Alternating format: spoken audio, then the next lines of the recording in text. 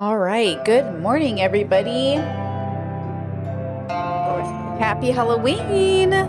Please be safe today. Please be kind and compassionate as you choose your costumes as well. All right. All right. Let's see. Dun-dun-dun. Oh. Okay. Bum bum bum bum bum bum bum bum. Samantha and Dragonetti, links in the description for the music. Okay, so Discord, I see you. You said, Britt, if it's easier, you can start streaming at the same time you always do. I know when it first changed, you tried to adapt. I know. So when it first changed, I did try to just keep it at my same stream. Listen, it's over, right? We sync up on Monday or Sunday, I think. Let me just tell you, this time change and trying to keep up with it rocks me to my core, and that never used to be the case. Oh my God. I did not get enough sleep last night, so I'm coming in hot today. Okay, girls, it's not as sleepy of a stream as yesterday's was. Definitely, I got more sleep then, but I didn't, they say when you lose out on sleep, it takes like 3 sleep days to catch up or whatever on one missed sleep day. So the time change, you're right, kicked my butt. What time change? In Croatia, our time changed last Sunday. So it's technically not my normal stream time yet. You know what I mean? So you guys, though, changed Sunday, right? Have you had your second cup of coffee? No, I was worried that if I had my second cup of coffee, it would put me to sleep. So I do this thing where when I have coffee, my second cup of coffee puts me to sleep. My first cup of coffee wakes me up. My second cup of coffee makes me need a nap. So then I was worried that if I drank coffee for this stream, it would actually make me too tired. So I'm sticking to water right now. It's not going to be the longest stream in the world, I think. We only have like one focused topic I want to talk about today. So I don't think it will be very long anyways.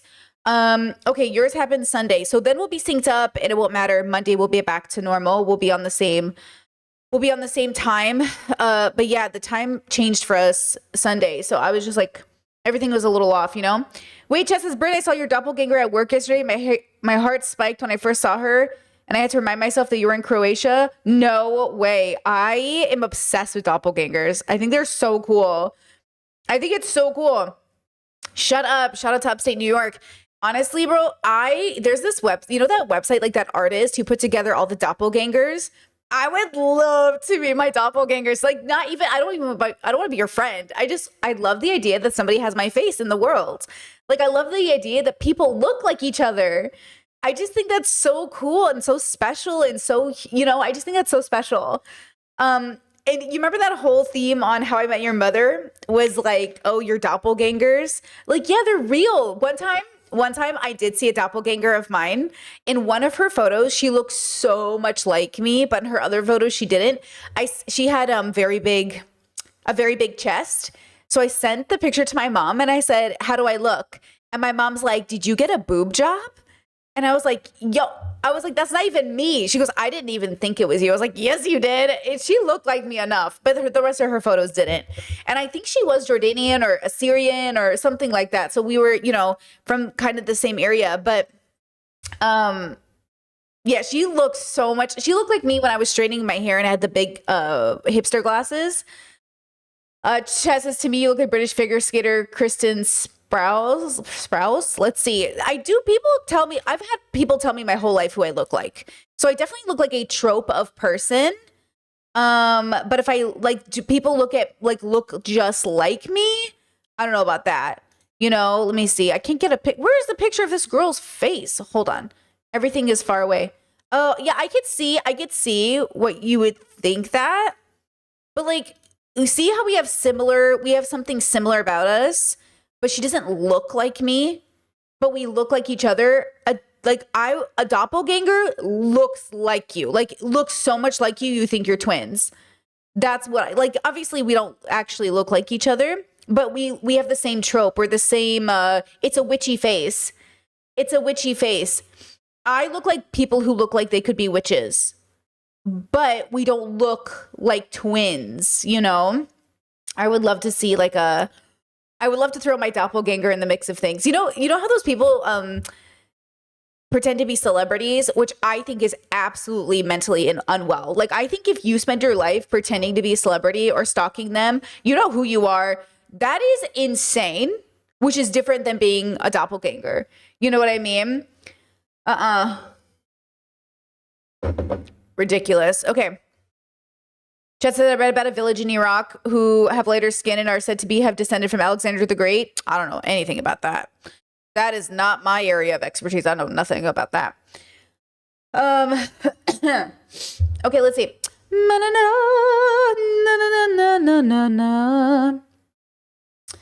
Oh yes, a photo series of doppelgangers, but people that look like dogs. I really think we look like our animal companions. Like, I really think you kind of look like the animal you adopt if it's your like high compatibility animal. Okay, you know how I believe in high compatibility partners and high compatibility friends? I believe in high compatibility pets.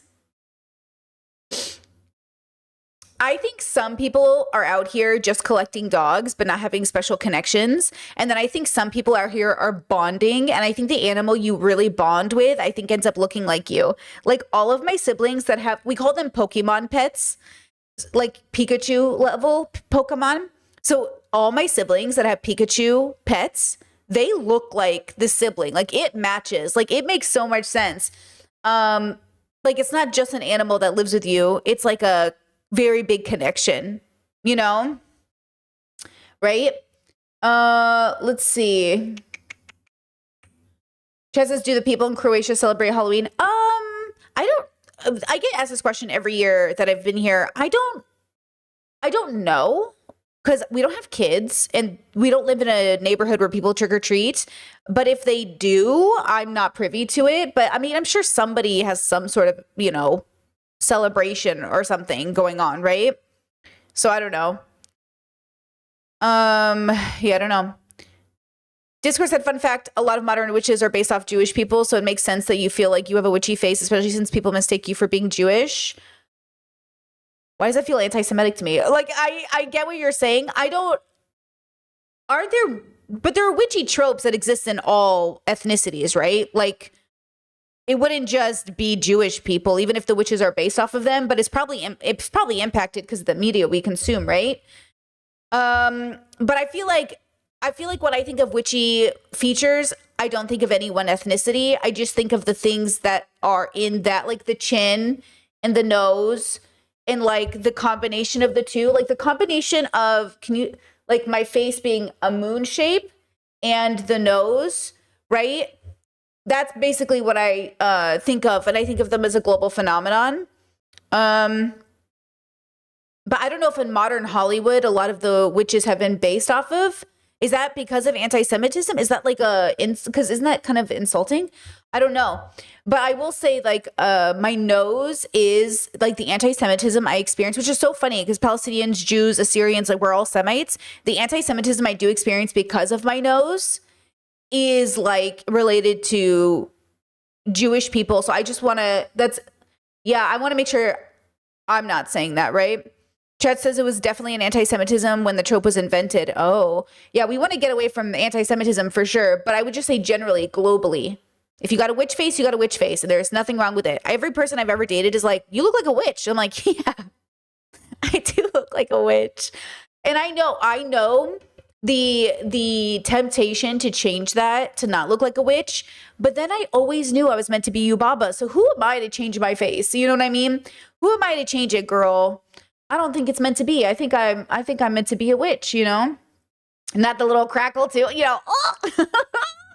What am I gonna say? I get it though. I get why people would want to change it. You know who else has this? Gypsy Rose. Gypsy Rose also looks like a witch. She's got that witch face like I do. We look like alligators. Witches also look like alligators. You know what I mean? Oh, Zeniba, not Yubaba. You're right. Zeniba, not Yubaba. Thank you. Wow, chat. Correcting on which sister I'd be. You're right. Zeniba, not Yubaba. Yubaba is the capitalist sister. Zeniba is the wholesome sister who lives in the woods. See how they're different? I want to be Zeniba. You're right. You're right. You're right. You're right. Okay, now, are we ready? Are we ready to talk about today's topic? This is a combination of things. This is something that just went kind of viral-ish. And then, oh Lord. And then a commenter asked me to talk about Vanilla Mace. So I'm going to combine these two stories since it was requested, and I think it's going to be good. Oh, and shout out, chat says cool earrings. Shout out to Inspired by Mia. She sent me these earrings just on time for Halloween. I follow her on Instagram. Please check her out. I love her earrings. You guys always compliment my earrings, and they're almost always her earrings that I'm wearing, but these are Inspired by Mia. Really great. She just sent them over. I love them. Okay. So recently in the news, Don Lemon's under fire. This is Don Lemon. He worked for CNN, and then this is his husband. So he's gay, came out in 2011. Don Lemon's the one on the left with the glasses. He's the black man. The white man's his husband. Okay, came out 2011 as gay. We all know it. He was fired from CNN over some spicy comments. He worked there for like 17 years. You probably grew up with Don Lemon. You probably see him all over TikTok. You see him all over your feeds. He did a misogyny and a transphobia. And this is playing into all the conversations we've had this week. Just because you're a minority doesn't mean you're deconstructing, introspecting, extrospecting. This is a philosophy channel. We do philosophy through pop culture. And it's so obvious to me that doesn't matter who we are or what color we are or what gender we are or whatever. If we are not doing the work to ask ourselves, then we cannot combat the world we were born into. None of us get to live exempt from bigotry. All of us have to deconstruct our prejudice and bigotry. The question is, which one is ours to carry? Not everybody shares the same prejudice and bigotry, but all of us were raised too much in the world to not have probably, I mean, it'd be pretty intense for a human being not to experience some level of it. Because it even exists in the family dynamics, right? Fat phobia, ableism, racism, whatever else. Like you're growing up in an environment where human beings naturally, because we're a biological species, don't have a deeper relationship with our introspection, extrospection. So we default to our default settings, and our default settings are just not refined enough to be kind and compassionate. We have to engage in some sort of, understanding that just because one group of people does something bad doesn't mean it represents, or just because one person from a group of people does something bad doesn't mean it represents a whole group of people, right? Okay. Discord, I see your comment. Yeah, that made me laugh a little bit. No, you're fine. Don't even worry about it. Don't overthink it. You're fine. It was making me laugh though. Okay. So when we think about these topics and we have these conversations, I want you just to keep that in mind as we watch Don Lemon. This is him from 8 months ago, which is not the stuff, you know what I mean, that is going viral, but it is important. Just listen to this really fast. He has a thing with Megyn Kelly, which I think he should deconstruct his obsession with her, but they are like way too obsessed with each other. Say to Megyn Kelly, in my 30-some years as a journalist and my 50-some years as a person of color, go f yourself. Okay. I don't know how I feel about that, but I have thoughts. Here's the clip that recently got him in trouble, and I will not stand for any conservative using this as an excuse to go after Don Lemon for any reason. But as a progressive and a person who wants to deconstruct, introspect, and as a person who wants to have a philosophically joyful relationship with self and the universe, I think it's something we should talk about today, okay? So just FYI, I understand that this stream can be co-opted and weaponized by conservatives to go after a black gay man.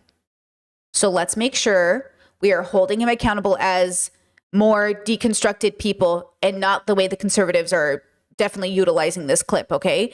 So just to my audience, to my progressive viewers, it's not just politically progressive. When I say progressive on this channel, I'm not talking just politically. I'm talking philosophically. We want to move forward in the world, progress forward with the most accurate data, right? With the most understanding of existence in ourself in the universe, okay? So I just want to make sure that's clear. Like, politics is one area, and this is why it's so messy, but I'm talking about like this clip you're about to see is exactly why being a minority isn't enough.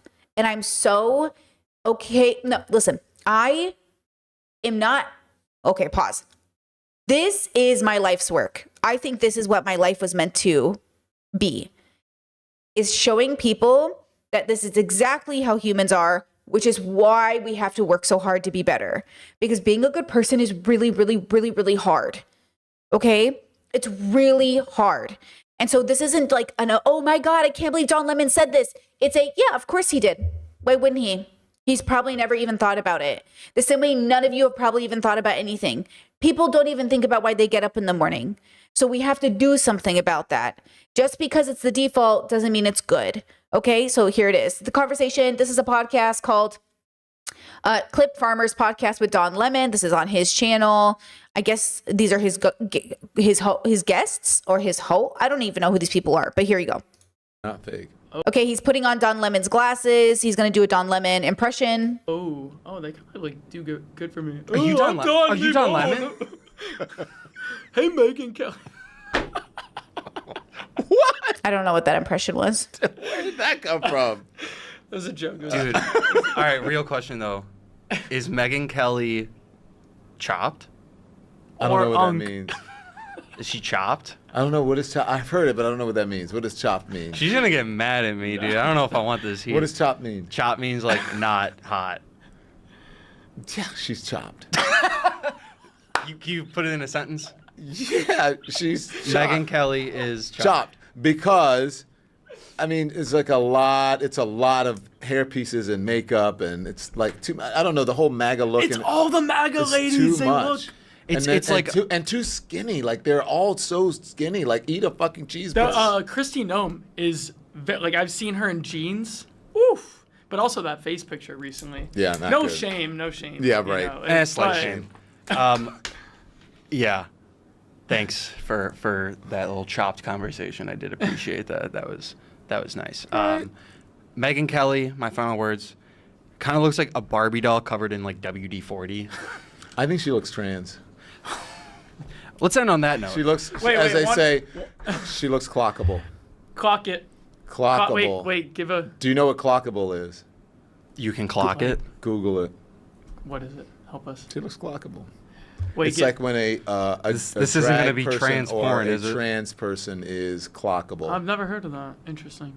Wait, to end Whoa, off. I had no idea. You I, saw did, it? I did not know that. Yeah. What does it say? It says clockable in transgender slang, a person who can be recognized as transgender. yeah. Never heard of that. Interesting. Okay, we'll end this off. Your biggest hot take. It could be anything.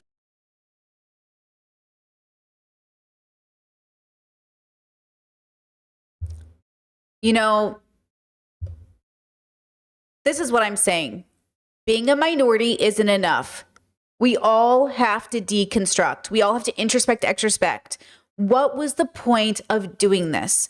What was the point of saying it? Who does it help? Who does it defend? You threw trans people under the bus. This is when Vosh yelled at J.K. Rowling, right? And did a misogyny towards her to like defend trans people. Throwing marginalized communities under the bus to defend another marginalized community is not helpful. Like, none of this is helpful. Okay, I don't like this. I'm disappointed, but I'm not surprised. As Ta-Nehisi Coates said the other day, I'm just, you know what I mean? Like, this is so not shocking to me, but this proves my point, and I hate being proven right, but I am being proven right. That minority status isn't enough. You need to deconstruct. You need to have a conversation with yourself. You need to ask yourself, why did I make this decision? Why did I say this thing? Why did I think this was and not to mention that he talked about like, I mean, there's so much even anti-blackness in that statement, and not to speak for the black community in any way, but listen to what he says about her hair. Oh, there's too many tracks. There's too many things. Why are you even going for, especially since trans people, you know, like there's too much here that I'm like, that sounds racist, mixed in with transphobia, mixed in with misogyny. Like, why are you even saying that? Why are you acting like women, like, oh, it's like, oh, you wear a wig? What's wrong with wearing a wig? Like, there's nothing wrong with wearing a wig, so why are you even being weird about it? Indiana can't go out right now. There's poison in the family room, and she's going to get poisoned if she leaves my room, so she has to stay here. Though the door is a little cracked open. My mouse. Do you need to go out for a reason? Hi. Do you need to go out for a reason? Are you just bored? Yeah. Can you stay here? We're keeping her safe from the family room right now because there's. It's not even bad poison. It's just like enough poison that I'm like, I don't want her to get hurt. She vomited all over a thing today. We had to clean it. It was we had a morning. Okay. Anyways, the point is. Okay, there's like this conversation to be had that I think is like so important about, you know, why do we even show up every day? Why am I here? Why does Don Lemon have this relationship with Megyn Kelly where he just goes at her? We already know Megyn Kelly's a bad person. See how I say, like, you engaging with these people in this way is proof that you're also not that great. You're better, but you're not that great. Making a living where you're arguing on Twitter with people or an ex, you know what I mean? Like, I'm tired, bro. But I think I'm going to be doing this for the next 50 years of my life. I think this is what my career will be. Explaining to people that it's really hard being a good person. Okay, let me see if his hot take is anything interesting. I didn't watch this part. It could be political. It could be entertainment. My right biggest now. hot it could take be the right new Taylor now. Swift album Oh, is bad. my new thing is considering what's happening in the world right now in the country about people being detained, and the right is saying that it's only undocumented people, and they're going through due process, and they're showing probable cause and warrants. That's all bullshit. I want to know where the "don't tread on me" people are. Where are those people with the big yellow flag saying, "Don't tread on me, limited government, don't interfere in my life, abide by the Constitution"? Like, Don Lemon he's a liberal. Is like, that only? he exists in the liberal framework of things. It's funny. I went to his comment section and nobody was saying anything that I could find. Like, nobody is saying anything. Oh, wait, this one here. The one in the middle looks trans or a lesbian. Don has a lot of nerve talking about Megyn Kelly. Okay, well, hello. Just shows you don't actually think of trans. Like, see how there's like, I don't even know if there's anyone in this comment section who actually understands. Yeah, I don't see. Let me see. I want to be friends with Don Lemon. I want to kick it with Don Lemon. Okay, brother, relax. Let's see. Megyn Kelly fans in the chat. Let's see. You took the insult route. Todd Lemon's mental illness is getting worse by worse. So the conservatives and the fangirls are in the chat. Yeah, it's interesting that nobody in the comment section, maybe they're deleting it, maybe they're not. I've seen this being weaponized by conservatives, so we certainly don't want to add fuel to the fire. But as you know, I would just ask Don Lemon, like, can you introspect on this? Can you deconstruct it? Can you consider how this is negatively gonna impact not only the way people see you, but the reality is like, it was just misogynistic and transphobic.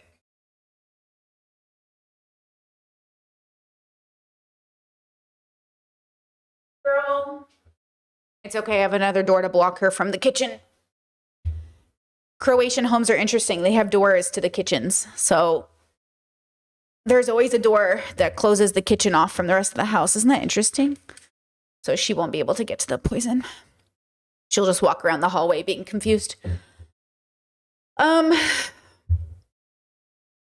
don't want to attack Don Lemon, and I'm not going to attack Vanilla Mace. I don't even want to attack Cutie, Cinderella, or anybody, or myself, or you. I think the issue we have is young people get upset when they hear these things for good reasons, because some of them are privileged enough to grow up in a world without everyone around them just being bigoted. That's beautiful. And then for a lot of us, we're just so used to engaging with bigotry that Don Lemon's joke is like not that uncommon. Now, how do you guys feel about this? Because I think this is so important. I really think, like, do you know when you have conversations with yourself when you're by yourself and you have like conversations that are a safe space because they don't mean anything? You can just say it and try to figure out how you feel about things. Sometimes I feel like those conversations are showing up online and they shouldn't be, because I used to want to have them online. Like, I used to want to have them because I thought they were the most real, but I just think the world is not a safe place to have them in public. And I think that's kind of what's happening, where a part of me is like, if I'm hanging out with people and they're expressing, like, sometimes, like, I remember one time I was really triggered and I was confiding in a friend and I said something like deeply cruel, but it wasn't the words that I meant. It was like I was explaining something deep within my soul that I needed comfort with, that honestly I should have told a therapist, because I think sometimes I wonder if when people hear me talk, they think it's the words that I'm saying instead of the emotion I'm trying to emote. And I think about that all the time, how sometimes like we say things, but it's not what we're saying that we're trying to say, which is kind of what what Cutie Cinderella feels like really upset about. She's like, I was really trying to say something and I feel like nobody saw me. The dilemma is that though I understand what she was trying to say, and I think I really do, it wasn't what she thought it was, because it was also not where she needed to be. I think if Cutie Cinderella got to the point where she realized she could say the same thing at a different point of her life and people would accept it. And I wonder if the audience knows that too. I wonder if the audience knows that she could say the same thing later in her life and they would accept it. But because of where she's at now and they can see that it's not a good place, it's like one of those things, right? Chad says, I wonder if she had therapy. Apparently she's in therapy twice a week. And, you know, that's not for me. If you're in therapy twice a week and it's not improving your life, you got to find a new therapist or do something different. But like, it should show up better, because she has been streaming again after the fact and she does not look well. And I don't blame her for this. I think she is, you know, deserves a day off instead of getting on stream when she's still not doing well, right? And people attacking her in the chat is not the way to go. Again, I never go to people's chat rooms. I never go to people's comment section and bother them. That's not who I am as a person. And it's not who I think you should be either, right? With that said, with Don Lemon, so first body shaming came in, not fat phobia, but body shaming came in, right? He's like, all these girls are too skinny, eat a hamburger. Girl, what is this, 2011? Like, that's how I used to speak years ago when I thought I was fighting fat phobia. When I thought I was fighting fat phobia, I'd be like, you're too skinny, eat a burger. Obviously, body shaming somebody is not the answer, okay? Except he's in his 50s and I was like in my early 20s. And I guess that's kind of like the same thing when you get to it. It's basically when you get too old and you're not deconstructing, it's basically like being naive again. Except you have these years where you should have been thoughtful about maintaining the deconstruction, right? I saw Hassan, hold on. Where's this clip? Hassan said, Hassan was in an interview and he said he doesn't listen to music. Huge red flag. If I dated somebody and they said they didn't listen to music, girl, you better have a reason. He said political podcasts or the news every day, and he doesn't go to therapy. You don't listen to music and you don't go to therapy? This man is a walking red flag. Excuse me? Absolutely not. Like, there's just like, I don't even understand how we're like, hello? I don't even know what we're talking about anymore. You know, that's a huge red flag. Come on, girl. Come on. So I think, you know, ultimately we have to recognize that, without tearing people down, understanding that this is like most people and this is just how it is. Like, this is just how people are. It is very rare and very niche for people to truly introspect, deconstruct. It is so fucking rare, to even like it. I can't even explain except to say, like, that's why I think when I think about the levels in my framework, 5s are the rarity, and enlightened 2s would also kind of be the like rarity or whatever you want to call them, right? It's kind of one of those things. Chet says, to be fair, he knows a lot of music. He just doesn't want to listen to it. I remember him loving Grimes' album. Look, I don't know why you're defending a man who recently did an interview where he's the one who decides how we get to know him. He had an interview to let bigger audiences know who he was. And his fun fact about himself was that he doesn't listen to music. Girl, do not defend this man in my chat. We don't have to be fair to him. This is his branding. Do you know what I'm saying? Girl, you know what I'm saying? This is his branding, so, you said I'm not defending, just giving info. I know, but when you say to be fair is a defending statement. It's a clarity statement, or it's a, you know what I mean? No. Okay. Is this autism on autism crime, guys? You're like, he listens to music. Music is stimulating. Guys, it doesn't matter what the reason is. What matters is how he communicated it. If he got in the interview and said, oh, I really wish I could listen to music, but it's super like overstimulating for me, that would have been like, oh, thank you for sharing. That's such an interesting fact. But the fact that he's like, yeah, I don't ever listen to music. It's like, why? And he said, I listen to political podcasts only, or the news. Like, do you not see the mental health issue with that? You're only listening to the news. So you're not even listening in silence. You're not even meditating. You're not even listening to something. You're listening to the most like negative, bigoted, like, you know what I'm saying? Like, there's so much here that like, that's what I'm saying. Deconstruct what he said. Take it apart. take it up, do it right now with Hassan's comment. Deconstruct what Hassan Piker just said. I don't listen to music. I listen to the news. Do you know what I'm saying? What? Like, it's not like, I'm not judging him like he's the most evil piece of shit ever. I'm saying, this cannot be good for you. Perfect for the or performative honestly your male. audience. I'm but Hassan okay. Piker, and I'm doing the New Yorker mini interview. Okay, I'm pulling a question. What would be the title of your memoir, State and Revolution? What song or album has been on repeat for you lately? I don't listen to any music. Boom. What song or album has been on repeat for you lately? I don't listen to any music. This is a shocking thing for a lot of people. Podcasts and news only, and no music at all. All right. What are we talking about here?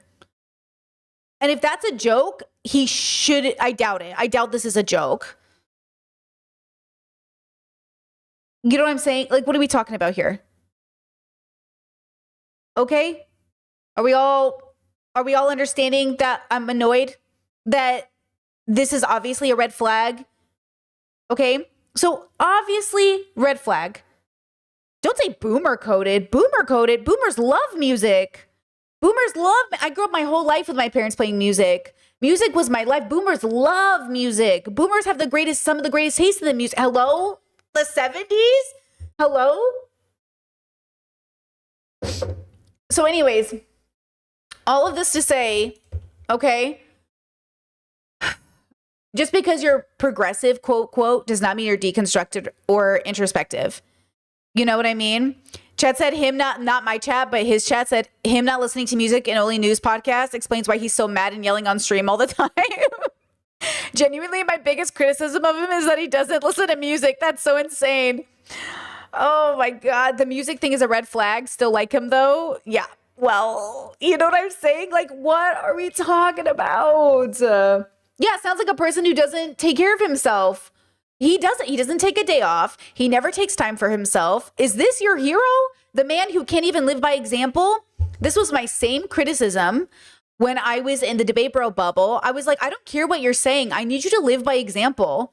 You don't go to therapy. You don't listen to music. You don't engage in the arts. You don't do anything but news. Like, you having a special interest in something is great, autistic to autistic, but it does not mean you're a well-rounded person.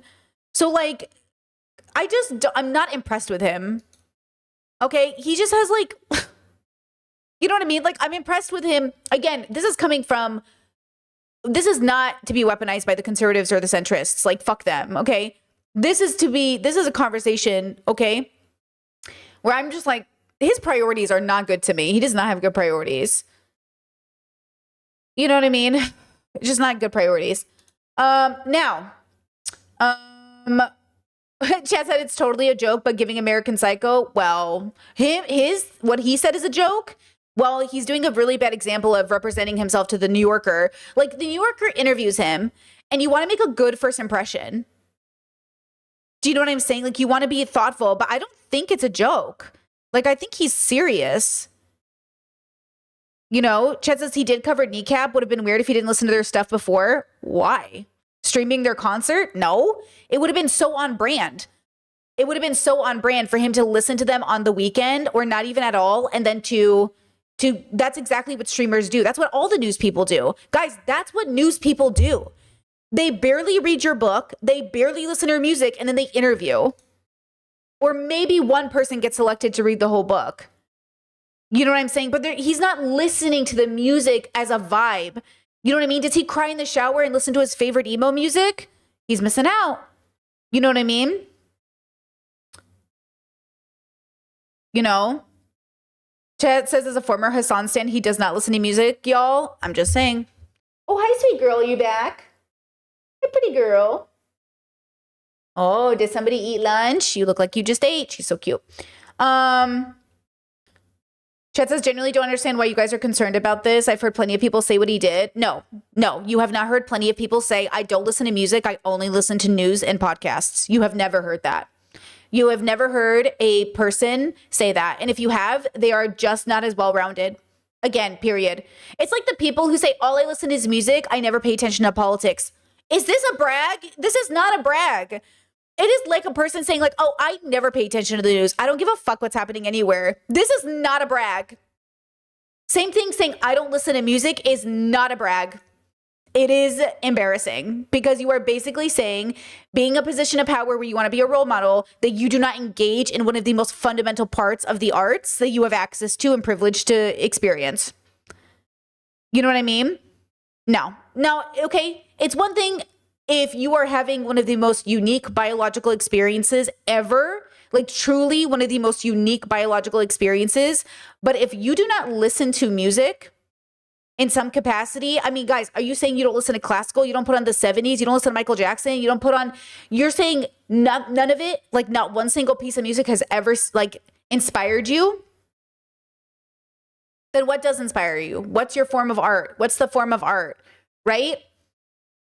I'm just saying, like, if your music doesn't speak to you, is there another art form that speaks to you? You know what I'm saying? And this gets back to, again, the deconstruction introspection. How are we asking the world to be better when the world is too busy? Again, if Hasan spent more time listening to music, maybe he'd spend less time being crazy on stream. Or maybe if we spent more time listening to music, we'd spend less time killing each other. I'm deadly serious. I think it's all connected. Chad says, I don't see why it matters. It is so heavily connected to community. What are the things that bring people together? Food and music. Food and music. Guys, it's like the key fundamental connectivity of communities. Food and music. That's what I'm saying. It's so important for community to be built this way. So the fact that he's like, I don't listen to music. Okay. So what is the thing that is like bringing you together with people? You know what I mean? What's the thing that's building community with you? If it's not music, is it food? Okay, what kind of food?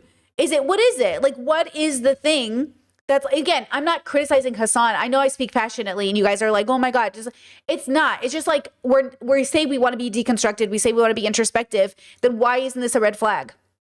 Yeah, and listening to the news all the time isn't healthy. Exactly. Listening to the news all the time is literally not healthy. So the fact that his whole, like, if you were on a date with this guy and he's like, I don't listen to music, I just listen to news podcasts, we're not having babies. I'm not raising a baby in a household with no music. And again, this is obviously a very specific take because I understand, but from my understanding, right? You can replace the music with something else. What's the other art form? Replace, obviously, because I was thinking about deaf families, but like, okay, do they not deal with vibrations though? Do they not engage in like fucking dancing or some shit? Like, it's art, it's music, it's you know, it's movement, it's connectivity. Like, you know, Hasan is none of those things. So I'm looking at him within this context, right? But like, for him not to be interested, you know, for him not to even engage with the community aspect of it, I don't know, girl. I don't know. Chad says there's no time when he's decompressing or meeting with his feelings. Exactly. Well, he doesn't take a day off. So he works every day. He doesn't take a day off. And all he listens to is news. It's a red flag. You know what I mean? It's a red flag. Chad said, guys, it's not even about Hasan. I know you guys are like, we're reading too much into Hasan. Okay, pause. This isn't about Hasan Piker. This is about his character. He is not unique. He is a representation of so many people you're on a date with right now. Dump him. That's what I'm saying. You know what I mean? I'm saying right now, I don't understand how the red flag isn't so obvious in this conversation. But, you know, you do you. If you don't think it's a red flag, girl, you date a man who literally spends no time engaging with his consciousness. A man who refuses to go to therapy. A man who literally doesn't, you know, take any time to deconstruct. You do you, girl. Okay? But like, that's what it is. That's what's happening here. Okay?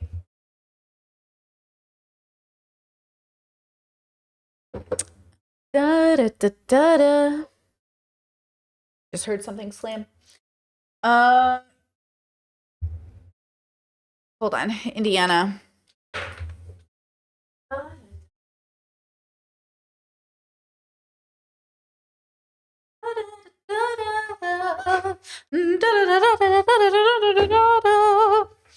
Okay.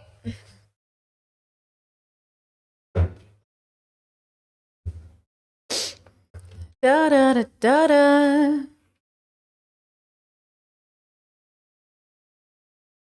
Da da da da da da da da da. Let me see.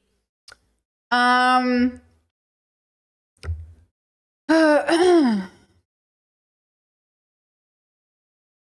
da da da da da da da da.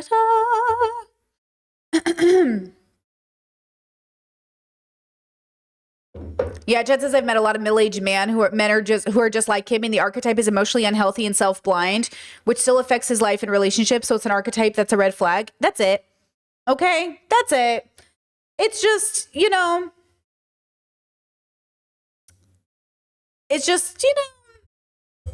it's a very specific type of person, and their pretty privilege and their status or their trope usually gets, that's, you know what it is? And people end up dating these people, and they're like, man, I wish there was a sign. Hello? He's literally telling you with his full chest. He's literally telling you. Okay, anyways, let's talk about Vanilla Mace. So Vanilla and Cutie and Katie did a stream the other day. We already reviewed it. And somebody asked me to review her video of it. And this conversation. Chat, you say you guys are reaching with peace and love. Like, I might just mute you because I'm tired, but also, like, this stream is meant to make you push your boundaries of what you think. You're not thinking. I am saying something that I'm so dead serious about right now. And this is why I know you can't get people to understand how everything you do can matter. The way you show up matters. The things you brag about matter, right? If you want to have an interesting relationship with yourself, you don't have to, okay? You don't have to. Jess says, I'm still more impressed with Hassan than I am with you. I feel like every time I check in your content, you're shitting about him. You're talking shit about him. Okay, girl, I'm going to block you too. Listen, I'm not trying to stifle the conversation, but you're not even slightly engaging if you think we're just like being hyperbolic or silly. It is such a serious topic, just like Don Lemon getting out here saying Megan is, giving trans. What are you talking about? What are you talking about? You guys are so, not you guys, the few people are so casual with letting men just open their mouth and say things without ever pausing to think, why did you just say that? Why did you just say that and think it was a brag? You're not even thinking, bro. Oh my God, it's not that serious, bro. How many times in my life have I heard that? It's not that serious, bro. Isn't it though? Isn't it that serious? Because you keep saying it's not that serious, but like, you wonder why the world is the way it is. You know what I'm saying? Okay, now, Vanilla Mace. This is the stream she put out after the Cutie Katie situation. So somebody asked me to watch this. Let's see what we learned from it. And she is a queer. She is a. I don't know how politically queer she identifies with. So she identifies as a queer woman. She's LGBT, but I don't know how much of that. I don't know how much of her time she spends reading like queer philosophy or engaging with queer philosophy. But she's not straight. Oh, chat says Elliot saying, and Foreign had a good chat and brought up it's not that serious phrase. We were going to watch that video. I have it saved on my to watch list. So maybe we can watch that probably Monday or Tuesday. I want to watch that one. Said, hey, you are who you hang out with. And hold on. I gotta rewind it. It was just like an awkward unasked coconut cream soup with Friday's stream. Okay. For those of you who don't know, actually, I'm sure. I don't Man, know, the audio on Twitch is so low. It's all over TikTok and everything, and it's been living in my brain rent free ever since it happened. There was a stream that me, Cutie, and Katie, we were playing some games, and we somehow got on the topic of just parasocial people, because Katie was talking about how her chat at this time of night always tells her, oh, you need to go to bed, you look so tired, and then the conversation kind of just like spun into something that it shouldn't have ever went to in the first place. It was just not a conversation that needed to happen on stream. And okay, she said it's not a conversation that needs to happen on stream. Hold on, chat said To be clear, I wholeheartedly agree that Hassan is incredibly emotionally stunted. I just know a lot of people who don't like music, but are into other forms of art. That's why I think it's a reach. He didn't say he didn't like music. He said he doesn't listen to music. You know how hard I would have to go out of my way to not listen to music? You don't watch music videos? You don't watch anime background song like music videos? You don't listen. When he says I don't listen to music, he didn't even say he didn't like music. He says he doesn't listen to music. You know how hard he would have to go out of his way to not listen to music? So he better decide how he's going to communicate that next time. Or if I was on a date with somebody and they said that, I'd be like, you need to definitely expand on that. What do you mean by that? There's nothing you're listening to, no song in your head right now, nothing you find interesting. Meg Thee Stallion and Ash Nico just put out new music. What are you talking about? Do you know what I'm saying? You nothing? I don't know. Yeah, and the way he said it, it's giving I'm better than to listen to music. Exactly. He thinks he's a hipster who's cool, which is a red flag too. You know? Chad says, I don't think he listens to music in his free time. What free time? Does this man even have free time? Does this man even give himself free time? And you're saying there's no Disney soundtrack, there's no Wicked soundtrack, there's no soundtrack that's interesting to you? There's nothing, no musician in the whole world has ever inspired Hassan to cry in his bathtub with a glass of wine? Ridiculous. Very, like, it was just like an awkward, uncomfortable thing for everybody involved. And yeah, so that's basically like what happened. And if, first and foremost, I would like to say that the idea of deleting the VOD was my idea, okay? And if you watch the full thing back, you will literally hear me say, can we just fucking delete this? Because I am not in the mental space right now to deal with just what I already know is going to come from this. Because I already knew that this was going to be a whole thing, obviously. So that was my idea. So I'm just going to let that be known once and for all. Yeah, I want to know her reasoning for why delete the VOD. And also, how PG and vanilla are these streams that this conversation was like a big deal? Like, it was a conversation that went poorly because nobody was equipped to have it. But that tells me none of these people ever talk about these topics. Do you know what I'm saying? So also, what do they ever talk about then? Do they not talk about anything? Also, after the fact, too, if you were here. Which makes me question if she's queer or just LGBTQIA. Because if you're queer, you've had these conversations 1,000 times. Like, if you're politically queer, if you're philosophically queer-minded, these are 101 conversations, right? Like, these are normal conversations. It's a part of our everyday conversation. So if this was too hard of a conversation for them, that means to me they're probably just LGBTQIA, which is different. If you were here for the live, after that conversation was had and we all, like, you know, went our separate ways, I started crying. I started crying, and it was not about necessarily what had happened, but, oh, I have a rogue eyelash, thank you.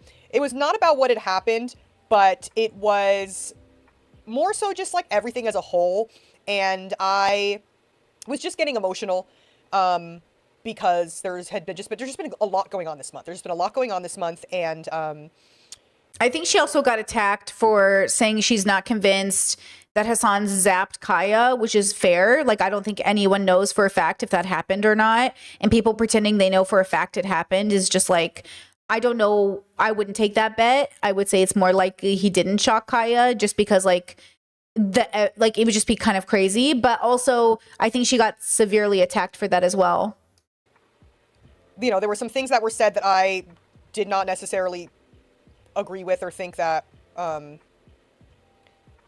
Chess says, I don't know anything about Vanilla Mace, but I hate everything about her just because of the way she looks. Am I wrong? Yes, and if you don't clarify, I'll ban you. There's literally nothing wrong with the way she looks. And if you, I don't know if that's an emotional statement. Like, I understand that sometimes you look at people and you're like, I don't know if I can trust them because they're fitting a pattern of yours, but I don't know what that means, and that sounds like really unnecessary. You know what I mean? I don't know what you mean by that. So you have one chance to redeem yourself. Could have been said better, probably. And the thing is, I know where Cutie's heart is, and I know that she tries. I assume you're not talking about her prettiness. You guys are saying she's pretty, she's gorgeous. I don't think that's what they're saying. I don't think it's like that she's pretty or not pretty. Sometimes in my brain, I will see people and I go, I don't like that person because of the way they look, but it's not because they're ugly or pretty. It's because they represent a specific trope. And I don't know if that's what they mean, but even if it is, like, you should word it a different way. Like, you don't hate Vanilla Mace because you don't know her. You don't even know her real name, right? What you hate is what her pattern might represent to you, but like, you need to deconstruct that and ask where it came from. Okay. So like, you shouldn't type that. You shouldn't think it out loud here in this space, right? But she just looks like a person. I don't think she represents any particular trope that I can think of that would be negative or make you set off alarm bells. So it feels weird.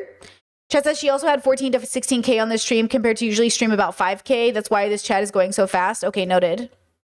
To have everybody in the community come together and, you know, we have had conversations in private about this, and that's not something that you guys need to like know about, but like, you know, I'm not going to go into detail on that.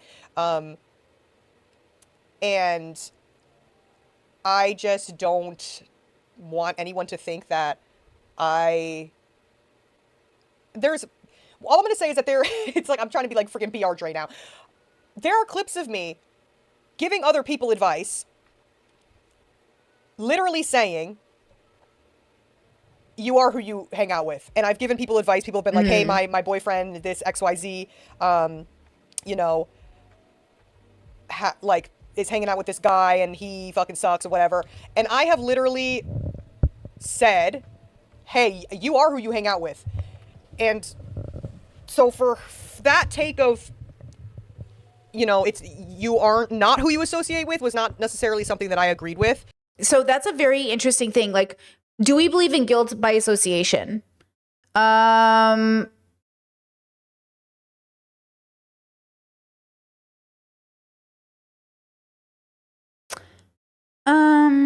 Okay. Do we believe in that idea? Here's the thing, okay? And hold on. Pause. I don't. Oh, I am a bit tired today. Damn, I'm so tired. Okay. So okay. So, you start off in life here, and throughout your life, you go on a journey, and on that journey, you meet people. Okay. And those people are all different kinds of people.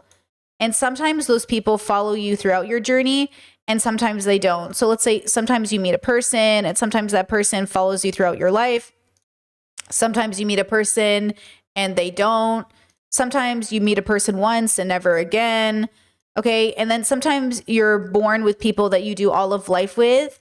And while you're out here like deconstructing and realizing like all the things, and I can't talk today, bigotry and your racism bad and all that stuff, this person isn't. Like, this person doesn't spend their life doing that, but yet you know them throughout your whole life. So you're still connected, right? You're still connected, but you're at different places. The question is like, who is that person? So for me, that's going to be my inner circle. Okay.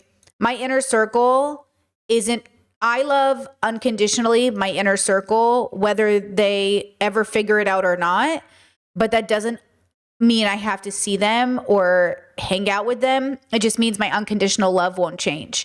So I wouldn't tell you to break up with your unconditional family members or loved ones, but I would tell you to be open with boundaries. So maybe you don't ever talk to them again, but your love doesn't change. If you're dating a guy and he's a piece of shit, I'd be like, dump him, never talk to him again. And I'm assuming you don't unconditionally love him. I'm assuming he's just a guy you have like love for, like great love, but not deep love, like good love, but not deep love. And then demote him to shallow love by I love you like a stranger. Right? So when we have these conversations, it's always like, yeah, you are who you hang out with, but also you don't get to choose your family, but also you get to choose how much to hang out with your family. Do you know what I mean? You know what I'm saying? Okay. I'll answer this question, but I won't answer it fully because I do think it's a little too personal. You said, has your bestie followed along on the journey of introspection? Do you only want to marry a 5 or could you marry a 2? I could not marry a 2 and I did not marry a 2, but I won't say more than that because that's their personal introspection journey. I'm obviously married. And 2, all of my friends are on different journeys. And they've all gone in different directions. Again, like that's their journey, that's their personal life. But do not require out of my friends to be fives. My friends are not required they're not required for my love is not conditional for my inner circle. My love is unconditional.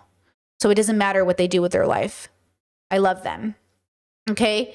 If they do something horrendous, let's say, thank goodness I don't have this in my family, but let's say they did like, I don't know, a school shooting or something, I'd visit them in prison. And you're not going to make me feel bad about that. But that's because like they still have to be accountable, right? It's just interesting. We live in a world that's like, fuck prison systems, dismantle the system. And don't you guys understand? Like people are in prison for a reason. Not everybody. There's a lot of innocent people, but some of y'all have family in prison for a good reason. And I'm still anti-prison systems, but I would still visit them in prison. Like, I think when we have this conversation, there's some part of people's brains that think like, I just wouldn't talk to them again.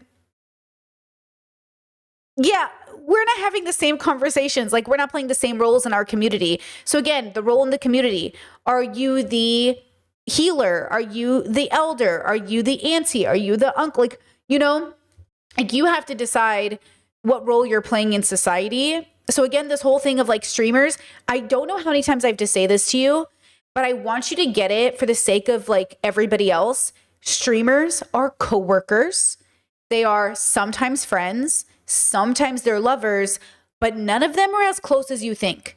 Because no matter how many times I stream with you, we will never have a close relationship. This was one of the mistakes that the Debate Bro bubble made with me when I would collab with Destiny, and Destiny was like, I talk to you all the time. I was like, we've only really talked on stream. And everyone's like, yeah. And I'm like, do you think we're having deep conversations on stream? My audience, I would gear you up before I had collaborations with him, and my audience would be making fun of him because he couldn't introspect while talking to me. They're like, Brittany, he's not going to get it. Bail on the convo. My own audience was aware of how much Destiny wasn't understanding me and how much I was kind of placating him while we were talking because I was trying to like get him to see, to try to, you know, and then I was like, you know, so that's what I'm saying. Like it's obvious that my community knew, and it was so obvious that his didn't. Like his audience definitely thought it was the other way around.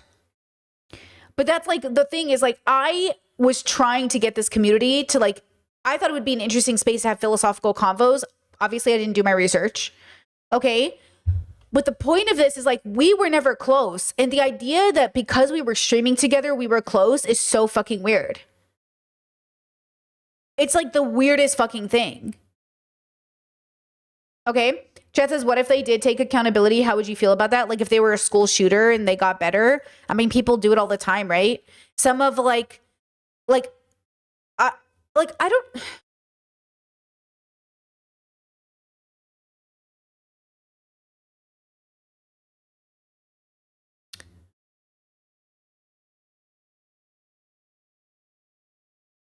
We have to believe in redemption, right? People can redeem, but accountability is really a funny thing. What US president has ever been held accountable for how many buttons they have pressed and civilians they have killed? Right? But they're not. They're praised. We love them. We love to fangirl. We love to see them like, oh my God. So like, so when we think about accountability for our own families, we have to think about, it's amazing how much mercy you will show to a president you don't know or a celebrity you don't know, but you won't even do it for your own community, right? Chet says, I meant if they didn't take accountability. What does that mean, Habibis? What does that mean? So they don't take accountability and they go to prison? I would still visit them in prison. What's the point? What's your question?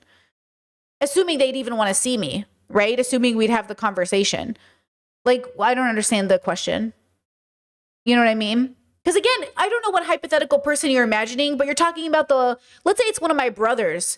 One of the boys, I changed his diapers and I raised him my whole life. You think I'm not going to go visit that person in prison and be like, what the fuck do you do that for? You know? You think I'm not going to go visit that boy in prison? You think I'm just going to let him rot in a cell all day when I think it's deeply unethical to put people in prisons? If I'm going to do it, you know what I mean? Out of all the people I should do it for, it's him. You know what I'm saying? Like, what do you, so when we have these conversations, like, what are we talking about? You know, I think that's what's so hard is that, you know, I have to believe people can get better, but I also am not going to hold my breath for you to get better. So in other words, my life won't be impacted if you never get better, but I'm going to hold you accountable for making it our business that you didn't get better. You know? Chess, that are all your siblings inner circle? Yeah, my parents and my family are all inner circle. I just like unconditionally love these people. No matter how fucked up some of them are, I just like so deeply unconditionally love my family. Yeah, I just so deeply unconditionally love them. To be fair, they're inner circle and have unconditional love. I also feel unconditional love for people like my cousins and stuff that aren't, technically in my inner circle, but I mean, basically, really, they're like extended inner circle. But like some of my cousins and stuff, like I so unconditionally love them. Like you're never going to make me change my mind about loving them. You know what I mean? Like I would even argue like all my family I kind of unconditionally love, but I'm maybe not as close to or whatever. But the strongness of feeling very close to a consciousness, you know what I mean? Chess says, well, the hypothetical is assuming they did something horrendous like a school shooting. I'm wondering how would you feel if they didn't take accountability for it? I don't understand. Are you asking me if I would feel sad, disappointed, devastated, sad for the families? Like, what are you asking? Like, what are you asking me how my emotions would feel? Or what does it matter if they take accountability or not? Like, I don't understand the question. You know what I mean? If they didn't take accountability for it, I wouldn't be surprised. That's just how people are. They don't take accountability. Like, disappointed but not surprised, I guess. You know what I mean? Just says, does your circle consist of mostly twos? Yeah, definitely. Yeah. It does. And I love them all so much. You know what I mean? Yeah, Discord, it depends on what kind of association. Ultimately, that's always what it depends on. Guilty by association, what kind of association? That's the problem with the internet. No one is able to be honest about their association because people don't believe them. Like I featured Julia Fox talking about this in my last podcast. I wish she would be fucking honest about her Kanye West stuff. Because look, it was one thing for me to join the Destiny sphere and not do any research because who the fuck is Destiny? It's one thing for you to try to have a moment with Kanye West when he was fucking a Nazi. Like when he was out here being Nazi. You know what I mean? Like he's Kanye West. He's Ye. You know what Ye is up to. It's on every fucking headline. So for her to be like, I just didn't know how famous he was. It's Kanye West. It's one of the most famous people of all time. Talk about music. Don't listen to music. You didn't listen to original Ye. You can't be trusted. My parents listened to original Ye. You didn't listen to original. You can't be trusted, Hassan. I don't listen to music. Okay. You can't trust him. You can't be trusted. I'm sorry. You can't be trusted.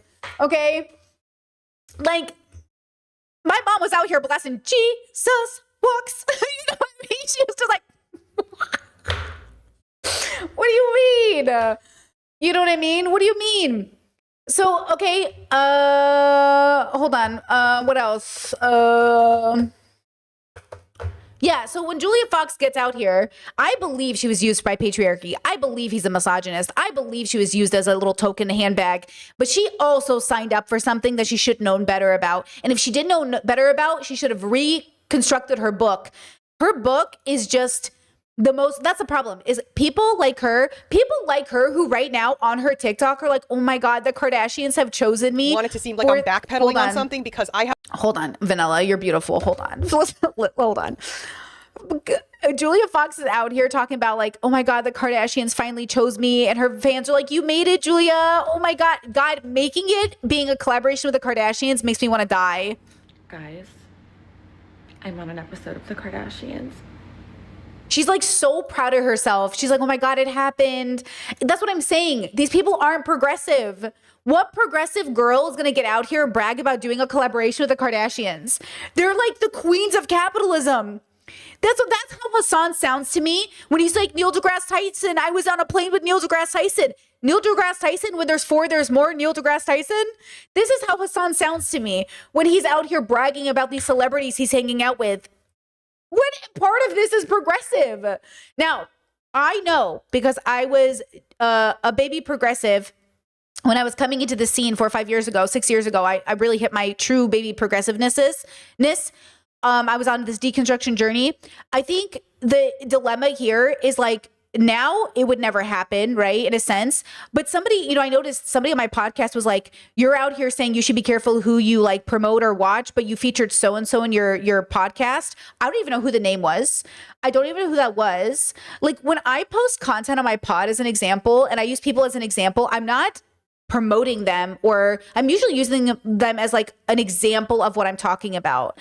But people don't know the difference. Like, is this person bragging about talking to this person because they think it's cool and it makes them, like, it validates them? Again, the YouTube, this stream, by the way, I apologize, is so all over the place because I'm so tired. But this is the issue with YouTubers. Is your job as a YouTuber to get sustainability so you don't have to sell out? Or is your job to appeal to normie bubble so celebrities notice you? Right? But when I use people in my videos, when I use clips as an example, I'm just saying like this thing exists, because when I used to do my pod and I would just talk, people would be like, that's not true. I've never seen that. Where are you getting this from? So I started showing it in my videos to show people what I was saying. And now people are like, why are you featuring them in your video? I'm not featuring them in the video. Unless I say specifically, I like this content creator. I'm just showing you proof. So you don't have to say, well, where'd you get that from? Where'd you get that from? It's like, girl, okay, I'm just showing you it exists. Anyways, okay, let's go back to vanilla. I have quite literally said that in the past. I have stood on that and said, I personally think if you hang out with somebody who is, you know, XYZ, that what does that have to say about your character, kind of a thing. Although I do think the clips were taken out of context a little bit. I do think the clips were taken out of context. Were they? And well, we saw them. See, the problem is like, were they taken out of context? Again, I am not meaning to give fuel to conservatives or centrists, but let's listen to what she means by this. She probably means the ones that are clipped, right? Chad says, if I'm close to someone, if someone I'm close to wasn't able to understand their actions hurt someone or people, I think I would have a hard time staying in contact, like visiting them in prison. Well, prison is a very specific, unique situation. You have to understand the amount of like pain and suffering that this person is about to endure in prison should make you empathetic, unless you believe they deserve it. And I don't believe anyone deserves the pain. And, the pain you experience being ostracized from communities and being put into a different one. And so I don't believe they need to suffer more. Now, that doesn't mean I'll visit them often, and it doesn't even mean I'll enjoy the visits. It means to do the right thing even if nobody else will, but you don't have to do it. There is a circumstance in which they could say to me, I don't want to see you, and I would never visit them, right? But if they were like, hey, I really need you to visit and it would help me, and I was like, yeah, of course, dude, I'll come see you. And I came to see them, and then while we were there, they were unable to have a real conversation or something got uncomfortable, well, then I would leave. But that doesn't stop me from saying like, yeah, I'd visit you in prison unless I shouldn't. But the point is that I like them not knowing, like them not being able to fathom what they did was wrong was obvious when they did the crime. I knew that already going in. They shot up a school in this scenario, right? Like, what are the chances they go to prison and really realize it was wrong? Probably not, since prison is a punishment center. It's not a rehabilitation center. So I already know going into it that they don't think it was wrong. Right? They might have a change of heart in prison, but probably not, right? Yeah, I don't know. Yeah. And now people are, and of course people are saying, oh, you were nodding your head and stuff and everything. When you, it's hard when you're put in that position because, one, with all of our chats combined, there are over 10,000 people watching. And quite literally, when anyone is talking to me, I go like this. When anyone is talking to me about anything, that's just like, I'm just like, Like, that's just. Well, it's also how you're trained. It's socially, like, socially, you wouldn't just be like,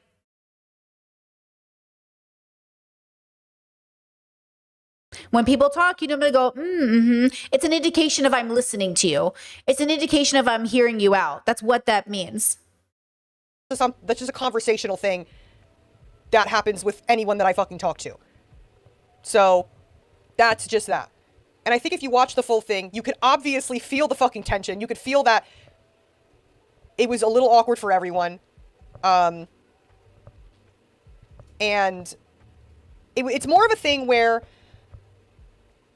I know that I, as a white woman, have the privilege of being able to be in some spaces and be some places that I don't have to worry for my safety, and that I don't have to worry for, you know what I mean? So I could never sit here and try to tell people, like marginalized people, how they should feel about. You know what they should do? They should all watch my podcast on when you're gay but not queer. That's what they should do. Comments like that. And I don't. Everyone is saying. Are you guys listening to what I'm saying right now? Like, this chat is confusing the fuck out of me. Are y'all listening to what I'm saying? Like, genuinely. Are you listening with the fucking sound on or no?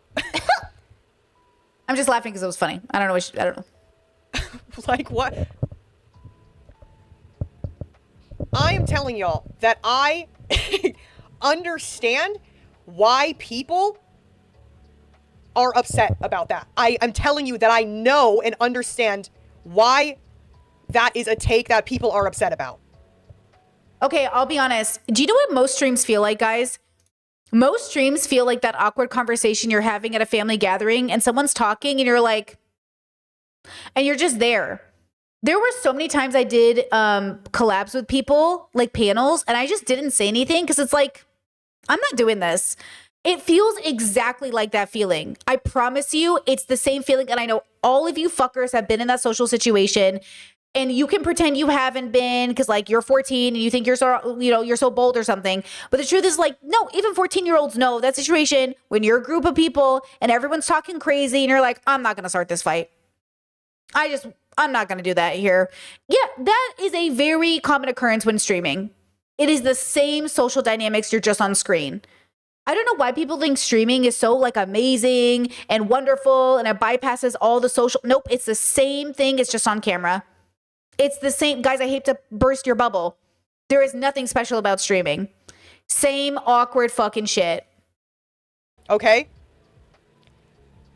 Because as somebody who has as a white person who recognizes that I have white privilege, that there are certain people that can be in rooms and have comments like. Now, of course, when you're ready to be the person who's going to say something, okay, that's a decision you can make. And I think in some circumstances, it'd be great if that happened. I think that's why I said when I first reviewed this, what does Cutie want to do in this situation? Who does Vanilla want to be? Because like, look, I didn't know who I wanted to be until now, but now I think I know. It did take me you guys know, you watched it in real time happen. You watched me try to figure out who I wanted to be on the internet. I figured it out, I think. I think I know what I'm doing. I think I know where I'm trying to head. I think I know what to do when I think about collaborations. That's why I stopped doing mostly collabs, except with very few people on a very rare occasion. Because genuinely, like, if I could, listen, most people I would collab with, I'd probably have to start a fight with everybody. There's almost impossibly like nobody to collab with that I wouldn't start a fight with. Like, you must understand this, yes? So the question is, like, what's the point of collabing if I have to fight with everybody I collab with? You know? I think that's like important to pay attention to is like, yeah, I'm not going to do that. But I know people are always like, collab. I'd love to see you collab. Yeah, but if I collab with them, do I now have to like make sure I call them out? And then if that's the case, I'm just not going to collab with anybody. And then, but that's not true because there are people I would love to collab with. But also, you know, this reminds me of, you remember when Olay came out with her video about her TikTok about Alex? What was that guy's name who was in people's DMs being creepy as fuck? Like, she was so disappointed. And like all these people, like, I'm telling you right now, you will have people around you who are absolutely being predators and you don't know it. You will have people in your life right now. The question is like, and this is really normal. When you first hear about it, there is like a really hard acceptance moment. It's very hard for your brain to accept it because your reality is shifting in an instant. this person that you thought you knew is like not the person. So then you're in denial. No, this can't be, blah, blah, blah. And I just remember watching Olay be so disappointed and so sad that this guy she thought was cool wasn't. She's like, fuck, like it's a really devastating roller coaster of emotions. And it happens more than I think real life online because you don't know each other. So what happens is you see this person is popular, they make good content, you're like, hey, let's collab. That's all the requirement you need is. That's it. They make popular, I shouldn't even say good content. They make popular content and that's it. That's all you need for most streamers to be like, hey, you want to collab? And then you find out stuff. It's very rare for us to be like in the know ahead of time, right? Mikey, membership for 21 months. Let's go, girl. Says, would you ever consider doing collabs with your Discord members, like streaming a convo with people who are relatively in the same vein of thought? No, I've done it before. Once again, I learned that I don't want to be that kind of a streamer because what happens is it builds main character syndrome in the community. And then the people that aren't content creators end up putting themselves in a space where you're going to be treated like one. And then it's like, now you're held to the standard. And then now I'm in trouble for exploiting my audience for views. So it'd be different if I ran like a talk show where I took calls, but I don't do that. You know what I mean? But if my stream was different, if I came to stream, like Vegan Maze does this. I watch Vegan Maze, Vanilla Maze. Oh my God. I'm so tired. I watch Vegan Gaze. And Ellie brings on callers from the audience, but that makes sense. Her whole show is a call-in show, right? That makes total sense to me. My show is not a call-in show. I wanted that to be the case. I loved the idea of doing that. I tried to do it many times. It just never makes sense because, you know, it kind of feels like with my audience, I need to be able to treat you like a content creator. So I can have convos like a content creator. But if you're not a content creator, then I might end up accidentally hurting your feelings because it's not your job. So you just think I'm talking to Brittany Simon, but I'm making content out of this, right? So then it feels like I have to play sort of like oh my God, thank you for calling. But like, what's the point of the call? You know? So yeah, I love call-in shows. I listen to them. They're my favorite, but I just haven't figured out how to do it myself. You know, but I love them. I love shows where people debate each other, have conversations. That's why I end up listening to so many men, because mostly men are doing these things. It's not even that I want to. That's why I like watching Vegan Gaze talk about this, because she does bring in callers, though, oh my God, the conversations are brain dead. Not on her end, but the callers are just like, they cannot understand what she's saying. I'm like, where is the high caliber debate bubble? It doesn't exist. Where is the high caliber debate bubble? I have yet to see it exist. And maybe it can't. And maybe it can't. Because even like these Cambridge ones they try to do, okay, Jordan Peterson, that's your high caliber? Jesus. There is no high caliber debate bubbles, and I hate it, you know? But I listened to radio shows my whole life. So radio shows are based off callers. I used to be a radio caller. Like I used to call into radios all the time. I love a call-in show. You just, you know, I need one that's stimulating and interesting, but like, you know, what are you going to do? Okay, back to Vanilla. That be made, and it would affect them in ways that could affect them for the rest of their life, because it is a personal attack on them. Do you get what I'm saying?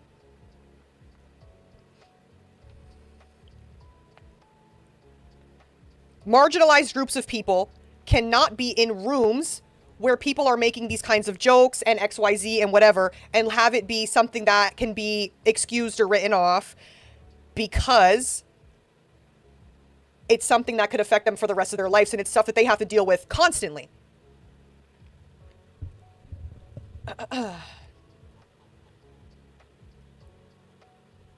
And also, too, as a queer woman as well, obviously, another thing. It's just one of those things that it's just... True. Chat says, I mean, the Discord is kind of like that when we have discussions, like the Discord 101 or after watching something. Well, the Discord is such a special space, though. Like, I don't ever know how to explain to you how precious my Discord feels to me right now, especially with it being so perfectly controlled, where people are so authentically there. Like, there's no trolls. People are authentically there. It's really good convo. Like these people, there's also a high threshold to get in. Like it's $10 a month to join, which weeds out all of the trolls. It weeds out all of the people because most trolls are not going to pay $10, right? So like it's a very high caliber group of people that really want to be there versus like I don't know, like a free Discord group. Like guys, if my Discord was free, oh my God, it would be the scariest place that has ever existed. If I had a free Discord, every hater on the internet would be there. It would be so scary. It would be the scariest, just the most awful thing that ever happened.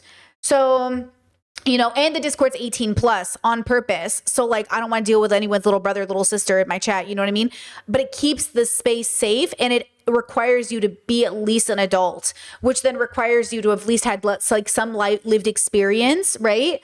So there's like, I put these things in place for a reason to make it a better space, you know? Oh my God. Chat says your Discord has been really healing to me. Thank you. That makes me so emotional. Oh my God. It's healing for me too, girls. Like I love it, right? It's just such a good space and it's so nice. And it's just like, it means so much to me. And that takes a lot of effort. It takes effort from the community. It's like my favorite coffee shop. That's what I call my Discord. It's my favorite coffee shop. I love going there. I start my day off with the Discord. I end my day with the Discord. Like I open it, I read the threads, I see what you guys are talking about. It's like a coffee. It's like my dream coffee shop, you know? Yes, Chess said I just joined and I'm already loving it. Ugh, love that. I really love it here, but it's there. It's good because you make it good, right? It's good because you make it good. It wouldn't be this way if you guys didn't also bring good conversation there. So I think the caliber is just higher. You know, it's just, the reality is like, you have to really seek it out and to choose to pay for something in some ways makes it like something a little bit more it's like you're investing. You know what I mean? And it's not to exclude people. Obviously, I stream for free every day. So that's what's open for everybody. But we do this because it allows also like a safety measure to be put in place, right? Yeah. Chessa, did Britt say why she's so tired today? It's just the time change happened and I was up all night the other night editing the pod and I haven't caught up on my sleep yet. So I'm just really tired. The time change really fucks with me. You know what I mean? But the good news is like these conversations on YouTube are also really great. It's just sometimes we have to deal with trolls and we have to deal with really bad people in chat. But then we have the member streams on Mondays and those are also really great because then it feels like, okay, this is a safe space again. But you know, I have 3 different options to be in a community in different ways. It's just this one, we have to be on top of the chat more, you know? Okay, let's press play. Was just uncomfy. It was just uncomfy for everyone. And I am just letting you know that as somebody who, you know, as a friend and as somebody who was like, hey, I was kind of the one who was like, hey, can you elaborate on that? I was the one who in a sense dragged it out because I wanted to, I was like almost a little confused. I wanted to hear more. And so I was the one that was like, hey, my chat is like, you know, I wanted to hear more. And I just don't think that was obviously not something that helped anything. Sorry, I'm reading. And yeah, so how did this even start? The conversation?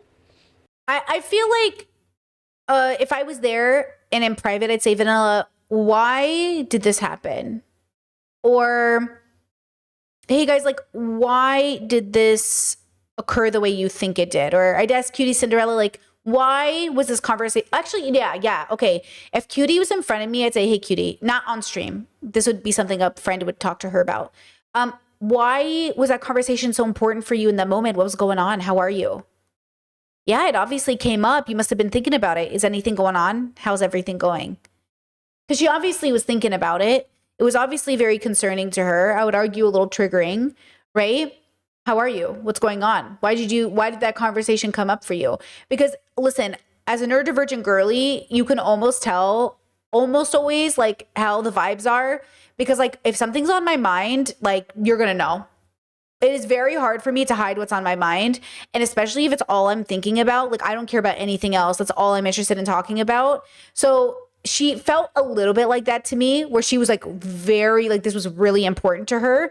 So I'd be like, hey, what's going on? You okay? Is home life okay? Is like your dad okay? Is your brother okay? Like, how are things? You know, stuff like that.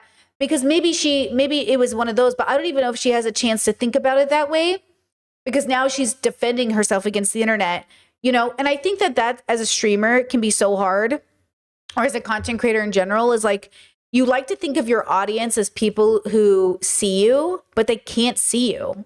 At the end of the day, they're strangers. At the end of the day, even people who are your friends can't see you. Actually, to be more nuanced, sometimes my viewers can see me, parts of me, better than my family. But it's not the same level of intimacy, right? You'll never be able to be as close to me as my family, but sometimes you can see me better than them. How does that happen? Because we have it in our heads that the people closest to us see us the most. Sort of, but that's not technically true. It's not completely accurate, right? And so it's one of those really hard things to process. So then it's a combination of like, also Cutie Cinderella was talking about. Okay, why did it have to be so public? That's another thing. Oh, fuck. I just ruined that. Hold on. I just totally fucked where that was. Hold on. Let me see if I have this saved. I might not. Cutie stream vanilla fans. Here, this happened. Seeing multiple FaZe members attack Vanilla. Yes, I've also seen a lot of Vanilla Mace members attack me. Please go to her Reddit and read the comments. Like, you can check my Reddit and see if there's any attacks on her. There's not. You can check my Discord and see if any of my fans are attacking her. They are not.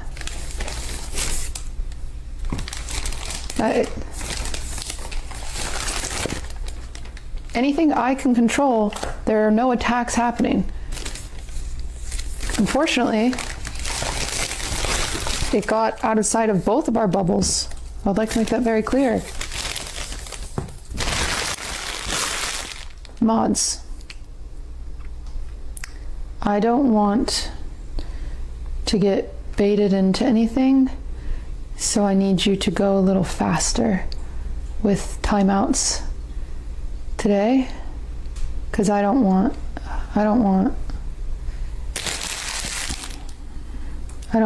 trust myself to not.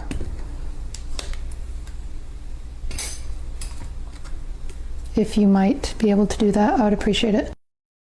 Okay, so, you know, Chad says, does she stream in her kitchen like that often? Yeah, she's a baking streamer, right? That's what she does. She streams cakes and stuff. She makes great cakes. Okay, so,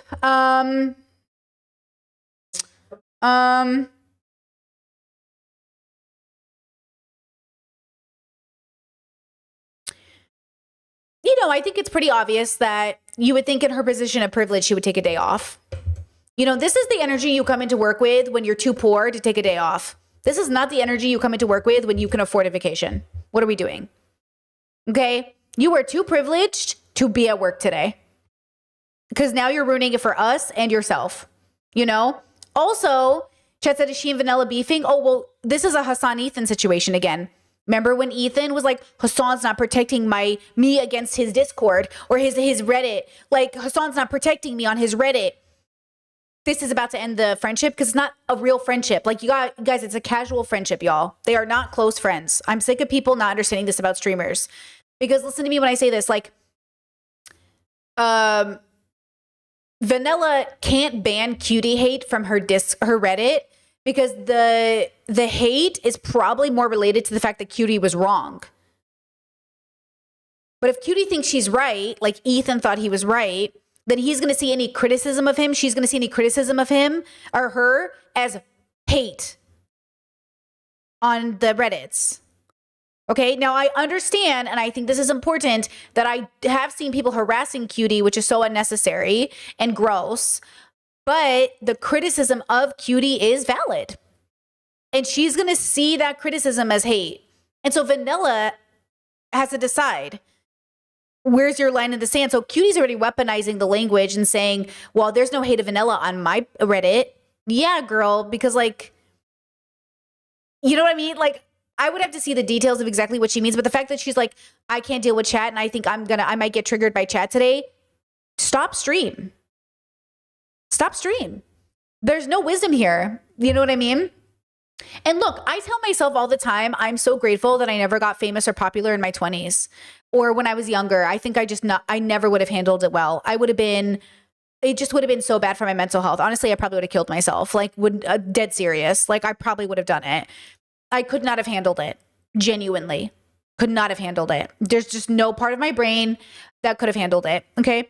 Now that I'm older though, I think I'm prepared, but I need you to know it stresses me out and I can feel my body like feeling very defensive. But that's why we meditate and then we come back to stream. We meditate, we come back to stream. So when we come back to stream, we've already let go of the defensiveness and now we're just ready to talk.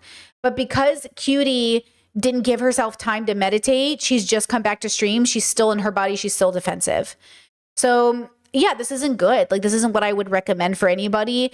And so I can be sympathetic, but separate from this, we have criticisms of your opinions. So this is the dilemma of talking to anybody is like separate from this issue. I have a problem. So remember when I would criticize Destiny and his fans would be like, oh, this must be personal. I have a philosophical issue with you. And they're like, oh, you must have a personal problem with him. I don't even know what they mean by that. Like, I know what they think they mean by it. Like, that's what I'm saying. Cutie isn't allowing a space for Vanilla to have a philosophical difference with her. You have to allow for you guys to disagree. I disagree with you. What are we going to do about that? I disagree with you. And I think you're deeply unethical. Now what? Not Cutie necessarily, but like with Destiny being like a serial cheater and everything, like that is deeply unethical. And what you stand for is bad. Oh, Brittany must have a problem with me personally. But that's the whole thing with the cheating conversation we had on TikTok, where people are like, I can't believe you're going to abandon your friends for cheating. I'm not even talking about abandoning a friend or a coworker. I'm saying like, hey, can I at least like, I got to voice it. What you're doing is, we're always complaining that men never call out their boys. But the moment a girl does it, they're like, I can't believe you're calling me out. Guys, if we can't call out our own friends, then how are we going to break these generational curses? If Vanilla can't say to Cutie, hey girl, nah, without being quote unloyal. And I've seen other streamers I even like, say things like, wow, these people are not good friends. They're not loyal. Loyalty, fuck that. Values over loyalty, bro. Values over loyalty. If my mom was out here with a podcast being like trans people are mentally ill, I would be making takedown videos of my mom every day, bro. I'd be like, I love my mom. Shout out to my mom. Also wrong. Love my mom. Also transphobe. You know what I mean? Like, come on. There's the loyalty here is that I love you enough to hold you accountable. You know? Now, Chad said you were a bit defensive with me about the music thing earlier, but you're tired. I'm not defensive. It's not personal. Guys, defensiveness is an embodiment of a person. I'll block you right now, bitch. You know why too. You know why. You better be making a joke. This better be a joke. It wasn't personal. You better be a joke. Because that's the other thing that gets weaponized against people. Oh, you're tired, so you must not know what you're talking about. Nope, I was tired, but I still spoke truth. I might be tired, bitch, but I'm still smarter than you. Okay, peace. Peace. Okay, thank you. Do you get what I'm saying? Jelly beans, do you get what I'm saying? Okay. Girl, fight you right now. Okay. No, I'm not in the mood today. Jess said I'm not in the mood. Just because I'm not in the mood does not mean I'm wrong. That's the difference. Okay. That's the difference. Does not mean I'm wrong. Okay. Back to Vanilla. Said, hey, you are who you hang out with. And oops, so I fucked up the timeline. Hold on. So that's just that. And I think if you watch the full thing, you could obviously feel the fucking tension. You could feel that it was a little awkward for everyone. Did we already watch this? I think we did, right? And I don't. Everyone is saying. Are you guys listening to what I'm saying? Okay, right yeah, now? we watched this. Affording personal attack on them. Okay, hold on. Do you get what I'm saying?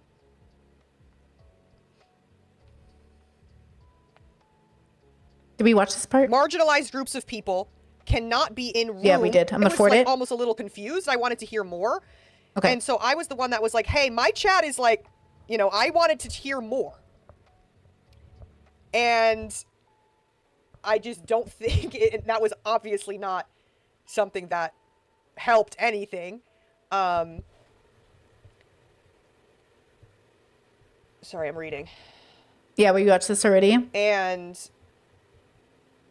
yeah, so how did this?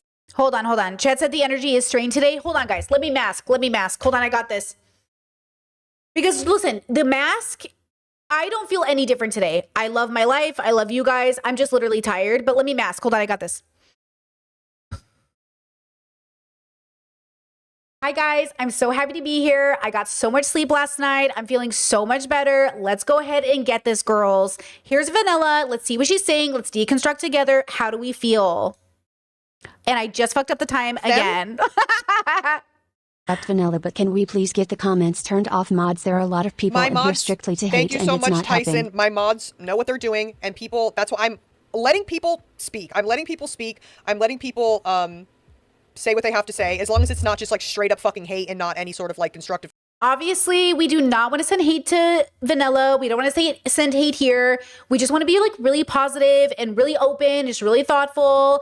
And we just want to make people feel really comfortable today because it's such an uncomfortable conversation. And we just want to make sure we're being very, very slow and meditative before we come to our conclusions. Okay, guys, let's go in with very open minds today. Criticism. I'm letting people say what they have to say right now. But at the end of the day, I am somebody who believes that essentially you are who you associate with at the end of the day. That being said, in this space, there obviously are things and events where you're going to be in the same room as people that you don't always necessarily agree with all the time. Okay, are we done? Do I have to really mask? Let me tell you. Do you know what masking is? It's putting on a face to send the emotions you're feeling without people misunderstanding you, right?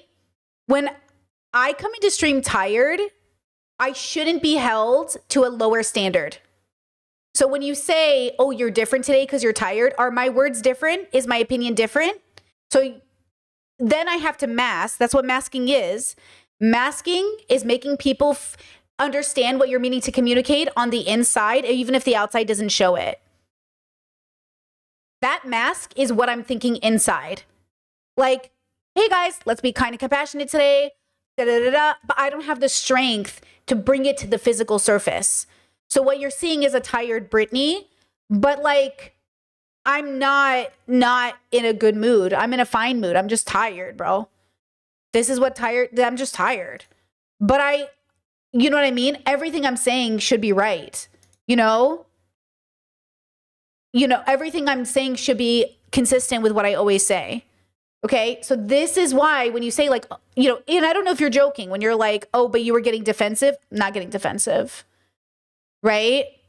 Like, it's not defensive because I was just stating an opinion that I'm passionate about, but I didn't have the smile to make it soft. I didn't have the tonality to make it digestible. But the sentiment is the same. I would have said the same thing if I had the spoons to smile. Right?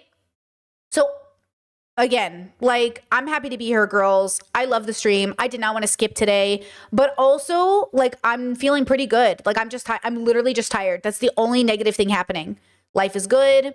I'm healthy. I'm happy.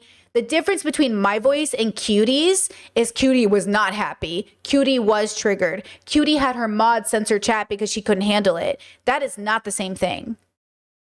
You know what I mean? Right?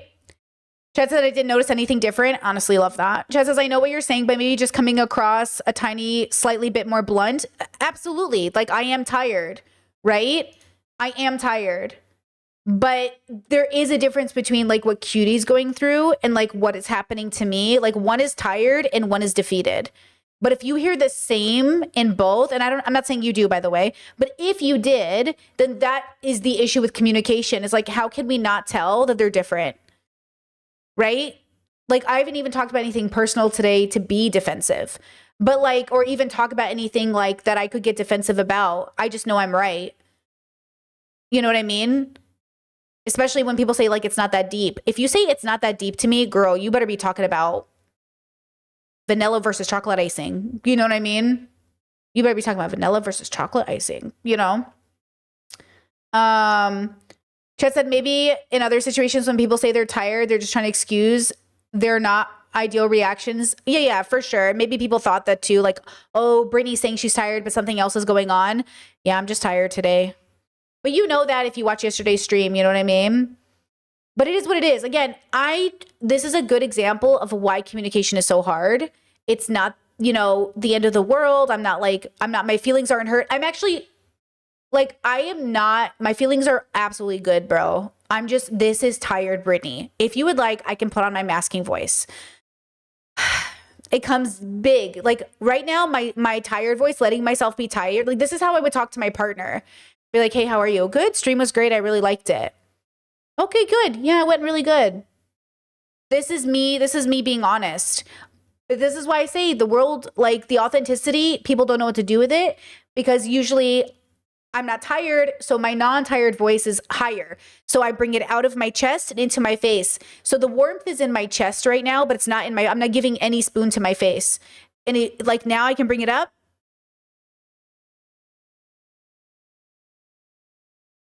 But the truth is like, I'm just tired. So do I have permission to be tired today, or would you prefer that which one's more digestible?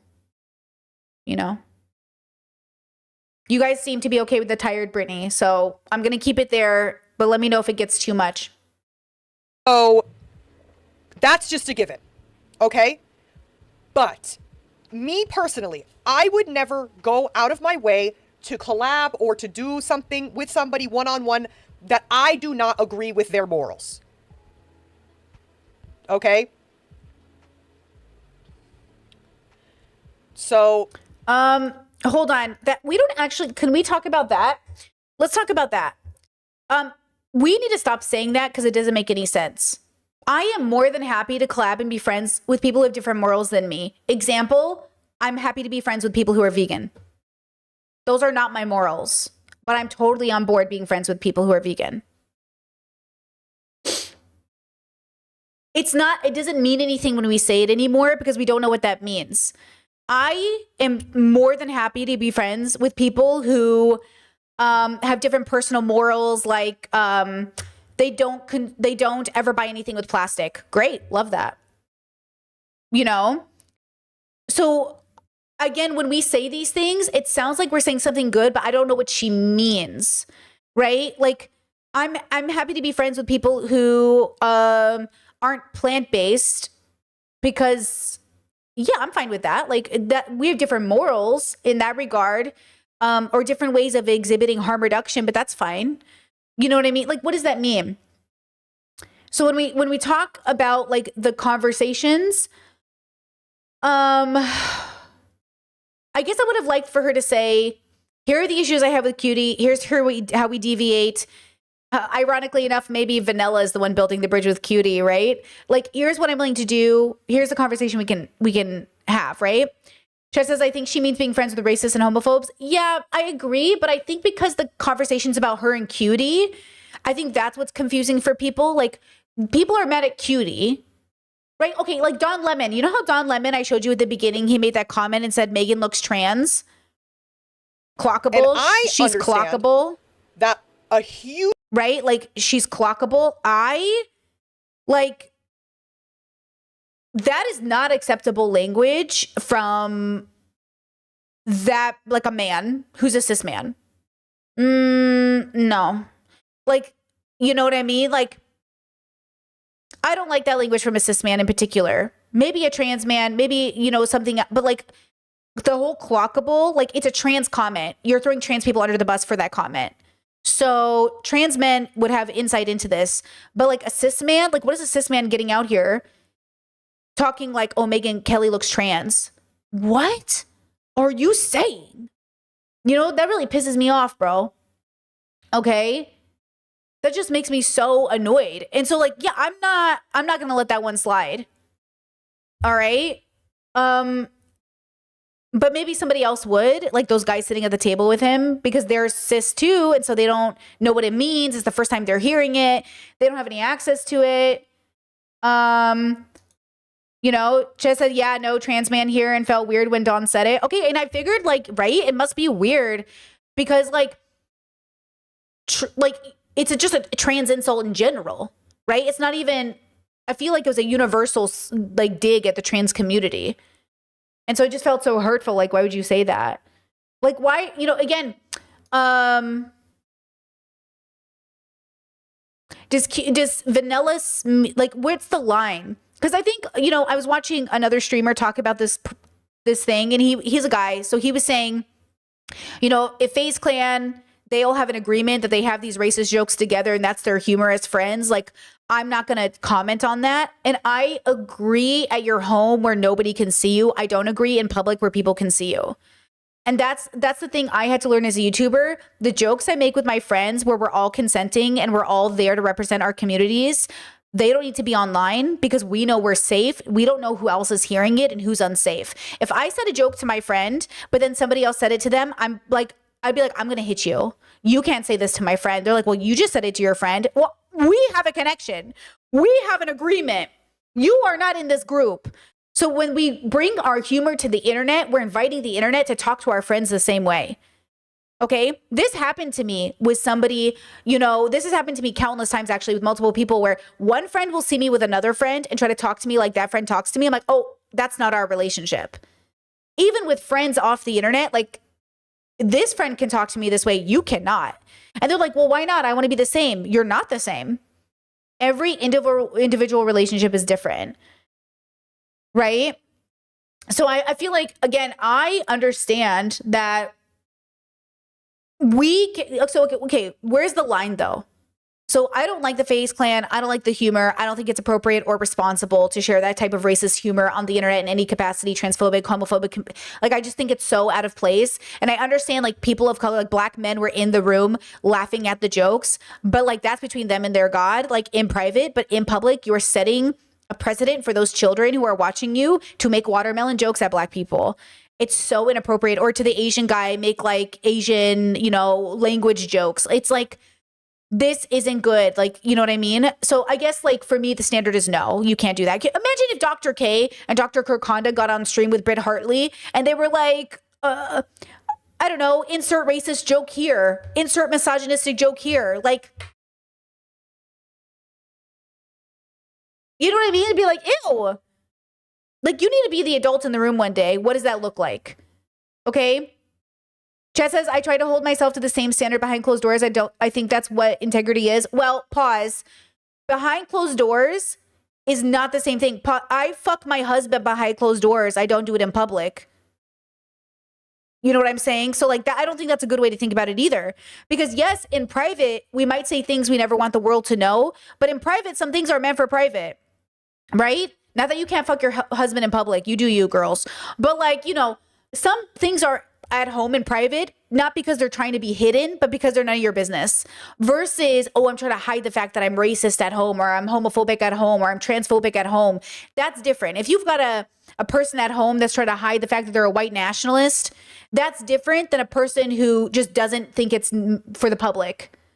You know what I mean? It's just like none of your business. Like that's not for the public. You know, the way I talk about myself, my humor, my language, like that's not for public consumption. It's not responsible to bring this out to the public, but it's more responsible to say it at home, right? Like there is a level of nuance here that I think is really missing from the conversation when we say things like when Vanilla just said, I'm not friends with anyone who doesn't share my morals. Like, what does that mean?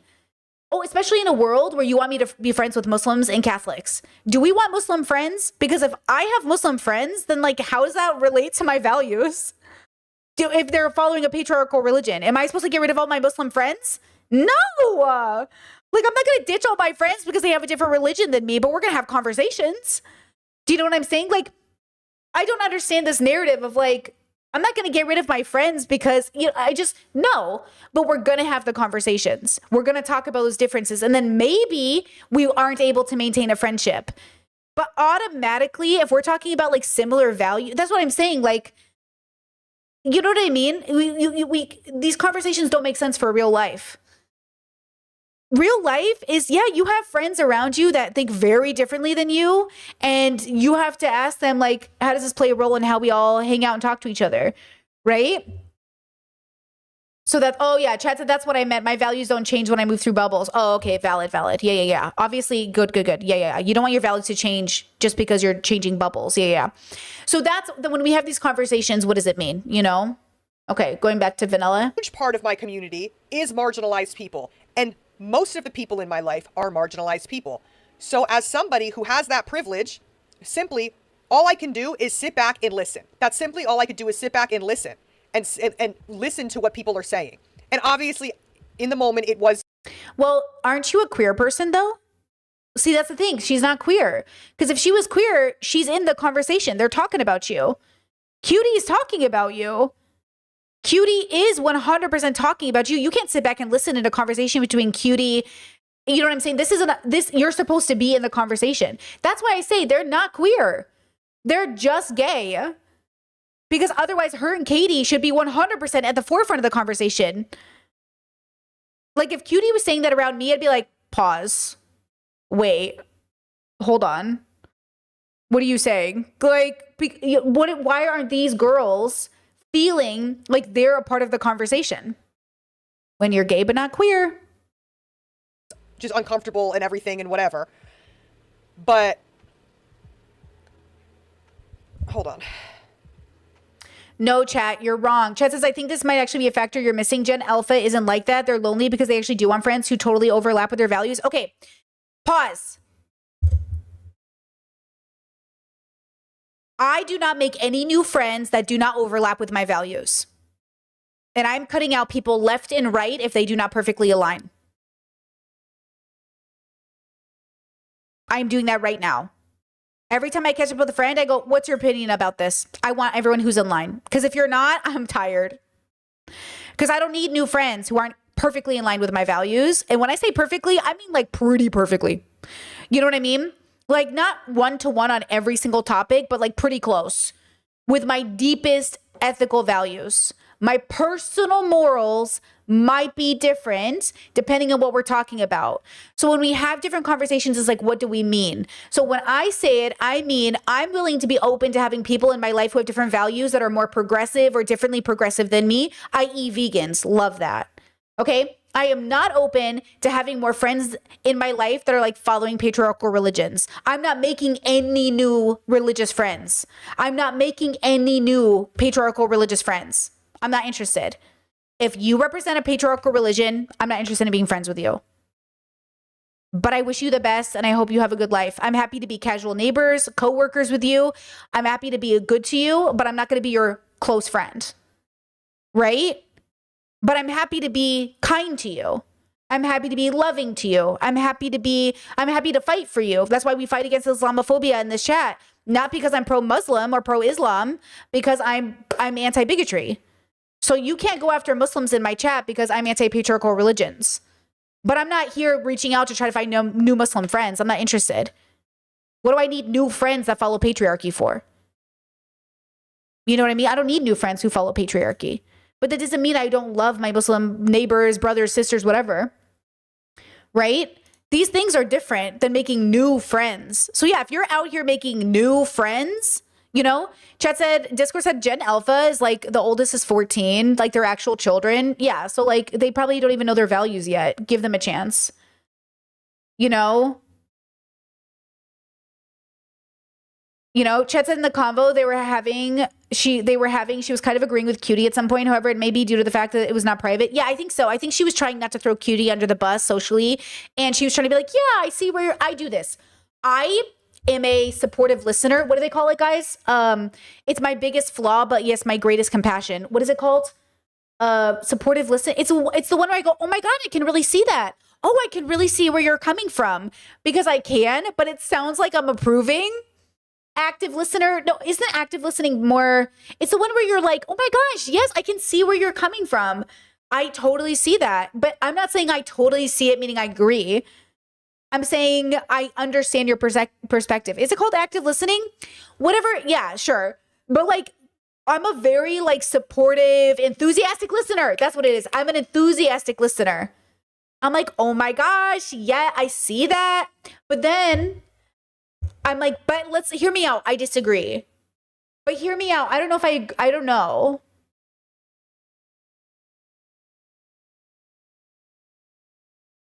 Yeah, it makes people I'm talking to. Okay, I had this thought in the shower the other day. I know you have this experience. I know a lot of you have this experience where you make people feel so special. They think something special is happening. Nothing special is happening. I'm just seeing you. I'm just like actively engaging with you. I'm actively humanizing you.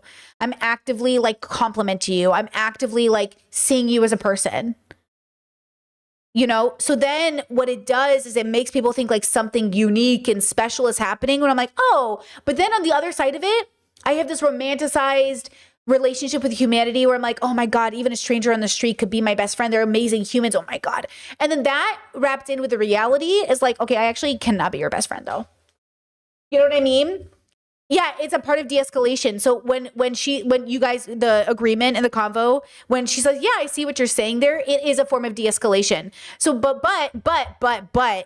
one of my siblings was trying it on me and I knew it was a technique. I was like, would you watch a debate bro who taught you how to like talk to people and de-escalate a conversation? When it starts to sound fake, I'm like, stop using a technique on me. Do not talk to me with techniques in mind. Oh, this is the best way to de-escalate when things are going wrong. Oh, yes, I see your opinion on that. No. Let's make it abundantly clear. You do not see my opinion on that because if you did, you wouldn't be homophobic. If you actually understood where I was coming from, I don't think you would be homophobic. Now, why do I say that versus somebody who says, if you really see where I'm coming from as a Muslim, you'd be Muslim? What's the difference? There's a huge difference. One is the complete belief system based off of a God existing, and one is an understanding about bigotry of a living human being population, right? So obviously, yes, it's a form of de-escalation, but also if I feel like you're using a technique on me too hard, I'm going to be really annoyed. Okay? You know what I'm saying? Chet says, do you know why you might do that? Potentially people-pleasing tendency to keep the peace? No, I don't do it to people. No, I'm not a people-pleaser. I do not suffer. I suffer very little from people-pleasing. I suffer for something else, which gets me into major trouble. Curiosity. I really want to know. I want this person to keep talking. I want to know what they're thinking.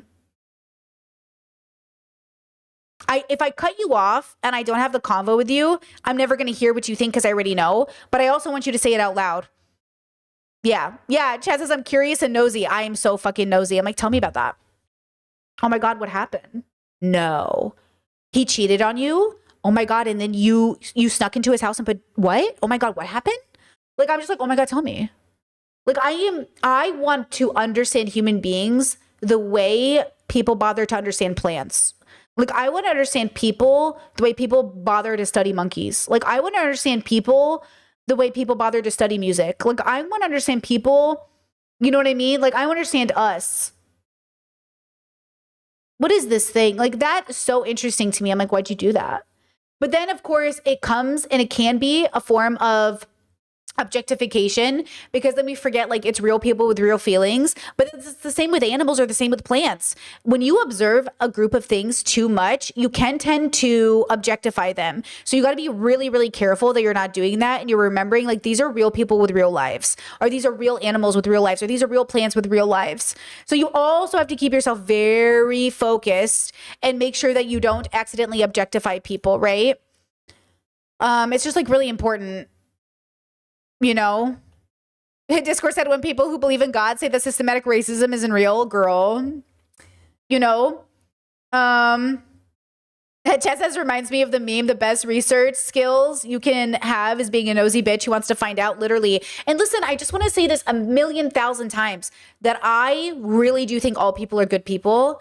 In a technical sense, like there's no group, like there's no one religion that like has the worst people, or one race that has the worst people, or everyone is good throughout the world. We're all just having a relationship with reality that's so different, and we're just trying to humanize one another as much as possible. So if you are a Muslim who is humanizing me, I'm humanizing you, right? If you're even a man who's not humanizing me, I will humanize you first. So like, again, it's not about them being a Muslim or a Catholic or a Mormon or something.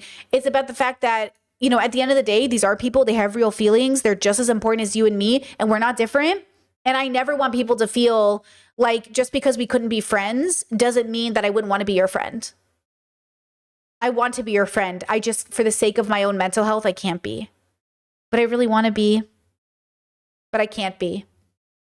And I don't know if you understand what that means.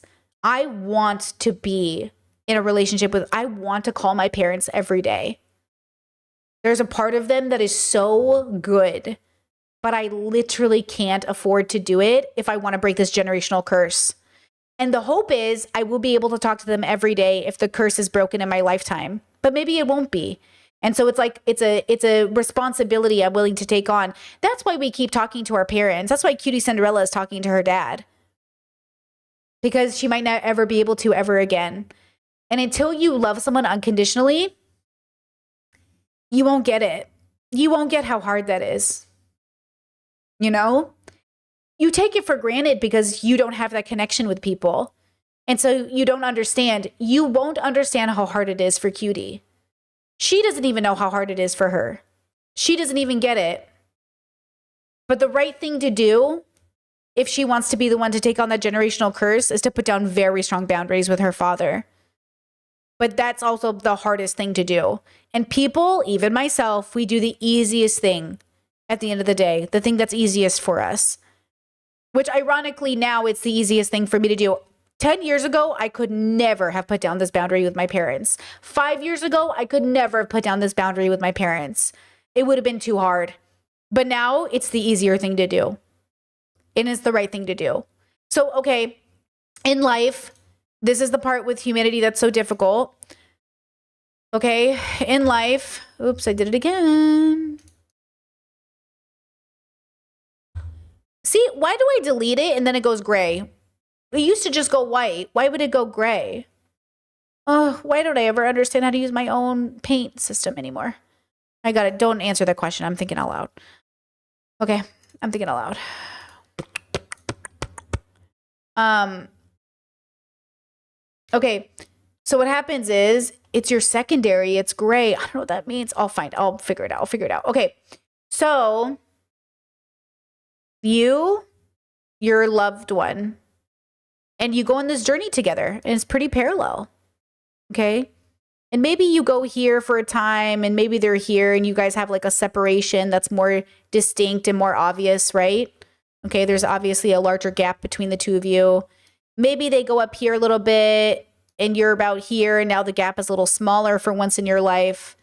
Maybe they go back down and they're here again, and you stay stable, and then boom, the gap is bigger in your life. Okay. And then eventually, maybe the gap is just too big, and that's it. The gap has just gotten too big compared to all the rest of the gaps. Okay. This is the journey of life that we all go on. And the question is, where are you and your loved ones in relation to it? Sometimes in life, you're really lucky and you both stay the course together. Okay. When you go up, they go up. When they go down, you go down. And the course is like the same. And then eventually you guys end up together and on the same page, and it's really beautiful. Right? But realistically, most of us go through life making these very hard decisions about whether or not we're going to deviate the path from our loved ones. And then, you know, we deal with the consequences of that, but it's very painful. It's a very painful experience. You know, it's really, really hard. And I think like people kept saying to Cutie, like, that's your privilege, being able to stay friends or contact with your dad. That's true. It's also your privilege to be able to cut him out. I am so privileged that I am in a healthy, financially stable position that I can limit and put boundaries down with my parents and still remain stable. I have abandonment issues. You have to imagine how hard it would be. I'm so emotional. Like, younger Brittany could never have abandoned them. And I don't think I'm abandoning them now, but it's still hard, you know? And it should be hard. Like, if it was easy, it wasn't the point. If it was too easy, then it's not what you think it is, you know? So, I do feel for Cutie, and I also feel for Vanilla, and I also feel for everybody in the audience that was devastated at Cutie's comments. But But like I said, I didn't cut off my parents. Cutie does not have to cut off her dad. Cutie can just put down boundaries, you know? Especially since she already lost her mom. You are not obligated, especially because of strangers, to cut off your family. You are not obligated to be bullied by strangers on the internet to abandon your family. You are also not obligated to be bullied on the internet by strangers to keep your family. You are not a bad person for choosing your family or putting boundaries down. Okay? You know? Like, this isn't a joke. Like, this is really serious. Like, we talk about feminism and we talk about like womanism, and those things are so important. You want me to abandon a woman who bore 10 children from her body? You know what I mean? Who more than anything wanted to be a mother, and you want me to look at her and tell her like your life was unworthy? I'm not gonna do that, you know? But that doesn't mean I can't stand up for people. And it doesn't mean I don't put down boundaries. Oof, girl. This voice is hard, bro. Okay? And yeah, you're right, Chad. I'm not abandoning them, right? We're not abandoning our family. We're loving them, you know? But it should be hard. And it should feel really intense.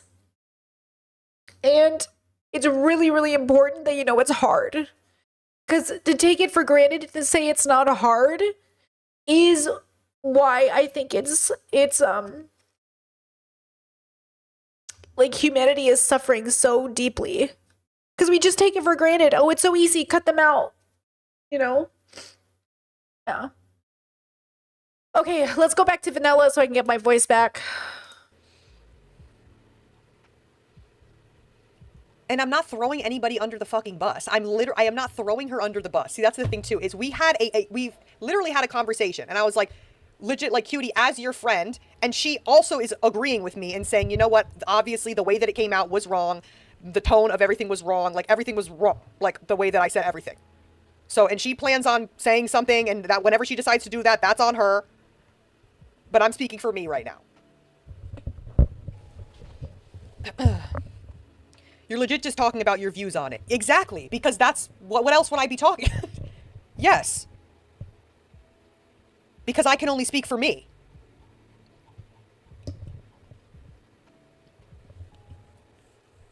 So with that being said, I am not going to be doing any collabs with anyone for a very long time. I just think Twitch is just in a very weird place right now. I'm not going to be doing collabs with anyone for a while. And I just kind of want to go back to just me and my chat, and with the exception of Minecraft with Julian. Yes, with the exception of Minecraft with Julian, because that's a little series that me and Julian do. But I just need a breather. I just need to just kind of have everything just be me and my chat, and just, that's it. And as far as, and I'm talking about for content, you know what I mean? For like, you're not going to see, yes, it doesn't matter who, and it's not like, it's nothing against anyone. It's just simply, I want to just go back to the shit that I used to do back when I first started streaming. That's it. That's all. That's simply all.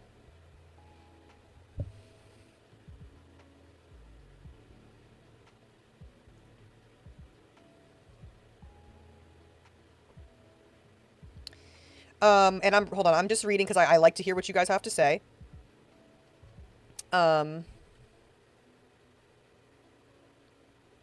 Okay. Sorry, I asked my partner to get me a tissue because I didn't have any more left in, and so I had to block my camera. But I was listening. I had the thing in my ear. Okay, my voice is back. I just want to say, once again, it should be emotionally hard. It should be very difficult, and you still have to do the right thing. Being a good person is very fucking hard. Okay? Being a good person is very fucking hard. And I do not want you to read my tears as me doing the wrong thing. When you do the right thing, you might also cry. because it's hard, you know?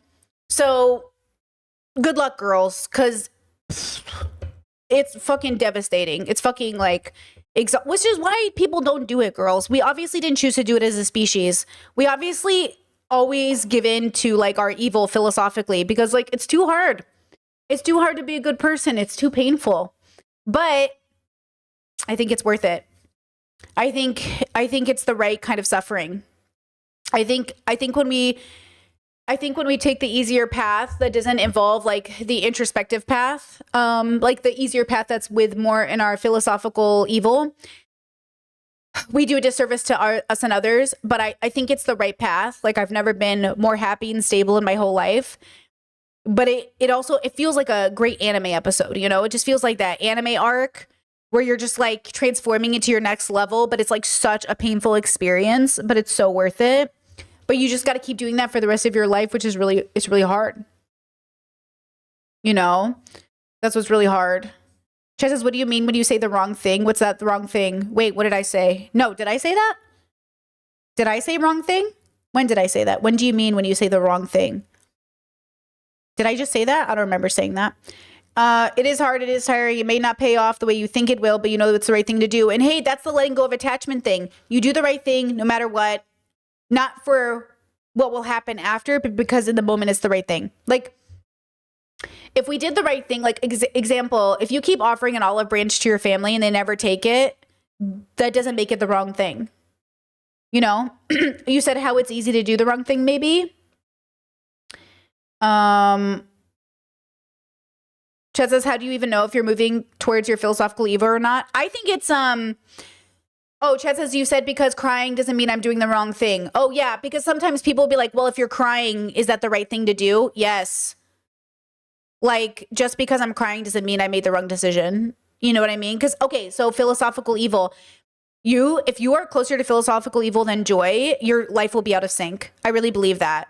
Your life will be out of sync. You'll be miserable. You'll be crying every day, but for the wrong reason. I cry every day for the right reasons. Okay? So that's the thing, is like, you want to cry for the right reasons. I used to cry every day for the wrong reasons. And now I cry every day for the right reasons. Okay? And that's the thing, is like crying was never the bad thing. It was why I was doing it. So your philosophical joy will be a reflection in your life. Your life will improve. Your people will improve. The people around you will be better. Everything in your life will be better. You will be better. If you're closer to philosophical evil, you won't be. I share this all the time, but I think it's a good example. Is One Piece, the author, apparently like the closer people are to attaining their dreams, the more like happier and prettier they look. It's not like superficially pretty. It's like they're more joyful. So the uglier the character is written, the least away or the less away from their dream they are. That's kind of like the way I see it. My life was like, it was manifesting physically. It was, you guys ever see those glow up videos where it's like before the breakup, after the breakup? When my life was out of sync, it manifested in so many ways that I treated my body, I treated my life, I treated my finances, I treated everything, my relationships with people. Like example, when I was in my 20s, I cut my parents off. And I used to be like, I hope they die. I hate them. Whatever. That was not philosophically in my joy. This time around, I wish them love, happiness, peace. I wish them joy. I wish them harmony. I wish them liberation. I wish them every good thing the world can offer them. I am not cutting them off. I'm putting down boundaries. My phone is always available for them when they're ready to have the conversations. They're in a complete place of privilege, and they're retired. They have nothing to do with their life but introspect. So let's go, right? They're in a place where they're not feeding kids. They're not taking care of people. Their house is paid off. This is the time more than anything to deconstruct. Okay? This is the time more. So they have the time, girl. So if they do it now, great. But if they still don't choose to do it, uh-oh. And I'm not cutting them off. I'm just putting down a very strong boundary because I don't ever plan to cut off inner circle. I don't cut off inner circle. But doesn't mean I'm going to talk to you on the phone like everything's okay either. Especially since they're out here voting for Trump and acting like it's not the biggest fucking deal with one side of their mouth talking about trans people and gay people being predators. Well, they voted for one. You know what I mean? Like, let's be so fucking serious right now. I love you. Get your shit together. And if you don't get your shit together, you can't have access to me, even though I know you want to. Trust me, I'm the favorite. You think these people aren't crying in their boots right now? Of course they want to talk to me. I'm the fun sibling. I'm the exciting sibling. I'm the interesting sibling. Okay. I'm the fun daughter. I'm the interesting. Hello? Not that my sister isn't great, but she is. But like, okay. Of course they miss me. But you can't have fun with Brittany and then, you know what I'm saying? Because you also love me because I will say the stuff you want to hear me say. Like, I'm also the person that you come to for the advice that no one else will be honest about. So of course, you know what I mean? So yeah. Okay? You can hang out with me again when you have the conversation. As a black woman, you are 3 white people sitting and coming from a space where you can speak this way. You were put in an uncomfortable situation in a very public setting, and that is unfortunate. But not taking a stance on it and saying no collabs with anyone is a way of being complicit and not speaking out on how it was uncomfortable for other identities. See, I feel like, were you guys listening for the beginning of the stream? I was quite literally saying how it is very uncomfortable for other people. And it was very uncomfortable for other people in marginalized communities, which is why I'm saying that I am recognizing that there are people that cannot be sat in rooms with people who would make jokes of that nature and have it not be a personal attack on them. That is literally what I'm trying to say. Well, if they're talking about FaZe Clan, I mean, the black men, content creators, well, I guess there is a woman, FaZe men in the group, they were in on the racist jokes, but or maybe they don't want those racist jokes, but they don't feel like they can speak up. That'd be an interesting conversation. But if she's talking about that, they should be really taking that out on the men, because the men are engaging in it. Like, the men are complicit in upholding racist, like, humor in their jokes. Like, also they could be victims of the situation. So you know what I'm saying? Like, why are you coming at the women? But if the conversation was specifically about being in touch with family that is suffering from these things, yeah, the conversation was badly done because they don't get it. I don't think Vanilla actually gets it, right? Like, they're not getting it in a sense. Which is why she feels probably a little defensive at her audience right now. Because yeah, it does sound like she's saying, I'm not going to collab with anyone as like a cope. It doesn't sound, yeah, I agree. I think I agree with the chatter that I don't really believe she understands. Chet says this might be too personal, but are you the only queer sibling? Yeah, my other 2 siblings are definitely on a queer journey. Like, they're definitely, but they're not like, where, like, to be fair, they're younger than me, but they're not like, I would say that I'm probably the most, they haven't even read Judith Butler yet. You know what I'm saying? Like, they haven't even started to read. You know what I mean? They haven't even started to read. They're not reading. They're not there yet. So to be fair, they don't have a special interest in philosophy the way I do. So I think they are queer. They definitely, like, you know, go to protests. They participate in Pride. Like, go to things when they're available and they can. But I feel like they're still on a journey. You know what I mean? Like, they haven't started really engaging like queer history.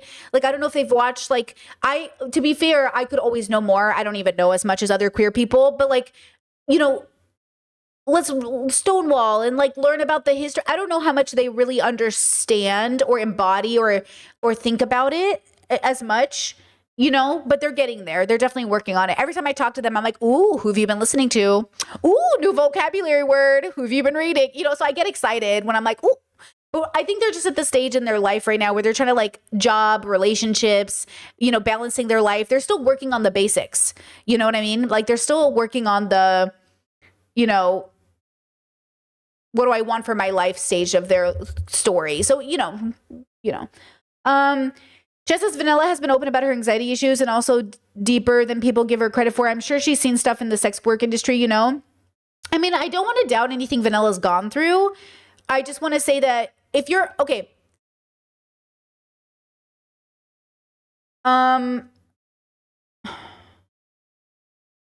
If I was talking to my sibling, I wouldn't feel like they get it. But, you know, whatever, girl. You don't get it right now. That's fine. When you get it, when you say it in a way that makes me feel like you get it, we'll be good. But I also am not the arbiter of like you being good. If you disagree, you disagree. But like if you would get it and then explain it to me that we disagree, that's one thing. But I feel like if she was my sister, I'd be like, you're not getting it, dude. Like you're not really getting it. But I appreciate that you're trying. But it's not like I'm not feeling satisfied. But I also am not a bitch. So okay, hold on. I'm also not. See, I'm imagining talking to my sister. So I'm like, I'm not like not going to be honest with my sister about her getting it. Like if my sister came to me and she was like, and she got it, like, okay, you got it. I'm not going to hide it from her, be like, you didn't get it. You still didn't get it. You know what I mean? I would be honest and be like, okay, you got it. You know? That's literally what I'm trying to say. Is that I know that. And that's why the whole thing upset me. And that's why we're where we at. That's why we are where we are at right now. Okay? Because, yeah, listening years on. Because there are plenty of... Oh, chat saying several FaZe Clan members said they were going to stream. I did see some clips from FaZe Clan people saying like this whole thing was stupid. I also saw some people saying, hey, I'm really disappointed you guys are busy talking about Cutie when Saeed and Emmy's stories came out. Emmy's stories are literally being covered by the news. Saeed deserves just as much publicity, but her stories have reached news level. So I think it's okay. We're talking about Cutie Cinderella and our little bubbles over here, but we're not trying to overshadow any of those other sexual assault stories. Those are very intense and important stories. Obviously. But I think there doesn't need to be a comparison for suffering. You know what I mean? Both things are something we should talk about. Because there's always horrible things happening. Like we would never even be able to have conversations about what's better, strawberries or bananas, because there's always something horrible happening. So I feel like we got to pick and choose, but as long as you cover all of it, it's good. I've covered every one of those stories. I gave Saeed his own video clip on my channel. I actually did not clip the Cutie Cinderella story. I didn't feel like it was that, you know. I feel like if you want to watch it, you can watch the stream and find the timestamp. But, you know, I'm not going to clip this stream. I don't really care. But I wanted to make sure I clipped Saeed's and Emiru's to bring focus to it, obviously. And I do that with stories that I think will obviously do better as a clip than a stream.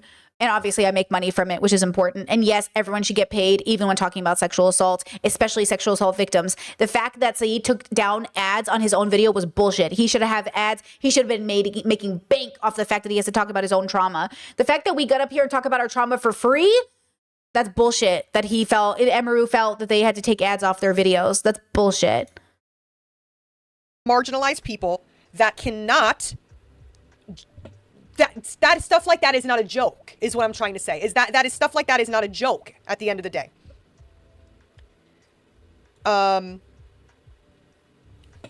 So yeah.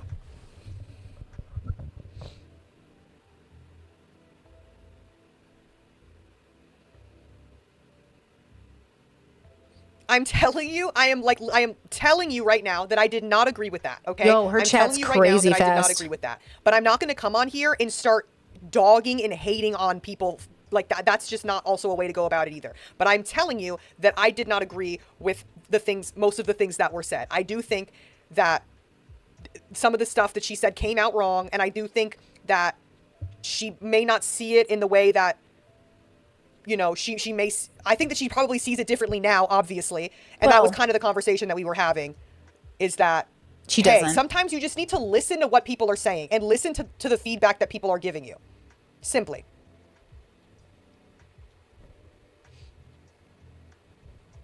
Damn, her chat moves so fast. You know what's funny? One time a boy was watching my stream and he's like, her stream's not even moving. Like the chat isn't even moving. Is this fun for people? I would rather have a slow chat than this fast chat. I can't even read. How does she even know what's going on? Does she have it on slow mode on her end? So yeah. I'm just reading again. But yeah, I just think, again, it was something that just didn't need to be talked about. Again, it was my idea to delete the VODs, and it was not in the sense where I don't want people to know like that this was like something that was talked about, or not me in a way that I was like trying to like save her ass. It was quite literally, I am not in the headspace to just deal with what I already knew was going to come from that. Like I already knew, I was like, oh brother, like I already know how this is going to go. And that's simply how it went. So Sure. that's the one thing that I'm gonna say is that I mean, I think we've all been ill-equipped in social situations to do the right thing.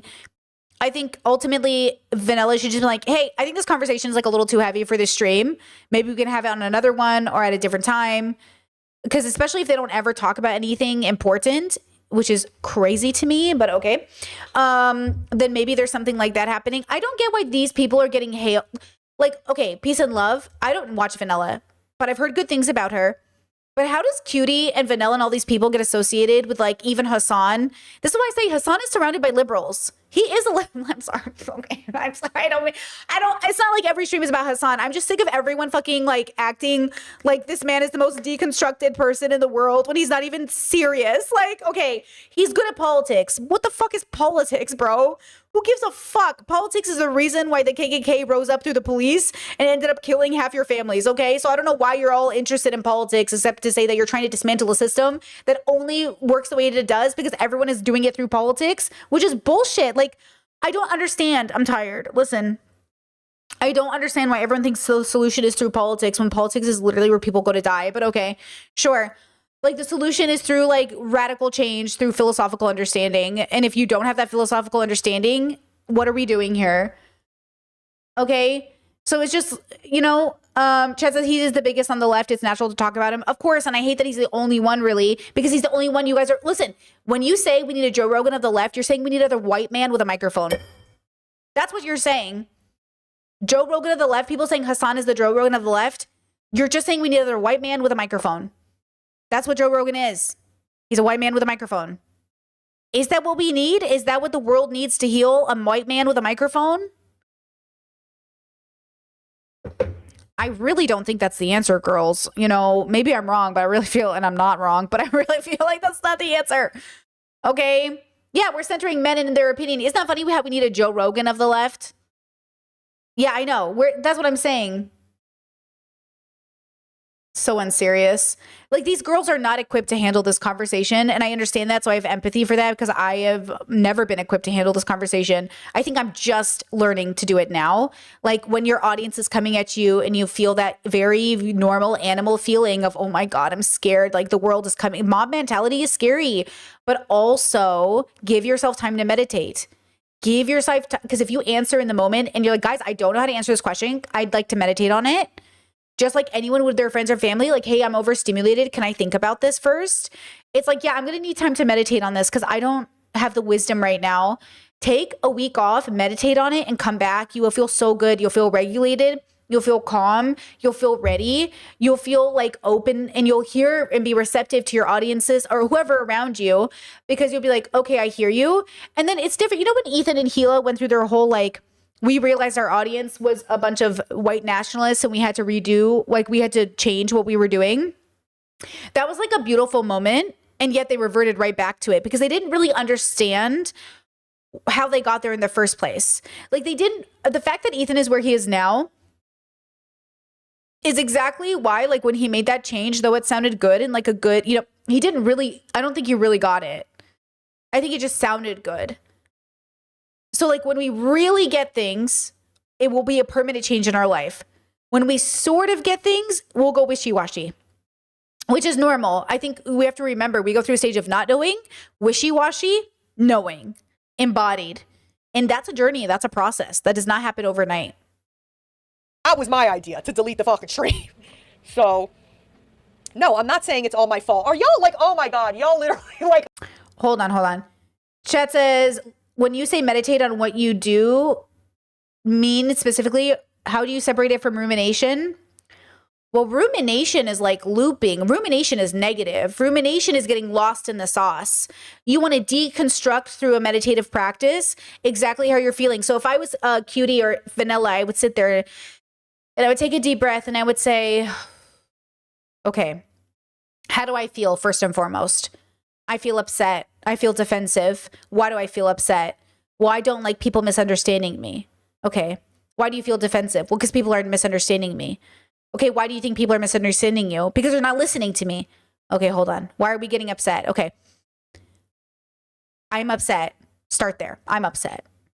Why am I upset? I had a hard day on stream. People misunderstood me. I love my dad. There was 3 different chats. There's like 5,000 people. What? Hold on. I'm upset. Why am I upset? I want to be heard. I want to be seen. I want to be loved. I feel misunderstood. Okay. Why are you upset? Why am I upset? Why am I upset? And she would have to really ask herself that question because, hey, why are you upset? Not like, hey, why are you upset? No. Why are you upset?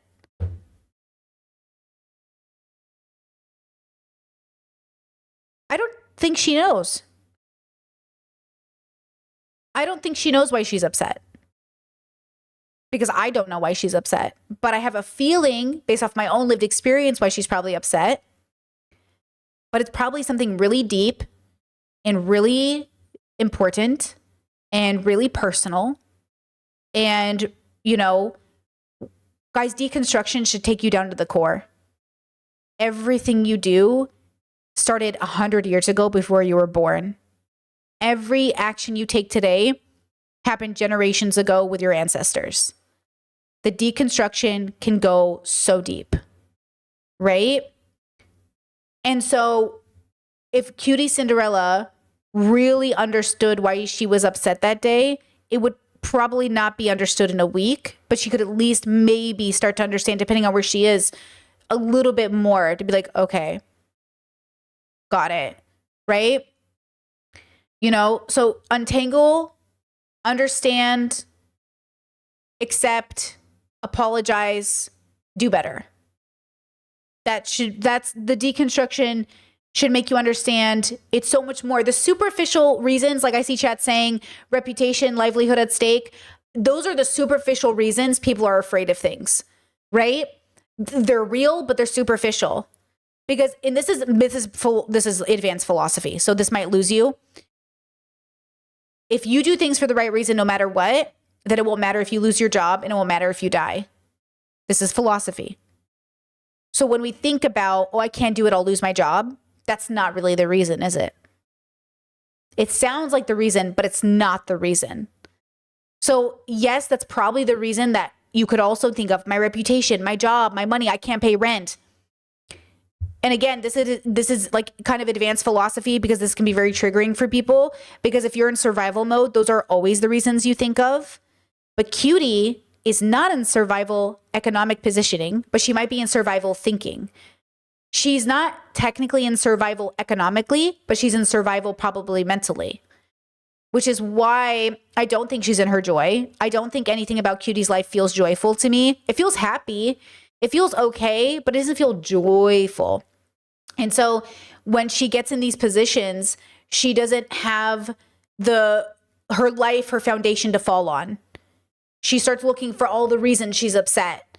But if she went back and paused and really so again, there's a lot at play here. And this is why on this channel, it might feel like a little bit like, what the fuck are you talking about? But I really, this is my life's work. I really do think like my philosophy system and stuff like this might actually represent something that's really happening to people. I think we are so much more than the moment in time we think we're existing in. And so again, it doesn't excuse the behavior, but it explains how we got here. So Cutie can come back to stream and do right by her audience and right by herself. But right now she's too defensive. Right now, Vanilla in this stream is too defensive. But the defensive, guys, being defensive isn't just ego and narcissism. It's fear. And what do I say? Never do anything when you're afraid. Never let your fear, no, let me rephrase that. It's not that you shouldn't do anything when you're afraid. Phrase, don't do anything because of your fear, right? Don't let fear be your motivator. Don't do it because you're afraid, right? Parents beat their children for being gay because they're afraid for their souls. Okay, don't do it out of fear. Maybe do it while you're afraid, but don't do it out of fear. Okay, so we have to remember that she's going through. So again, she's still responsible, but I wish she could give her a chance. So that's the difference between meditation and rumination. Rumination would be like looping and cycling and like negatively spiraling. There would be no collection of good data. there'd be nothing like positive coming out of it, right? Which goes back to that philosophical evil conversation. You know, philosophical joy versus philosophical evil. Living in your joy versus your evil is like, one is going to get you to the right place and one is going to keep fucking you up. Like your road, like your path is going to be more jagged, more rough, more intense. That's why we say the world is a reflection of us as our whole. Like your karma isn't you do good, you get good. You do bad, you get bad. Karma is your life reflected back to you. Right? Like that's how you can think of karma in another way. Or like your karma, you're like, you know, like that's the problem is like, oh, I did good things, so I should get good things back. If you're only doing good things to get good things back, that's bad karma. That's bad.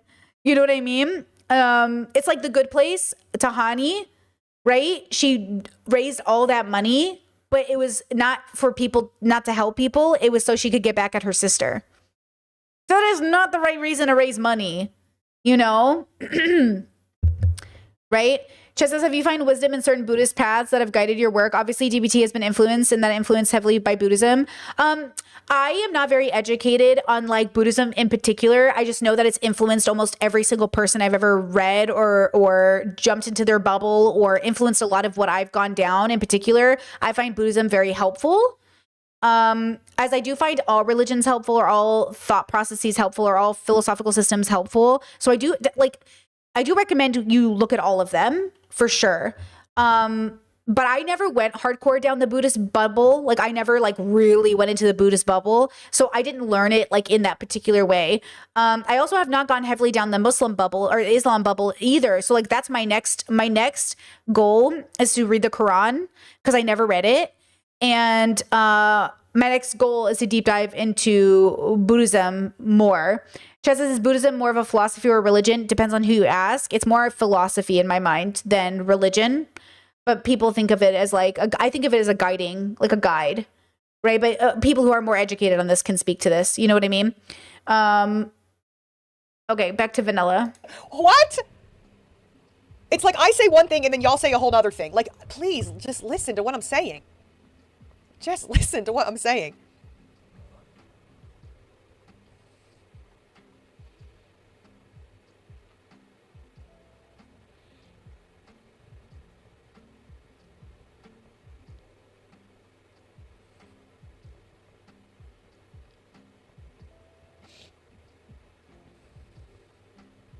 She's really going through it.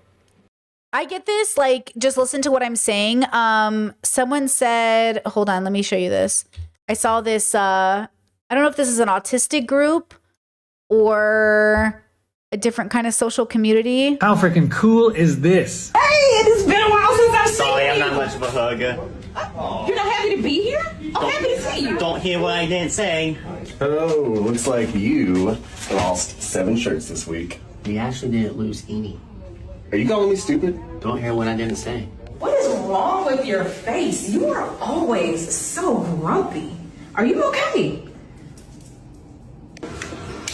I need someone a long time for a while. Don't like hanging out with us anymore?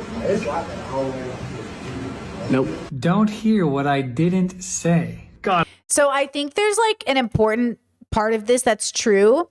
I think in Vanilla's case, I think it's a little bit of both where I think the chatter could probably say the same thing to Vanilla. Like, and this happens here in our community, right? Like, don't hear what I didn't say. You know what I mean? And that's okay. We usually talk it through and we hear each other and it's fine. But communication is really, really hard. So I think that when she says like, listen to what I'm saying, if you are saying something different, I'm not hearing it and that's okay. But I have a feeling that you don't understand that, like, okay, if I go to Cutie or I go to Vanilla and I say, like, I don't think you're getting it, that's going to be very hard for them to get it. Like, this is so difficult because it could be the case that, like, we're just not listening to either of them. But I think for a lot of us, we are listening and we just disagree with their conclusion because we feel like it's not great. Chet says, I think she gets it more than Cutie. I think she understands that it's not. I think she from my limited understanding of Vanilla, I think she understands that it's not the right thing to say or express, but I don't think she understands why so far. She hasn't exhibited to me that she understands why. But to be fair, I don't even think people who are mad at Cutie or mad at Vanilla might even know why. But some of them do. I have seen some of the criticism and I'm like, they get it. But some of the chatters, I'm like, I don't think they get it. But some people do get it, you know?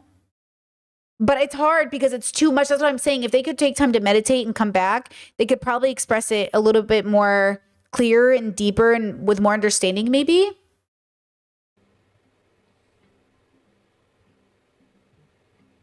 I'm just reading. I'm reading right now.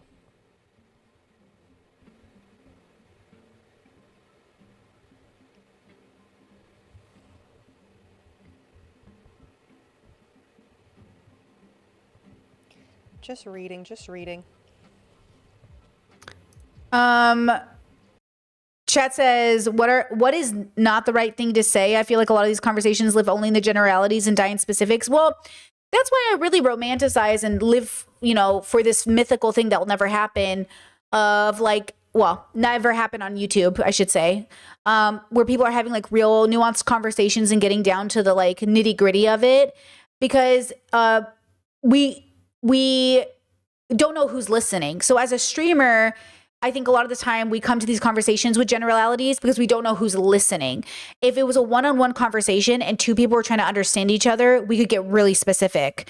But because it's like a whole audience with different, like, you know, even earlier on stream talking about red flags in a person and like, these are the red flags, like people being like, I know people like that. Okay, do you also know people who's Hassan Piker who hasn't gone to therapy and is also in this position? Do you also know people who are like the top streamers in this position? Do you also know people in this combination of thing? Do you also know this trope of man who walks around not going to therapy and not engaging in the arts and then wonders why they have a bad relationship with their consciousness? Like, yeah, you can like hear me say one thing and run with it, but I'm trying to have a specific conversation about a specific bubble of person, like a very specific trope of person, a very specific person. And it's like, I can't have that, even though I gave an example and showed it, because now it's like, oh, you're talking about Hassan. Okay, but what if it's not about Hassan? What if it's about this? Oh, so you're talking about this. It's like, I expect miscommunication because I think that's what I'm trying to say. We all live in bubbles with different perceptions. Language is different. Words do not mean the same. So all those people in my chat who are like, SA means one thing, Brittany, there's no deviation in SA. SA means one thing and only one thing. No, it doesn't. And actually, on that note, not only does SA not mean that thing, but now the legal system is following to back that up. Look what they did in France.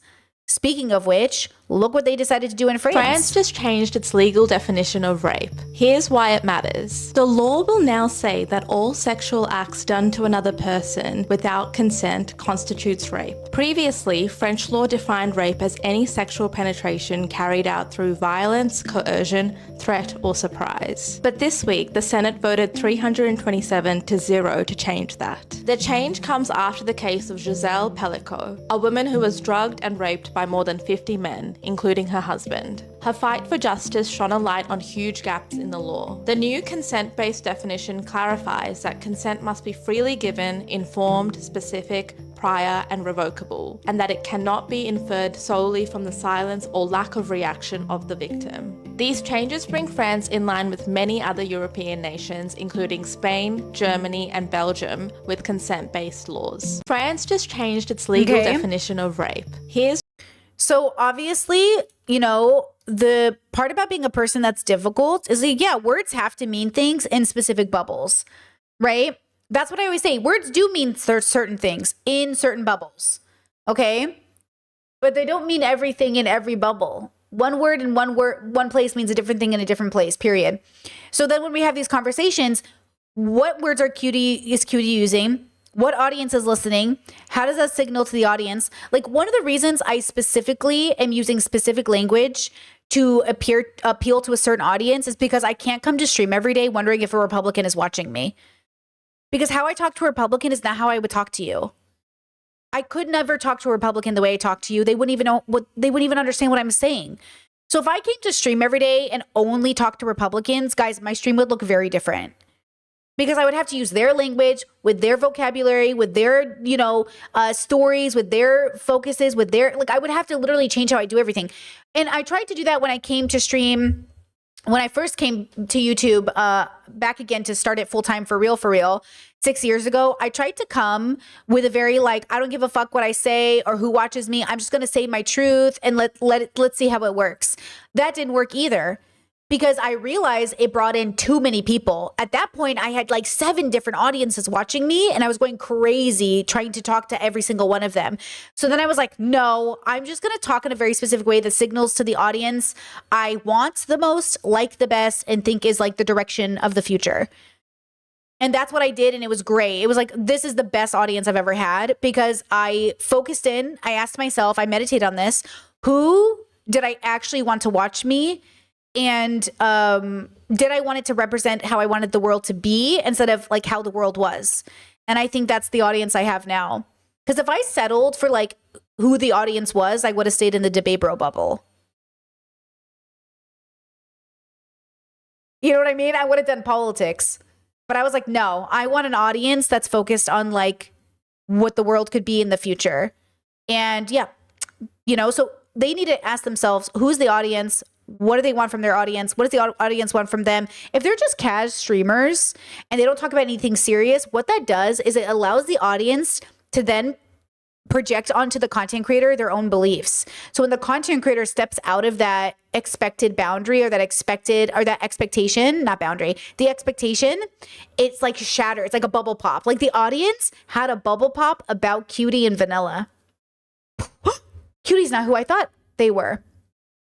It's like, oh, I thought you were somebody else.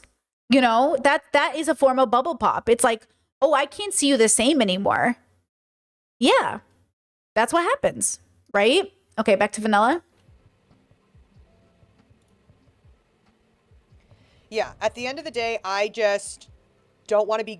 Oh, first of all, first time chatter says, I'm only now just catching up. First time chatter, love you, Britt. You're such a ray of light. Thank you for being here. I appreciate that. And then chat, you're so right. It says it's much better to shape your audience than to be shaped by your audience. 100%. This is a very pivotal moment for a content creator to make. Are you shaping the audience or is the audience shaping you? It's a very important conversation to have with yourself. And right now it feels like Cutie is stuck and Vanilla is stuck. They don't know. It sounds like they don't know. Are they the leaders or not? Are you the leaders or are you following your audience? You have to make a decision. Crucified for things that I didn't say, basically, is also what I'm trying to say. Yeah.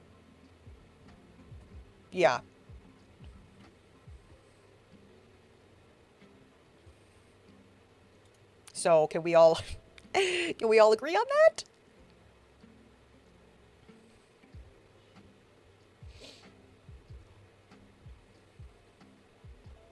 Hold on. Hold pause.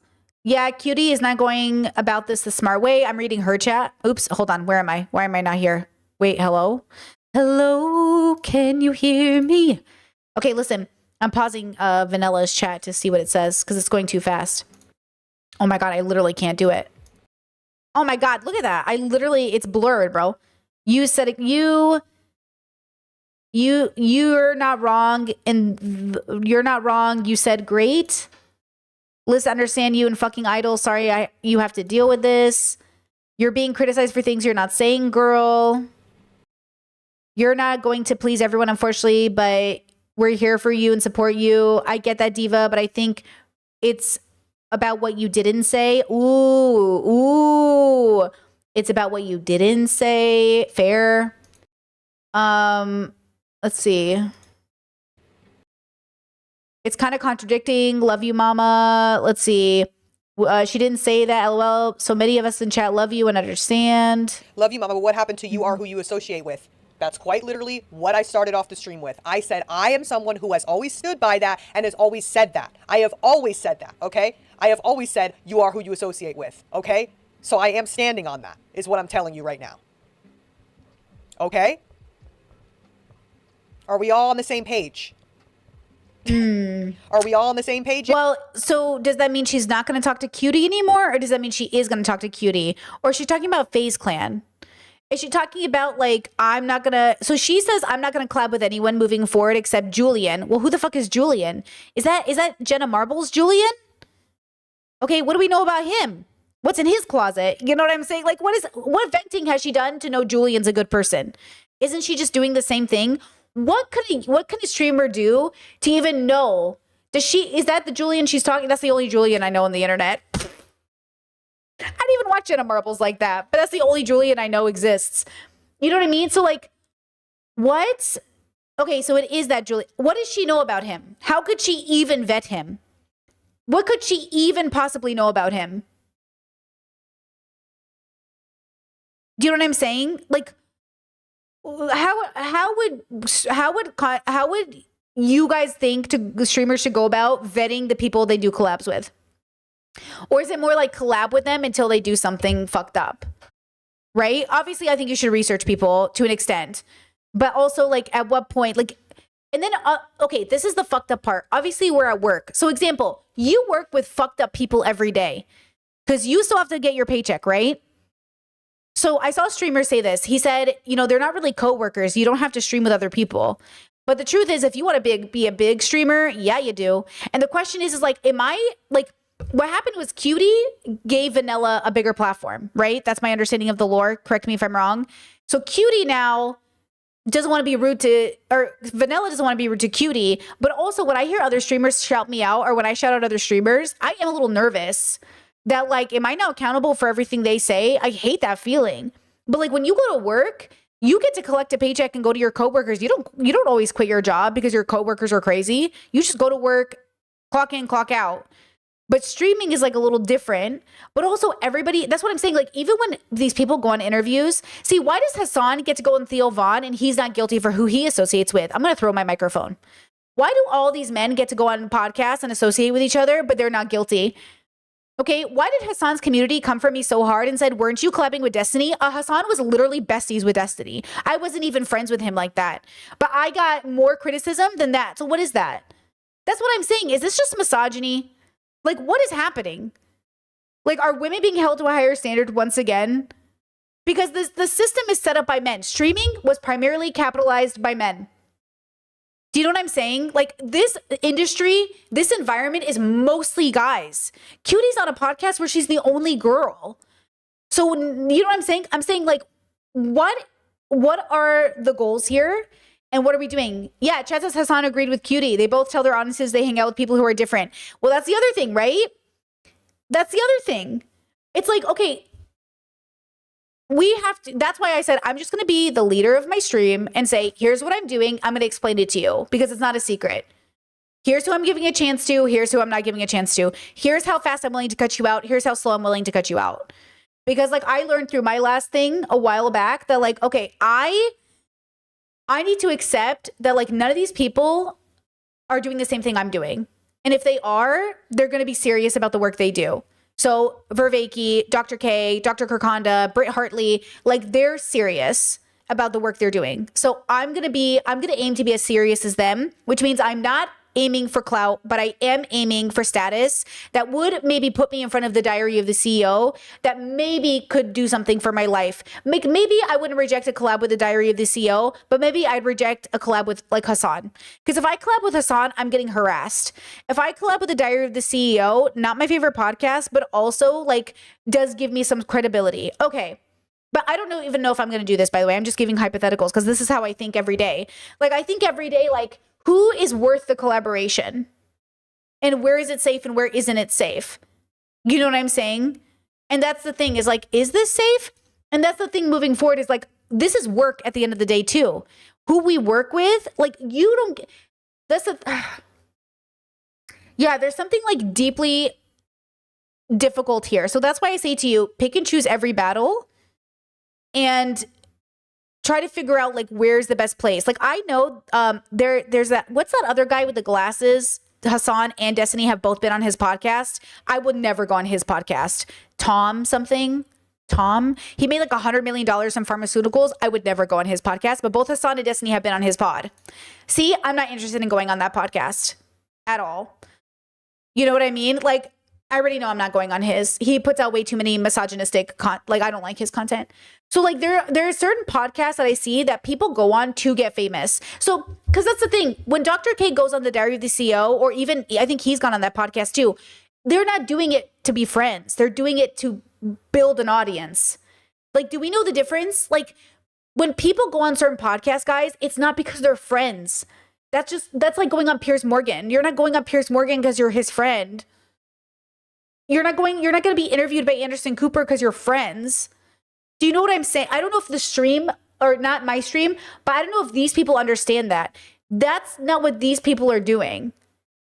The Cutie and Vanilla, their audience thinks they're friends.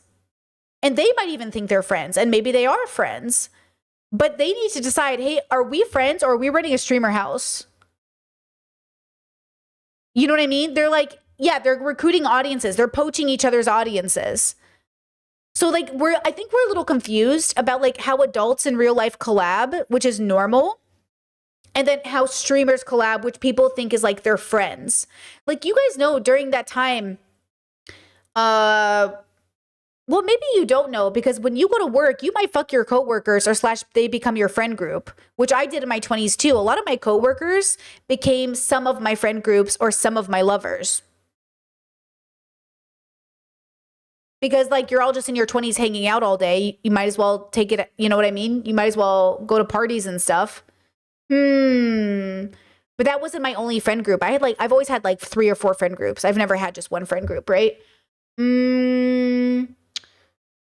Yeah. Yeah, it's the proximity. Exactly. It's just proximity. Who am I around and who's available? That's why I said when I put out my Destiny video and people were like, you just want to hang out with Hassan. I was like, I'm not accepting DMs from Hassan. I'm not accepting DMs from these people because I don't want this to be, because I don't want to be their friend. I don't even want to be their coworker. It benefits my job in no way to be their coworker. But we are at the end of the day in the same field, so we run across each other and our audiences overlap. But it wouldn't be good for my business, for my reputation to collab with these people. It would for some people be a plus, but I think for the majority of my audience, they'd be like, why are you talking to him? And I'd be like, I don't know, girl. It would only be for clout. That's the problem. If I collabed with Hassan at this point, I don't know in any way that wouldn't be for clout. Like, how would it not be for clout? Maybe if we were, let me think. Maybe if I was invited to an event for queer people raising money and he happened to be there. But if they were like, hey, do you want to come on Hassan's show? I'm like, for what? Like, what would be the reason? Oh, to talk about philosophy. Well, he doesn't even like philosophy. His audience doesn't want to listen about philosophy. They're politics. Why would I go on that stream?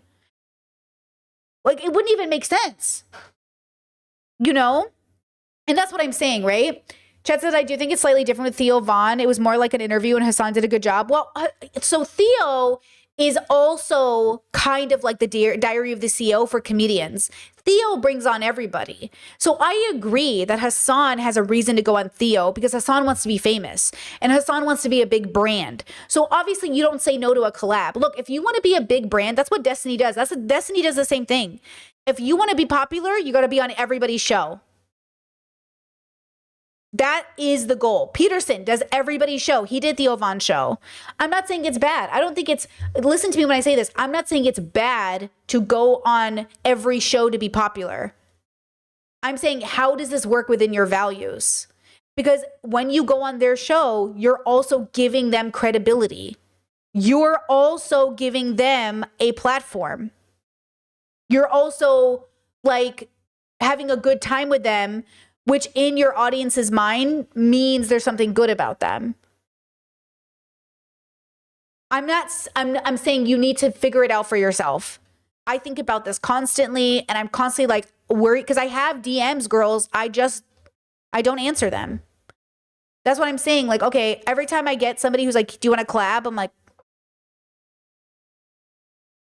I gotta be very careful, especially after I fucked up all those, a couple years ago. I already know now. But see how I'm so worried about it? I don't do it, but none of these boys are doing that. None of these boys are doing that. Hassan is collabing with FaZe Clan. I could never risk collabing with FaZe Clan. I would never see the end of it. Why does Hassan get to keep his reputation and collab with FaZe Clan, but I know for a fact I would never be able to live it down? Oh, you went from Destiny to FaZe Clan. Oh, but he goes Destiny to FaZe Clan and it's cool. It's misogyny. I'm telling you right now, there is no difference between us. But yet my reputation would be fucked. My reputation would be so fucked if that was true. Yeah, we allow boys to be unserious. We do. We do allow it. We do allow, I'm telling you right now, they see it as like, oh, he could convince them. He could convince them. Well, what about me? Can I convince them? Oh, you don't think I can convince them? Why? Because I'm why? What is so different from me and Hassan that, if I collab with FaZe Clan, I'm not doing a good job, but there's a chance Hassan could do a good job. Why? Maybe. Because Hassan thinks he could change them. He could influence them for the better. Oh, but Brittany can't go in with that attitude because, like, come on now. Come on now. That's literally what it is, bro. Yeah.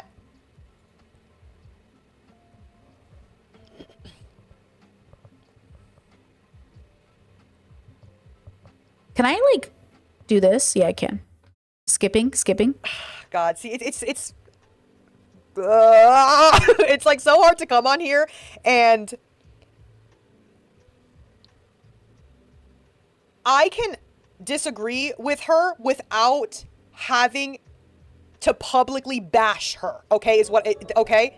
But all I'm gonna say is I'm not doing any collabs with anyone. Oh, hold on. $50. Hi, Vanilla Girl. First time dono here. Sorry for interrupting. You've been a bright light to myself and many others. Please remember that. I can't imagine navigating situations publicly like this. Don't forget to give yourself grace. Love you. Han NB with a $50 dono. Thank you so much. I really appreciate that, Han. Thank you. And I Eat Red 40 with a 5 gifted. Thank you so much. I feel like people want, like, y'all just want the drama at this point. Some people just want the drama and they just want the fucking clips and this. I'm not going to come on here and just be like, and drags. Like, that's just not something that I would ever do. Like, that's just not my character. Okay? I am telling you that I am taking a break. Hold on. Chat's like, be fair, half the world hates Hassan. We're not the centrist liberals who hate Hassan. We're the progressive people who are trying to ask ourselves, why are we changing the world if we keep doing the same things? So we're not criticizing from Hassan from like a centrist liberal perspective or like a Republican perspective here. So if you're new to my chat, like, I don't give a fuck about the people who make a living shitting on Hassan. Those people are so fucking not serious, right? But if Hassan is serious, then why does he get to get away with doing things that the rest of us could never do without being accused of horrible things? And also, why is he doing it? And is it ethical, right? Like, I know Hassan's living up to his, like, this is obviously his calling. I just don't know if we actually agree on what his calling is. Some people say Hassan is the greatest progressive voice that's come out of anywhere. We need him. And I'm like, do we though? And also, Hassan being popular should be something we should deconstruct. Why is he the one who's popular? And why is he, quote, the only one? Right? And why is Hassan on stream talking about, like, oh, do we think we should, like, hold on, I saw this black TikToker, this black woman talk about it. She was like showing clips of Hassan talking about like, oh, I'm open to uplifting black voices. Like, I'm happy to have, like, should we do like an event or something where I highlight black people? And I'm like, or we could just be watching black content creators. Why is it so hard for you to fangirl over black content creators? Why is it so hard for you guys to just watch black content creators? Why is it always, oh, but Hassan, oh, Hassan's like, we have to go through Hassan to meet black people. Or you could just watch black people. Like, it feels so strange that, like, the narrative is we need Hassan. And yeah, why does it have to be an event? Exactly. Why do we even have to make it an event? This is what I'm saying. The bubbles are not serious about deconstruction. Even liberal progressive bubbles, you are not serious about actually solving the human crisis, which starts with all of us. We are a reflection of the world. Like, our world is a reflection of us. That's what I'm saying. Like, that's why when Destiny was being questioned about, like, what black content creators does he watch, he's like, I don't really watch any streamers. Don't watch content creators. Okay, fun fact. I learned this myself. When Destiny was like, who's FD Signifier and Cat Black? I was like, what do you mean, bro? Like, at least Cat Black. Like, FD I didn't really know till later, but Cat Black I've known since day one. Obviously. Like, but then I realized, aren't you like gender fluid, like bisexual, whatever? You don't know who Cat Black is? And then he's like, no. And I was like, okay. And even Cat Black, we all, you know what I'm saying? She had her Vosh moment. That was a whole thing.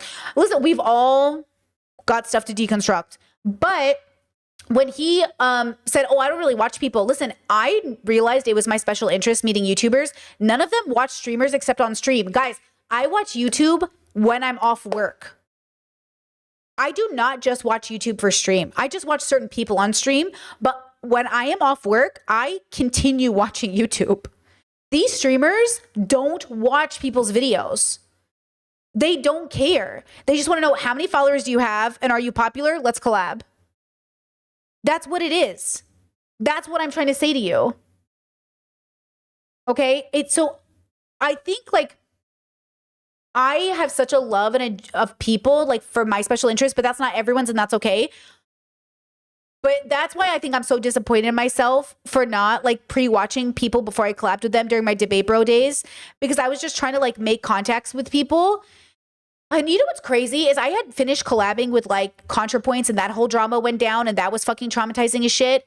And then I took I took years off collabing because I was like, I'm not fucking doing that again. That was a horrible experience. And then I came back to the internet and I was like, who should I collab with? I'm ready. And the first person my audience recommends is Destiny. And I did it again. I didn't learn my lesson. The universe was like, bitch, if you're not going to learn this lesson, I'm going to send it to you harder than you've ever seen. And it did. It fucking sent me a lesson so fucking hard. And then now I'm here. Okay. So now the next time I have a collab, I'm going to honestly, I should vet it through you guys. I should be like, guys, this content creator wants to collab. What do we know about them? What dirt do we got on this content creator? You know what I mean? That's what we should do. That's maybe what I should do is like, be for real. Is this person good or not? Because fuck, I don't know, bro. I don't know anymore. Is anybody safe? I am kidding. There are plenty of people. I would love to collab with Olay. I'd love to collab with like,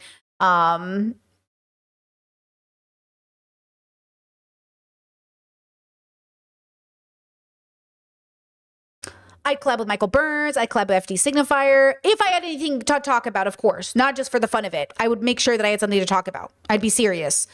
Who else? Brit Hartley, obviously, but I just did that collab. Dr. K, obviously. Dr. Kurkanda, but I've collabed with Dr. Kurkanda. Who else? You know, like, there's like, you know, there are plenty of people that I would collab with if we had a topic and it was good. Is that it? Obviously, ThoughtSpot Irene, love Irene. Elliot Sang, love Elliot Sang. Yeah, if I had something worthy, I wouldn't just do it for the sake of it. If I had something to offer the conversation, I'd love to play a role. If I could help, I'll do it. But I don't like to show up just to show up, you know? Because, again, it feels too clout-driven to me. Yeah, there are definitely people that I think would be good enough, that I think would be safe. But it's not many. Okay, back to Vanilla. From all of this, okay? I'm taking a breather from all of this. I know that it was not something that I agreed with, okay? Obviously, y'all know where the hell I'm at.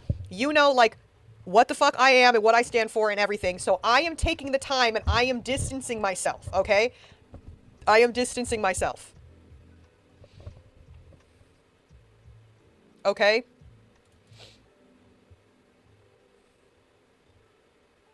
See, what does it mean I am distancing myself from who?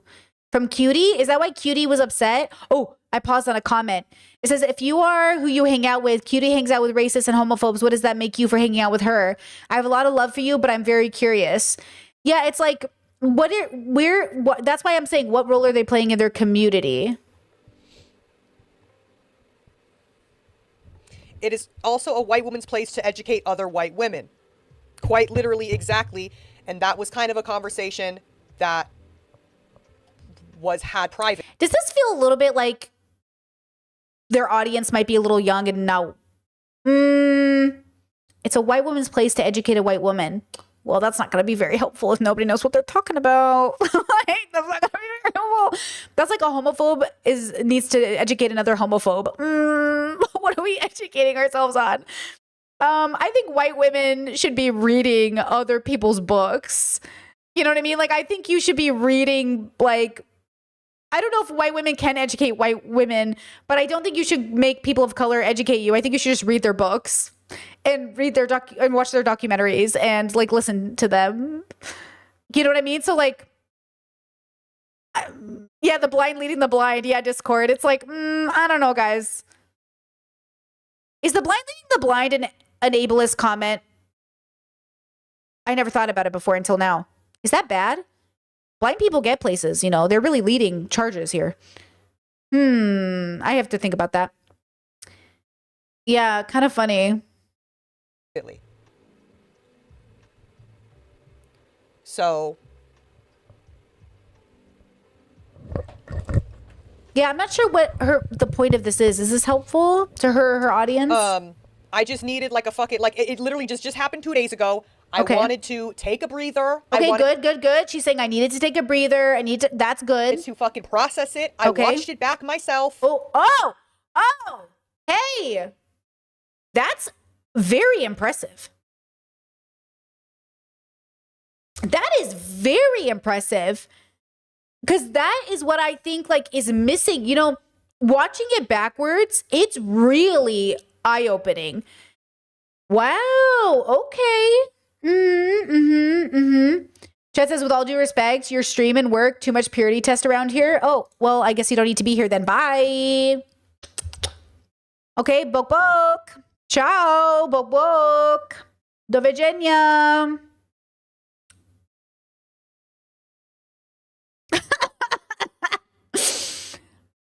Oh, that felt good, girls. That felt good. That felt like a hit.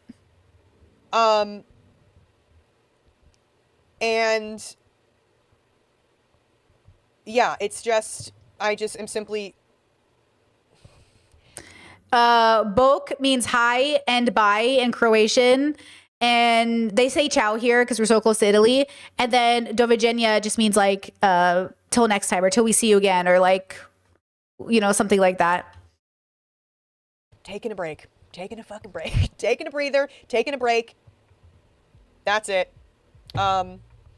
Just as far as like, I need to touch grass. I need to hang out with the people in my life that have been there before any of this happened. Like before any of this fame or stream. Like, that's it. I just need to go back to my fucking roots. Okay, that's valid. I think there's like, I wonder if she got too big too fast. Because that's what can be scary, getting big too fast. Like, look, I'm going to be so real with you. You remember, oh my God, do you know who had a really cute audience? You know who had a sweet audience? You remember Dream's audience came into my chat one time and it was like 1,000 fucking people. And I was like, Jesus, they were so nice. And I think that was one of my better experiences with people's fandoms. But they were obviously like pretty, you know, specific. And they were so nice. But I think what was interesting about them is like, though a few stayed, ultimately they were here to hear about their favorite. I think that's so valid, and that's how it works. I think Cutie gave Vanilla a shout out, and Vanilla built an audience, and she got probably overwhelmed, and it went too fast, and half these viewers don't even necessarily love Vanilla for Vanilla yet. They might just love her because it's associated with Cutie. Because I know when I was streaming with the Debate Bro bubble, their fans would watch my chat while watching the other guy's chat, and my numbers were like very confused, and the chat was confused. But once I stopped collabing with people, their audience members who liked me stayed and either converted, or the regular ones left. Because like some people's fandoms, they will watch 3 streams at the same time.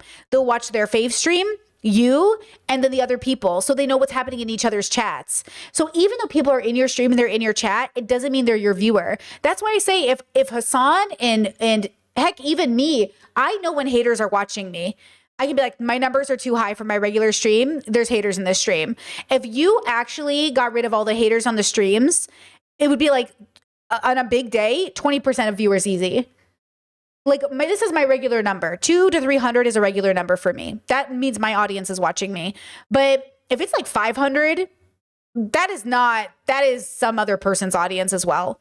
That's just not my normal numbers. You know what I mean? And so that's what, you know, I assume happened to Vanilla too, is like 5K stream is a pretty big deal. Imagine if there was a 5K people in here, guys. It would just be such a different experience, you know? I don't even think I'd like it very much because I would have to slow down chat. How would I read chat? You know? So that's the other thing is like, you know, it's scary. It can be intimidating. It can be intimidating. For a little bit. Okay? And I am going to be taking a break. I was going to take a break regardless. Good. I was going to take a break regardless. Because, you should. After my party. Actually, if big streamers were... Okay, pause. Here's my actual opinion. If big streamers were actually role models, they would actively take breaks and show their audience to take breaks. And they would actively advocate for companies to give employees breaks. Every 6 months, they would take at least a week off. And they would prove it to their audience, like absolutely no stream, I'm cutting off my phone. They would live by example. Okay? Because again, like you are literally worth millions. You're literally in a position of privilege. Not I don't think Vanilla's in that position, but Hassan and stuff. And instead, on your birthday, in the rain, after surgery, I've seen streamers just go to surgery and stream it and come out of surgery and stream it. Like, girl, turn off the phone.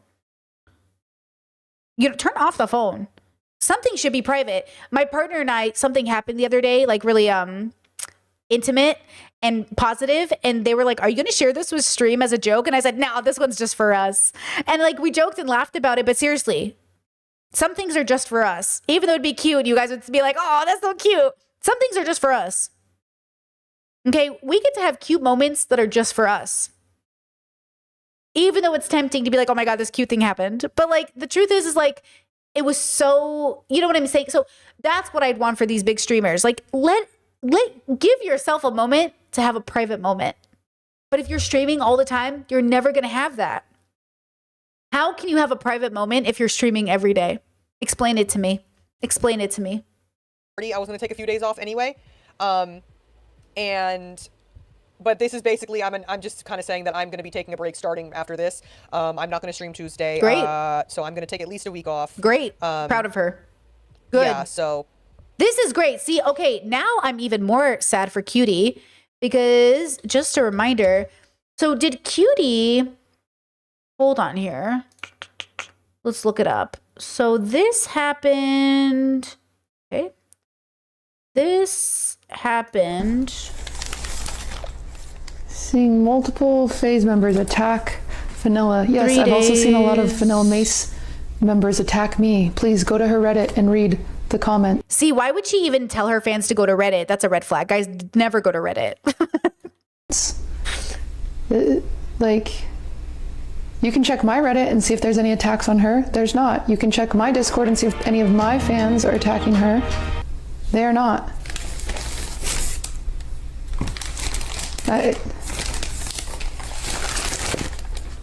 Anything I can control, there are no attacks happening.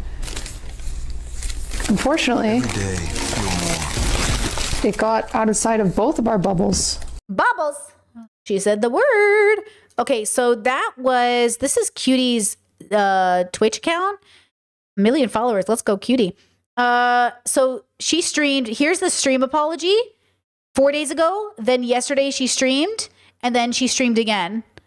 So yeah, is she taking a break? What's going on, girl? Are we taking a break?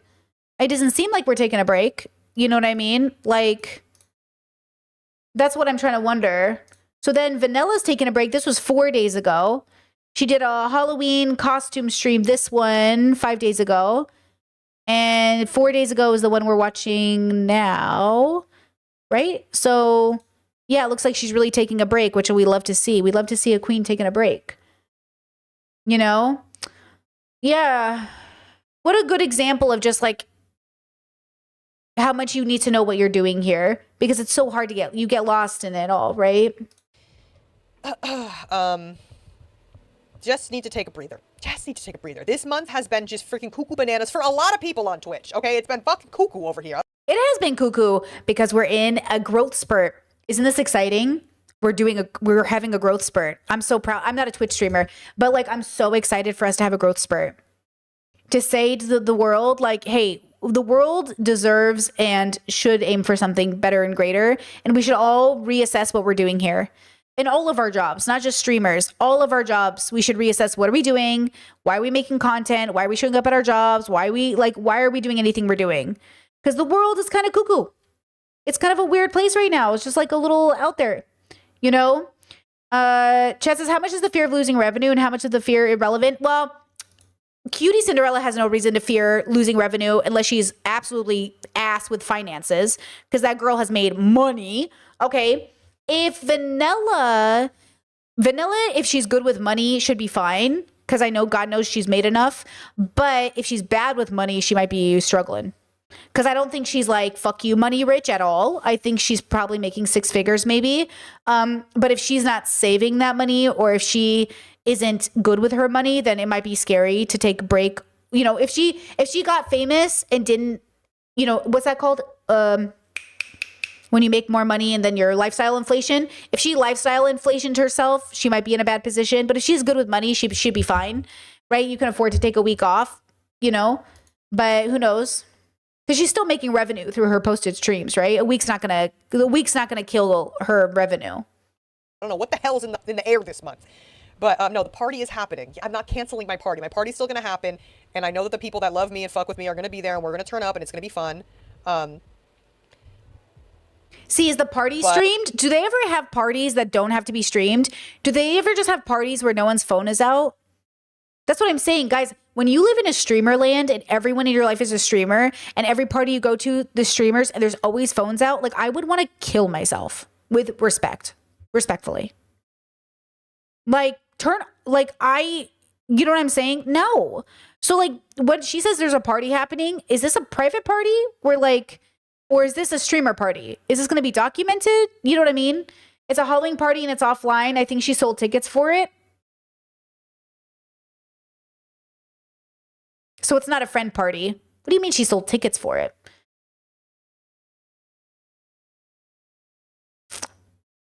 Yeah, daily vlog content has been a blight on society. It really is not good. Daily vlog content is just not good. I tried it for a few months. It's horrible. It was fun, but it was horrible. You know? Because life's not really that interesting. Oh, chat said I just meant in general with streamers that never take a break, but I hear you.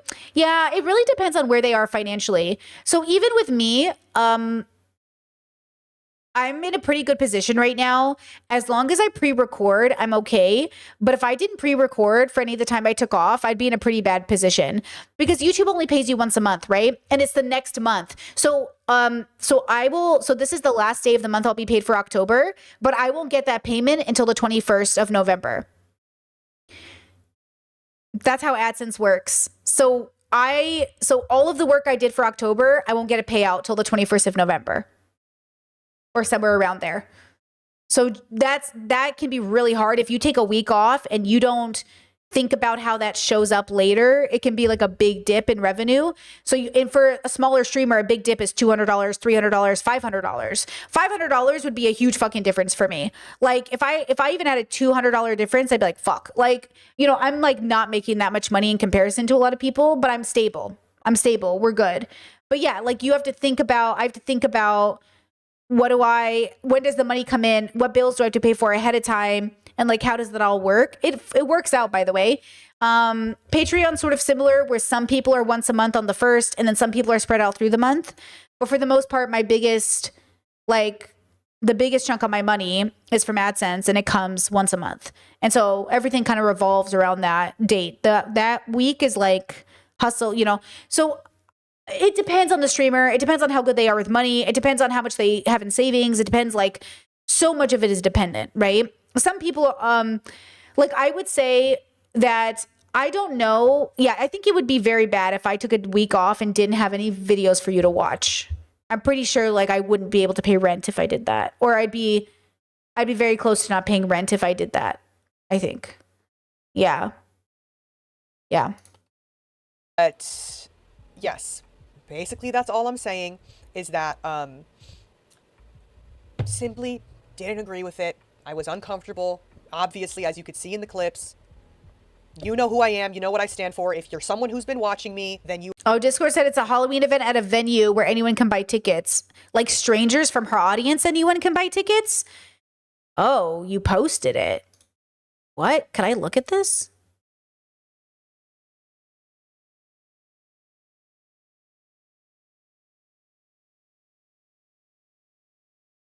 Yeah, it's a public, so anyone can go to this event.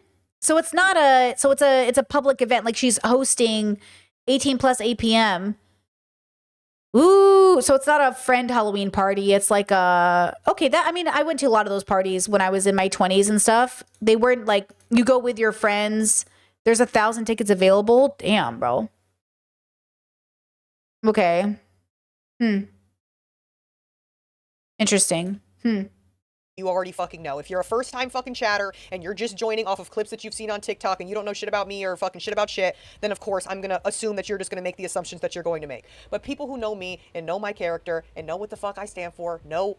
Well, we don't really know you though, but I agree that there's a level to knowing a creator, but you obviously aren't obligated to really quote know her character because like we don't know her, right? Like we don't know her. And that's why I say like, I liked Cutie and everything, but like I don't know her like that and I don't owe her allegiance, so like unsubbed. But obviously like no hate. You know, loved Fear and for a while, but I'm kind of like over it. You know what I mean? Like I don't know her like that.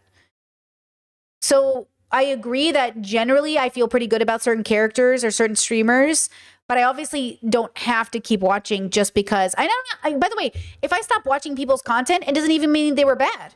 Sometimes I stopped watching Good Mythical Morning, not like permanently. I'm just not into it right now. It's been like 4 months since I've watched it. But that doesn't mean I don't like Red and Link. I just like, I'm not in the mood right now. I think people think like, oh, if you're not watching me consistently, you must hate me. Sometimes it's just not the mood, girl. You're putting out a product and I just don't want the product right now. You know? How I'm gonna go about this. So I am simply stepping back from everything, everyone. I'm gonna touch a little grass. Yes, I do, you know, like I said, I have turned down bags that you could put a down payment on a fucking house if it meant that somebody who I do not agree with their views is going to be there, okay? Like, I have always stood on this shit, and I don't think I have to come on here every single day and remind people that for Stream pause. Is stream back? Oh no, come back, stream. Come back, stream, come back. Is it back? Is it back? Hello? I need a confirmation. Hello? Oh no. Oh, we're back? Oh my god. Stars and Nights, did I miss this? Did I miss this super chat? Supported love from an Arab girly to another. Did I miss this? I am so sorry, girl. I am so fucking sorry. I just went to fan funding to check and I totally fucking missed this super chat. I am so sorry. Thank you so much for that. I appreciate it so much. Fuck. I'm so sorry I missed that. I don't even know when you posted that. I'm so sorry. Thank you so much. It was at the beginning. Did I read that? I don't remember reading that super chat. Thank you so much. I appreciate you. Hold on. I was going to say something. Fuck, I forgot. Oh, Cutie said, I don't think I should have to get here and talk about it. I think the goal for me personally, I don't mean to speak for Vanilla. That's not Cutie. That's Vanilla. Fuck, I'm mixing up the names. For myself, I think I want to get up here and just say like, fuck yeah, let's stand on business every day. Something like that. Like maybe the attitude should be every day, baby. Fuck that, fuck this, yes this, no this. Maybe the attitude should be. I know it sounds shitty for regular streamers to have to hear the same, or regular viewers to have to hear the same shit every day, but also maybe we should. God knows conservatives do, okay? God knows conservatives every fucking day. Pro-life, anti-gay, anti-trans, every day is the same thing. But fucking people need to hear that shit. So maybe I should get up here every day. Maybe Vanilla should get up here every day and be like, turn down that money, fuck the fascism, fuck homophobes, you know, that kind of stuff. Maybe we should be. Maybe that should be the energy. Maybe if your audience isn't sure, then your audience doesn't know. And I get we're going to get defensive. So if you guys have any questions, let me know. I'll answer them. But it can get exhausting. But I think maybe that's part of the job, is that we have to be exhausted, because it's better for people to hear us stand on business than not. Something like that, you know? And this, you know, and there's people that, you know, there's a lot of creators that just don't really say much about shit because they just don't want to have to deal with stuff like this. But if it means that I could fucking help people and I could somehow like give back to communities that need the fucking help more than I do, like whatever, I'll take the fucking blow to the fucking head. Like I'll take the blow to the fucking head. Ooh, it's giving. Ooh, I don't know how. If she was my brother, I'd be like, Okay, dramatic. What are you, the Pope? Like, what are you, Mother Teresa? Don't even get me started on Mother Teresa. Like, okay, what are you, like Saint Vanilla? Like, girl, what do you mean? Like, I'll take it for the minorities. Like, when did you even do that? And like, we're talking about your relation. Like, we're talking about you not taking the bag from people. Like, you turned down the bag, but you didn't do that because of the minorities. You did it because like, that's your values. I don't turn down the bag for you guys. Fuck you. I do it for me. I do it because it's my values. Do you know what I mean? So like, what was that? Let's rewind Whatever, it. I could fucking help people, and I could somehow like give back to communities that need the fucking help more than I do. Like, whatever, I'll take the fucking blow to the fucking head. Like, I'll take the blow to the fucking head.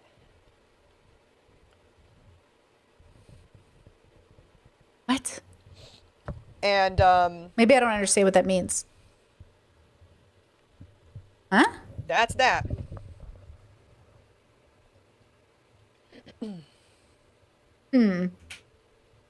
Okay.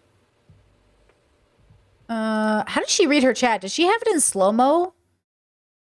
Is she breaking from cutie? The people are trying to turn this into something it isn't, trying to make it like you're a killer, needs to touch grass. Yeah, obviously she didn't do the worst thing on the planet. Geez, they barely did anything, but they did something enough. Right? Actually, do you know what they did? In a sense, well, it's different because the burden falls on our conditioning. Women are conditioned to make space for shitty men in order to, quote, be there for them, or homophobes or transphobes. Where's the video I want to show you? Hold on. Who did this video, Brittany, and why do I know it exists? I know it exists because who did this video? Hold on. This video is for the men who say not all men, because look, you are technically correct in that if we look at the population of men, there are men who don't commit violence against women, and then it is a small minority of men who do. You are thinking of this wrong. You're missing a really important piece, because it's not just that you are either one of these things or you're the other. A better way to think of it is as a continuum, where at the very top, we have the mass offenders, the serial offenders, sort of the worst of the worst. And yeah, most men are not that. And then there are also men who are one-time offenders. They still commit acts of violence against women, but not over and over again, not repeatedly. Both of these types of men would fall into that category of men who commit violence against women, but clearly they're not the same. And there are also plenty of men in the middle between them. But you have to understand that you also might fall into the category where, like, yeah, you don't commit acts of violence against women, but you do things that actively encourage offenders. You make jokes about it. When a friend of yours says, like, hey, you know, I hooked up with this chick who was really drunk last night, you give them a high five. That is actively encouraging offenders to either offend again or to continue to offend. And you are part of the problem, even though you're not part of that category of men who commit acts of violence against women. Below that, we have the men who just ignore the offenders completely. You know, someone makes a sexist joke, they tell you about something bad that they've done, something that puts them in that red category, and you just sort of brush it off. Now, I will say, the saying, it's not all men, but it's always a man, I think is really reductive, and I've moved away from it. I prefer the other one you guys were saying. It's not always a man, but it's not always a man, but it's often a man, something like that. But it's too fucking many. I like that one, but it's too fucking many. That one's better. That one's the good one, because it is too fucking many, which makes me go, why is this happening? You know, why is this happening? So, I enable bad behavior in people.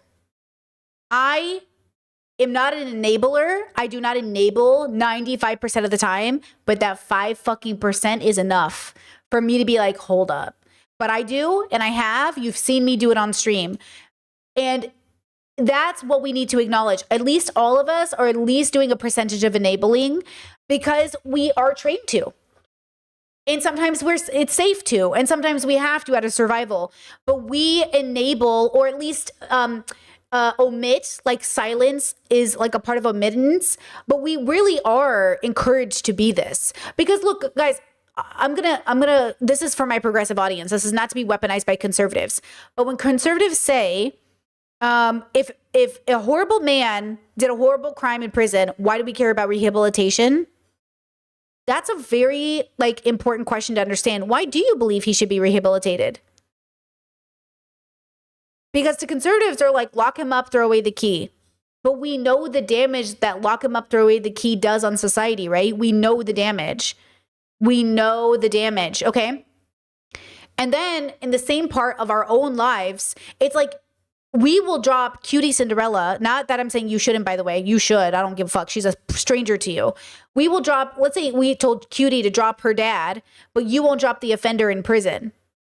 You will sit here and fight for prison reform for strangers you don't even know who have records, but you won't sit down with your dad to explain to him his homophobia?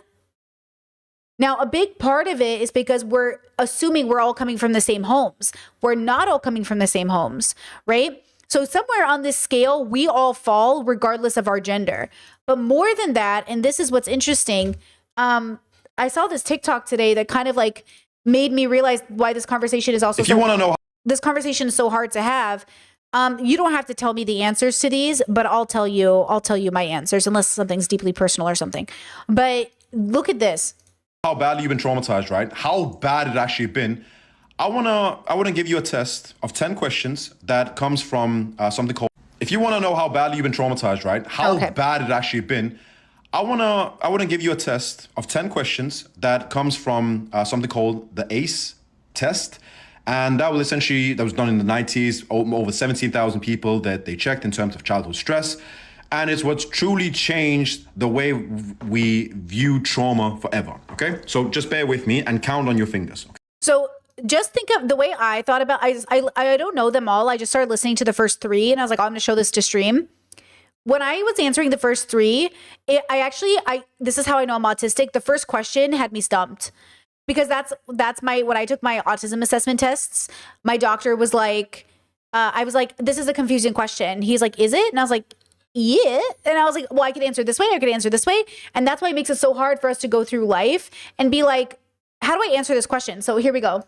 Okay. So question number 1, did a parent or adult in your home often swear at you, insult you, or make you feel worthless? Or were you afraid that you might be physically hurt? That is such a hard question for me to answer. The answer is yes, but the answer is also no, because I'm medium traumatized. When you're medium traumatized, you have at the same time the most amazing parents who love you and are kind to you and love you. And you also have parents who have their own mental health problems, who go off, have bad days, who hit you out of corporal punishment, who it's a part of the norm. I did not have parents that some of y'all had that when you tell me stories, I'm like, oh, I don't even want to pretend that was my struggle. Because some people, my friends who were like, oh, my parents like cussed at me. I was like, my parents would never cuss at me. They might cuss in the room, but it's not like they're, you fucking piece of shit. Like I didn't have Matilda's parents. Okay, I didn't have Matilda's parents. I had, and I didn't have Zuko's dad. Like, I didn't have Zuko's dad. You know what I'm saying? But some of y'all had those parents, and I didn't have those parents. But I had a different kind of parent. A parent that is like, I had more like Tim the Toolman Taylor, Winslow, Carl Winslow. I had like that. But I had that mixed in with like a little bit of like West Asian. Like it was like, but West Asian. You know, it was like I might like so we. You know what I'm saying? Like, but what you know. So it, you know, Uncle Phil, but also it was like I just had a parent. You know what I mean? But also. So it feels weird to me when people are like, oh, did your parents ever make you feel worthless? I mean, they're conservative and I was gay, so yeah. And like, did they ever talk about fatphobia? I'm like, yeah, obviously the whole world is fatphobic. You know what I mean? So like, it's a very confusing answer for me, but I'm going to say yes, I guess. But it feels like, it sounds like he's talking about something so extreme, like something I didn't experience. You know? I don't know. It feels weird. Okay. Question number 1. Question number 2 is, did a parent, and count on your fingers how many times you say yes, did a parent or adult in your home ever push, grab, slap, or hit you so hard it left marks or caused injury? Okay, no. But my dad just slapped me across the face once. I really triggered that. I really triggered. You know what I mean? He triggered, we all triggered each other. But that doesn't justify it. Well, actually, it was twice, I guess. Yeah, my dad has been physical with me. he's gonna have to pay for that. But like, you know, in heaven, hell, whatever. But like, I love him, and like, you know what I saw that as? I was like, man, you have no discipline. That's what I see it as. You have no discipline.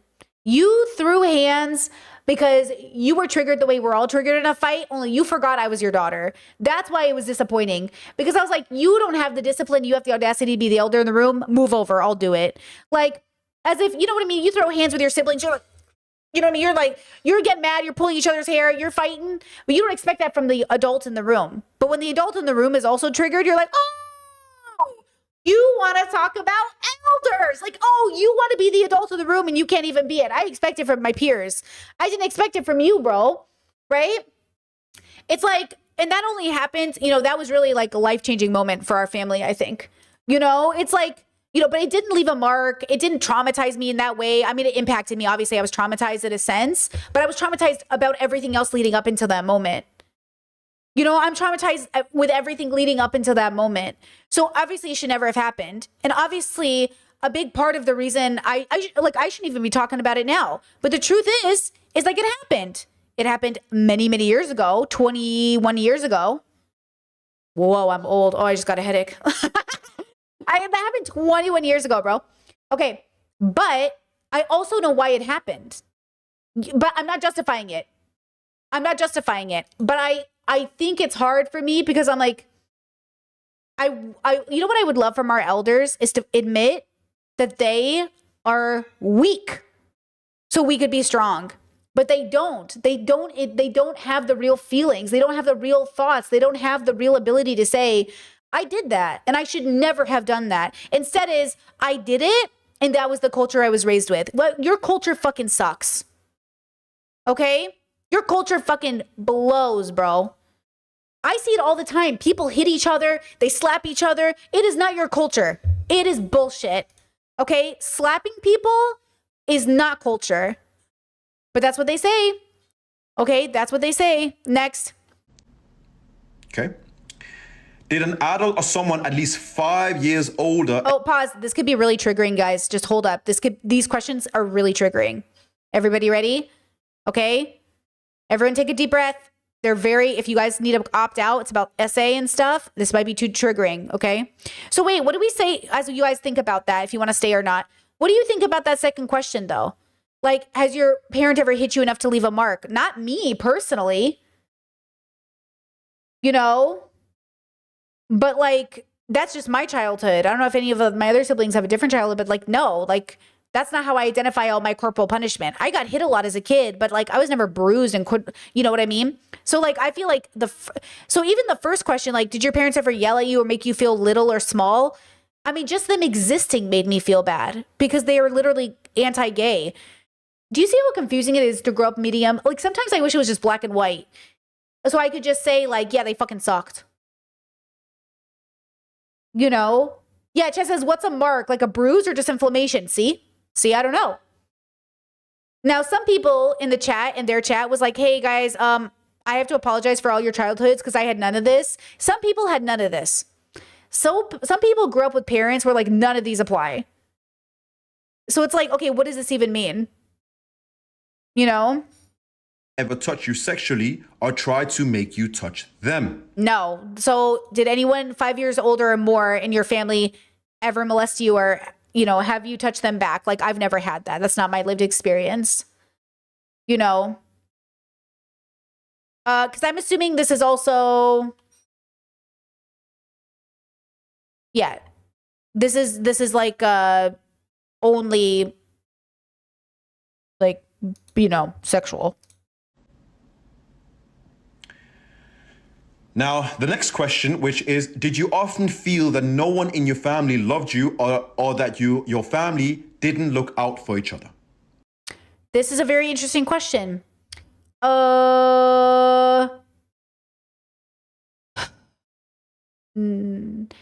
Yes, but no. So as a child, I felt so deeply loved, but so deeply misunderstood, I felt unloved.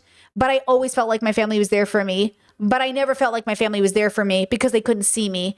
So when I got older and went to therapy, I learned that there was absolutely unconditional love there, but because they couldn't see me fully, they couldn't love me.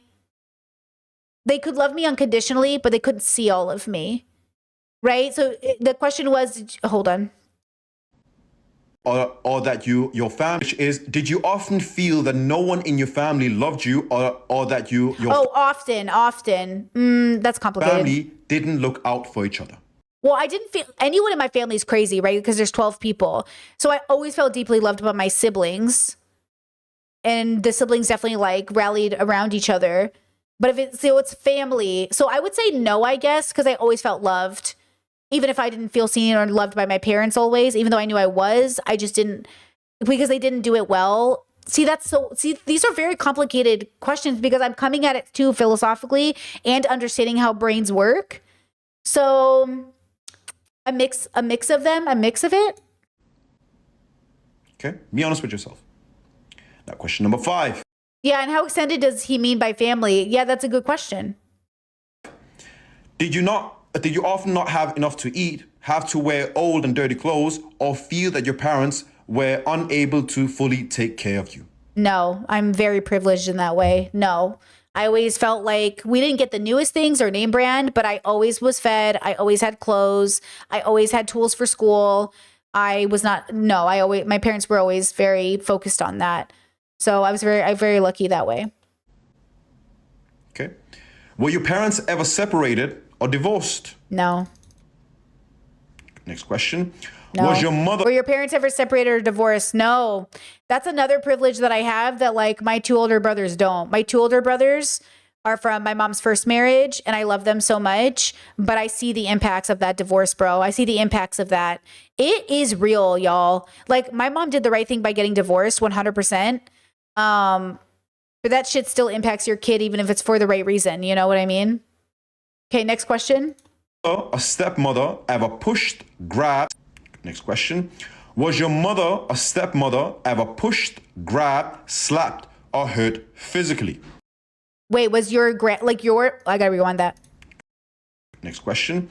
Was your mother or was your mother or stepmother? No. Mother ever pushed, grabbed, slapped, or hurt physically? No, I never saw any of that. No.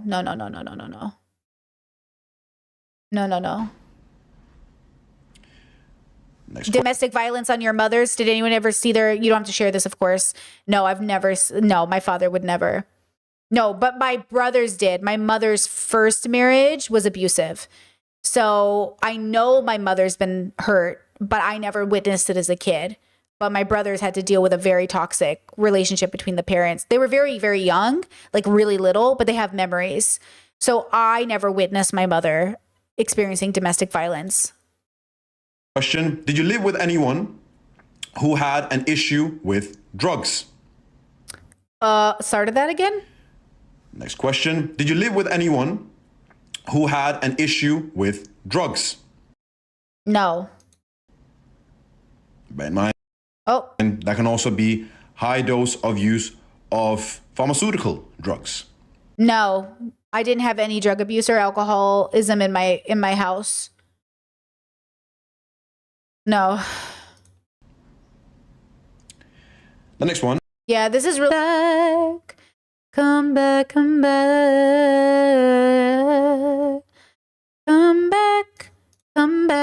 Are we back?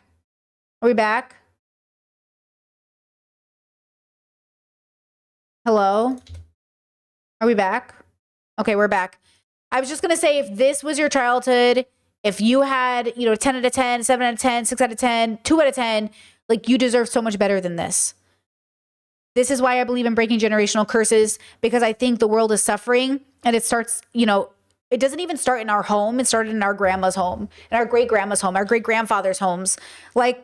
Okay, so I just want you guys to know that if this was your life, you deserve so much better and you need to be really kind to yourself because this is no joke of a childhood, Did anyone in your household have serious mental illness or contemplated or attempted suicide?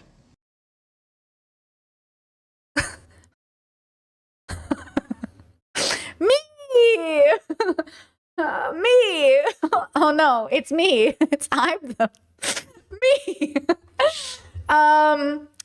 Yeah, for sure. Like there were definitely some mental health problems in the family, definitely, and it definitely impacted stability in a few ways. It's a big joke in the family, but yeah, there was definitely some mental instability that led to God, if I swear to God, if my family was diagnosed, it would have saved them so much. Like if my family was diagnosed, it would have gone so much better. So I was the suicidal ideation sibling. That was me.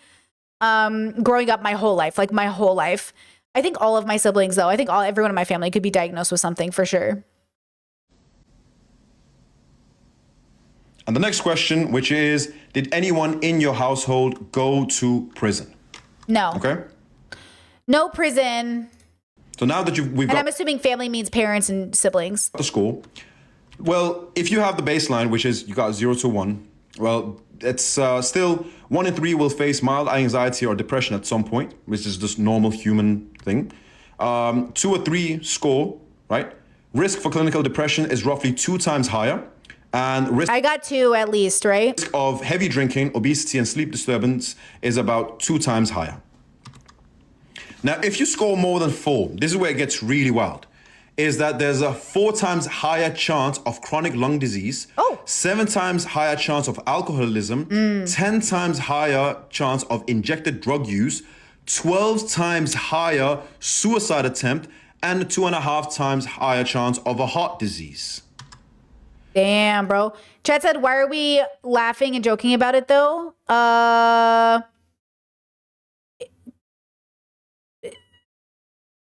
Do you mean what I said about like, it's a big joke in the family now? Relief that we can talk about it. Cope because it was hard. We're not joking about it in a negative way. We're not like joking about it so we don't talk about it. It's more like joking about it because it's like finally we can talk about it, like, oh, hey, remember that? Like, hey, you remember when so-and-so did this? Damn, it's like, it's just a very natural way of like, damn, now we know what it was, or now we can talk about it, or, that kind of way. Now, if you scored more than 5, mental health disorders like anxiety, depression, and PTSD is 4 to 6 times more likely. Damn. Smoking and heavy drinking rates are near 50 to 60% in some people. It's like paying attention to the fact that ADHD people have a higher risk of like addiction. It's not because ADHD is like it's just because of the way your brain is looking for stimuli. You know what I mean? Now, if you scored more than 6, average life expectancy drops by 19 to 20 years compared to people that scored 0. Roughly 80% show 1 or more chronic physical illness by their midlife. Woo woo. Serious self-harm or suicidality risks rises by 10 to 20 times. Do you see how hard you might have had it and how hard you are yourself? Let's get to number 7 and 8. Suicide attempts odds by higher 30 to 40%. Damn, bro. Not 4%, 30 to 40 times higher if you score more than 7 or. Oh yeah, add in autism and everything else. The autistic suicide rate is crazy, bros. Like, I didn't know autistic people, we were doing it like that. And then it makes me wonder if all my suicidal ideations were also BPD autism as well. Like, hello? You score 7 and 8. There's a roughly 2 out of. Oh my God, I can't be John. I just feel so many people are judging themselves so hard, not realizing how hard they've actually had it. Exactly. Yes. You are judging yourself so hard and not understanding how fucking hard your life was. Like, it's not a fucking joke. Obviously, if you want to joke about it with yourself to relieve tension, that's one thing. But it's not a joke, meaning that, like, it's real. You really suffered. So if you've acknowledged your suffering, you can joke about it. If you haven't acknowledged your suffering and how serious it is, like, girls, it's not a joke right now. You are seriously traumatized. It's a big fucking deal, and you deserve to heal from that. It's like complex PTSD patterns are almost universal. Disassociation and chronic illness overlap are common. 9 to 10, if you scored more than 9 to 10, is that life expectancy gap is up to 25 years. Up to 25 years. Over 90% report depression and anxiety. So my point is to say this is not to have you feel bad or whatever. It is to understand that your nervous system is plastic. And also, I can't put my phone down, but I want you to pat yourself on the back. The fact that you still survived and you still are here is absolutely incredible. It's absolutely incredible. You are so amazing. You are incredible. I am incredible. The fact that we survived this crap, the fact that, hey, if you're not, even if you are on heroin, even if you are a drug addict or use heroin or whatever, hey, you survived. You even survived. Why be hard? Like, look, Beautiful. And if you don't do it, hey, amazing. Amazing. You are doing amazing. The fact that you did not yourself and are still here, wow. You're so I'm saying this not just of empathy, but I'm also saying that from statistics. You should have been by now, but you're still here, and I'm very proud He's cracking me up. of you. I'm so proud of you. Thanks, boo. Thanks, cousin. Doesn't he look like we could be related? I really appreciate his energy, mostly because there's like Saw a video. If you want to know, it's so true though. Like I'll share his TikTok in the link down below if you guys want to check him out. I don't know what he does though. Okay. I don't know who this man is. I just saw this and I liked it. But yeah, like I'm grateful every day that I get older because I realize like, man, I really survived statistical improbabilities given my background.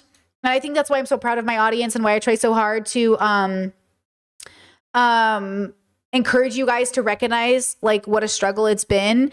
Because it just, it's a big deal. It's a big deal that you're here. It's a big deal that you're doing things with your life and that you're trying. And that's why I always want to say, like, you're good enough is good enough. Even when it's not good enough. And that's the problem is like, I never want to come for anybody like Cutie and stuff. Like, even Cutie's gone through shit, guys. Having OCD alone is no joke. You know what I mean? So I always want to, that's why I say like, hey, are you on the internet to be a philosophical leader, a deconstruction, a political leader? Are you on the internet to share your life? Because like you have to decide how you want to show up on this stream, right? Because it's going to change the way you come off. Like we all struggle and no one is perfect. And your audience is going to feel a way if they put you in a position to know something. So like if you think a thing of Cutie and then you hear her say something, it's going to feel harsher than then seeing her for who she is. Like in some ways, it's her audience that didn't see Cutie for who she was, and that's why they were so disappointed. But in some ways, Cutie has to understand that if she just gets on, like, I knew when I was listening to Fear and that Cutie and Austin were liberals and Will. I could tell by the way they talked. And honestly, I think Hassan is too, but I have a whole, not politically liberal, but like philosophically liberal. Anyways, interpersonal relationship. What's more liberal than not going to therapy, but telling people to go to therapy? Like, you know what I mean? I don't even know. Okay, never mind. Listen, so the point is like, I feel like there is a misunderstanding from both the creator and the audience of what to expect. And that's what's throwing everybody off. Why did you expect Cutie to be this like great progressive thinker? And why did Cutie not do something? What can Cutie do moving forward to communicate who she is to her audience so they don't feel so disappointed? You know what I mean? That's what it is. Yeah, Chad said a therapy for me, but therapy for thee, but not for me. A liberal, probably. That's what I'm saying. Chad says Cutie's wildest stories about her aunt was probably murdered by her uncle and family, just preferred for it not to be investigated. Jesus Christ. Yeah. Yeah, so we should just have conversations about it because I do think that Vanilla and Cutie are not equipped or in a position of leadership to be taking on this particular burden, and their audience isn't obligated to stay fans. You know? This is a responsibility, not a burden, a responsibility. I don't think they want that responsibility. I really think, okay, I'm going to say something, and I mean this with the most respect because I do respect gaming streamers. I think some of these people really do want to stream with their friends in their bedroom and make a living. I think they literally don't actually want to be entertainers. I don't think they actually want to be content creators. I don't think they actually want to be artists. I think they actually literally just want to play games with their friends and make money. And I think the internet is like, no.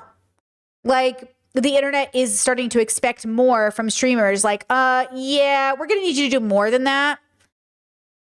Because I think initially that was the myth of streaming is like, you could just, but we can't. Because why would someone walk, like, if you're really just gaming, if there's really no entertainment part of it, there's no like putting on a show, why are people watching you?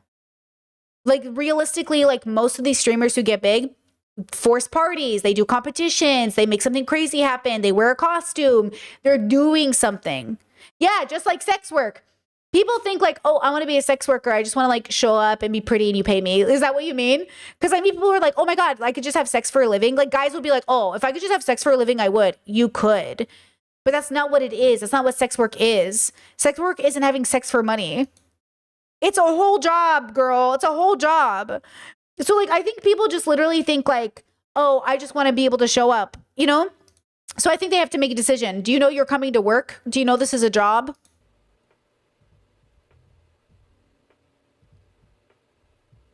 That solution comes from a privileged place. I can't take a break from my race. I know your chat won't like this, but really look at how they respond. This space isn't safe. That's not your fault. But it is a site-wide issue that only creators like you can address.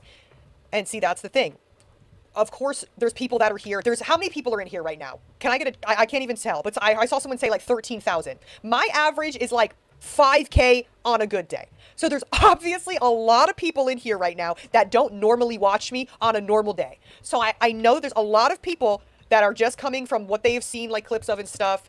And yes, I know that it is a privilege that I could just say, you know what? I'm going to step back for a second. I'm agreeing. Okay. I am quite literally, I am telling you that. Okay. I know that you cannot take a break from your race, which is why I did not agree with some of the things that were said, because you would not be able to be in a room where people were making jokes like that. And it's something that you would feel comfortable with.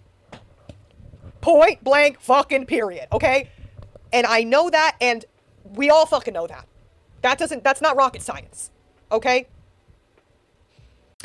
And I just want to say for, if you game, but you're like a interesting gamer to watch, that's the entertainment, right? Because like I watch like a lot of my friends and I will watch gaming streams, but we're just interested in the gaming part of it.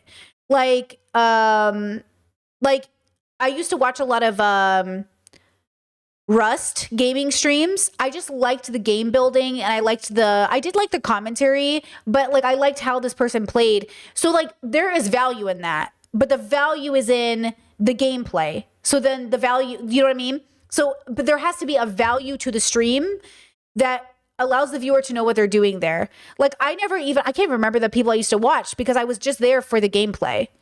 I just wanted to watch the gameplay. You know what I mean? Also, but also, I am allowed to take a break. If I feel like, if I just want to take a break, I'm allowed to do Tyson that. Also, that donated as well. $50. Keep your peace, Vanilla. We will happily wait for you to come back when you feel ready.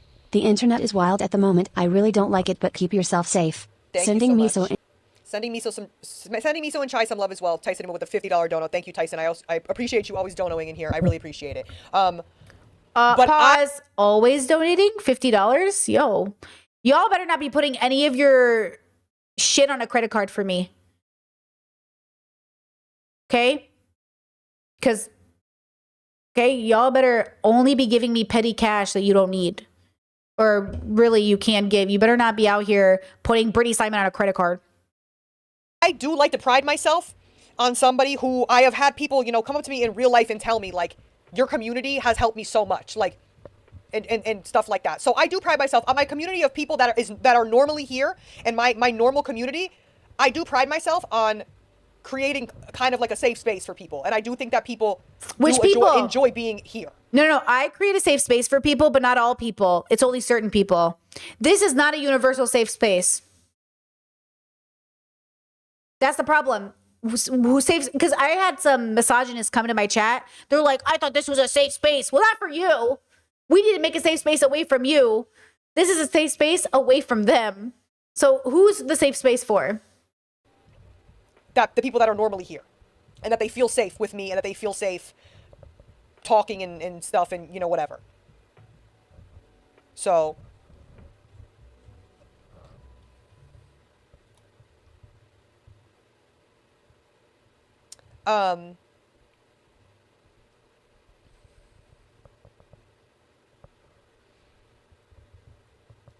She's reading chat. Boarding. see, now we're losing the plot. Uh-oh. See, now someone said, what's the racist's name? I don't want to call, like, Who? see, now we're losing the plot entirely.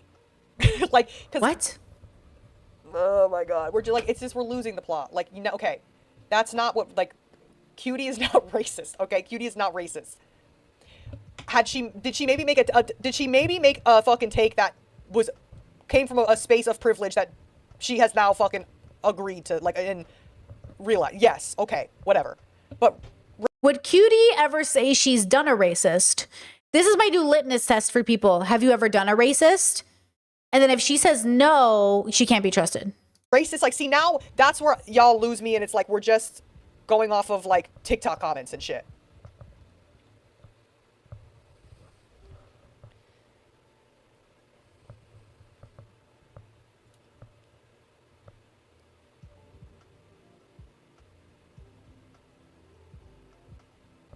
Lose. Hello? Am I still here? Oh, she lost. Oh, it's loading. I don't agree with it. I don't agree with it. I don't agree with it. I don't agree. How many times do I gotta say it? I don't agree with it. Yeah, what was the point of it? We're like 43 minutes in, and she's not a basically conversation I wanted to have. She's basically saying the same things. It was not a conversation I wanted to. But it doesn't feel like she really understands it, and that's okay. I didn't expect much from, with the most respect, I don't expect much from anybody because most people aren't taught. Certainly, we didn't learn in school, girls. Like, when would they have learned how to handle this? Life does not teach us to understand when we've hurt somebody and to, well, it did when we were small, maybe, but like to understand it. So she doesn't really understand it. In her chat, the chat says, as a POC ex-Mormon, that's crazy, who was also raised Mormon. She was raised Mormon. What do y'all expect of a Mormon? Well, an appropriate amount of awareness. Out of Cutie, maybe more, because of the way she sells herself. So if the brand is this, then the expectation is this, right? Like, listen, I keep getting comments on my Mormon videos. Some of you really hate how much I didn't like Jen, and that's respectful. Jen is obviously an abuse victim. I just don't like her, and I don't trust her. She took out her IUD and got pregnant. Like, I'm never gonna like Jen, but I'm still understanding that she's a victim of abuse by Zach. But the way you all like Jen makes me feel like you're not paying attention to the fact that she took out her birth control and got pregnant without her husband's consent. Like, I really feel you're not listening to that part, because that makes me concerned that you're willing to bypass her lack of consent, right? Like, her violating his consent because you hate him. Like, you know what I'm saying? Like, I'm never getting on board with this, okay? I'm not getting on board with this. But, like, I understand why you guys do not like that I went so hard on Jen. I get it. You know what I mean? Okay. Chesa, do you think autistic people should work to reach a point of no longer masking, or do you think there are certain times we should? I think you should always reach for your goal, for your joy. Whatever that means, it will show up appropriately. The question isn't to mask or not mask. The question is, when, if at any time, will masking facilitate my joy? Okay? There are plenty of times in my life I choose to mask, and it is the right decision. I'm grateful that I don't have to do it here at work, right? I'm really grateful I'm not doing it right now on stream. That is so helpful because I don't have the spoons. But I think sometimes masking is incredibly important as a safety, when safety is at risk, or just in general. Like, if you want to, I don't tell people to mask or not mask. If it makes you joyful, if it coincides with your joy and your sense of peace, do it, right? Okay. Chesa, did we talk about Mizkif? Yeah, we talked about Emaru. I don't want to highlight Mizkif. I feel like highlighting Miz and watching his full stream is, in my opinion, something I do not emotionally want to do. I do not want to look at his fucking ugly face. And I only mean ugly because he's a fucking SAer. But like, and an abuser. But like, I thought about highlighting his stream on my stream, and I just like hated the idea of doing that. And so I didn't do it. But we highlighted Emaru's. I didn't even put him in the thumbnail because he's so fucking like, ugh. But I put, so I've highlighted her. I posted her stream. I just didn't want to highlight Mizkif because I feel like, from what I understand about Miz, that's what he wants. From my understanding of who he is as a person, he wants me to talk about him. And so I refuse to. But if he was like trying to hide it, if he was like, oh, I don't want anyone to talk about this, I would have talked about it. But from my understanding and watching it, he loves it. I think because he wants the views. Because, right? So, like, if we talk about him, we're feeding into that little fucking thing in his brain. And I was like, I'm not doing this. Yeah. Yeah, I'm not doing it. Are we done with this stream, guys? Is there anything else to even talk about? Alex Emiros donated $50. Hey girl, sorry to interrupt, but just wanted to say 1. Love you, and 2. Everyone with a fully formed frontal lobe gets what you are saying, and the real ones will stick with you through the... Thank you. Thank you, Alexa Mary Rose, for the $50 dono. Appreciate that. Thank you. Thank you. Maybe. Okay, so let's ask ourselves one big question as an audience. Is this chatter correct? Is she saying something we're truly not getting, or do we get it and we still disagree? I feel like we get it and we're disagreeing. But what do you guys think? I really do think we have the data, we watch the streams, we have enough information. I think we just disagree that she understands why people are upset. But I think that I get her and I see her and I wish her the best, but I don't think she's there yet. You know? What do you guys think? Because this chatter of hers is like, you know, anyone with a frontal lobe, developed frontal lobe knows. But like, do we? You know, do they? You know, I don't know. What do you guys think? I think this is it. I think I told my partner, I was like, I'm going to do a short stream today. I'm really tired. And I was like, so I won't do a 6-hour stream. I'll do a 3-hour stream. And we're already at 4 hours. So we should wrap up. You know, I already cried on stream today. So, you know, that was my daily cry. Hey, you guys got to have my daily cry with me. I always cry over something. Congo, Palestine, Sailor Moon. There's always something I end up crying about. Happiness. Indiana makes me cry constantly. She's so cute. I want to die, you know. But today I cried. I cried for breaking generational curses, you know. Damn. That felt really cathartic, though. Hey, thanks for being there for me. I never want you to feel like you have to do emotional labor for me, but thank you for standing by and witnessing. What do they say in Mad Max? Witness me. Thank you for witnessing me today. I appreciate it. You know. Okay. Yeah, I think we did it. There's nothing really to say about this anymore. You know, I wish everybody healing, therapy, deconstruction, introspection, extrospection, and I'm proud of Vanilla for at least going to meditate on it. Because though it's true that she's in a position of privilege to take the week off, may we all be in a position of privilege to take a week off. May we all take the week off, because I think it's important that she does. Okay? I think it's important. All right, girls. Happy Halloween. Please stay safe. Please, you know, double check your decision to wear a certain costume this, you know, year. And be kind to each other. Eat lots of candy if you can for me. And stay safe. And shout out to all the kiddos out there who are going to have their first Halloween. Cute. I just hope it's so wonderful for the parents and for the kiddos, because how sweet is this, okay? How sweet is a first Halloween, huh? All right, girls. I'll talk to you guys Monday. Oh, and for those asking, if you guys join the Discord, I will tell you, we're about to put in a bunch of new events. So we're finishing up The Good Place. We're deconstructing the series. If you guys want to come join us, we're finishing up season 2 on the 2nd of November. Then we take a break and do a Discord 101, which is open discussion for people. And then for the next following weeks, we're doing more The Good Place. Did I say One Piece? We're doing The Good Place. Yeah. Come join us. No pressure, of course. Otherwise, I'll see you Monday for stream. Okay, bye. Bye-bye. Ooh, here's a good Halloween outro. Answer your phone, girls. Happy Halloween. Stay safe. Samantha Dragonati, links in the description for the music. Okay, bye.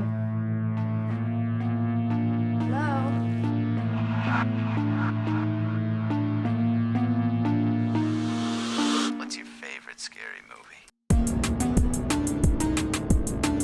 Who is this?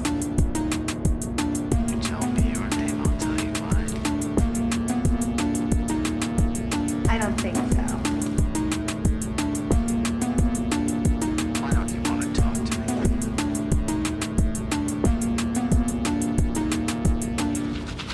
What's that noise? Popcorn. You making popcorn? Uh-huh. I only eat popcorn at the movies. Well, I'm getting ready to watch a video. Really? What? Oh, just some scary movie.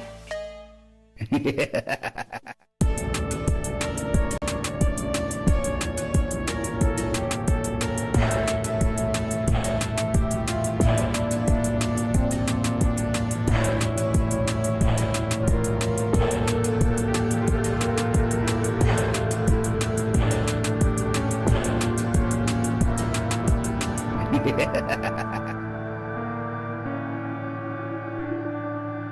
I be the helpless victim? Okay, let's see. No, please don't kill me, Mr. Ghostface.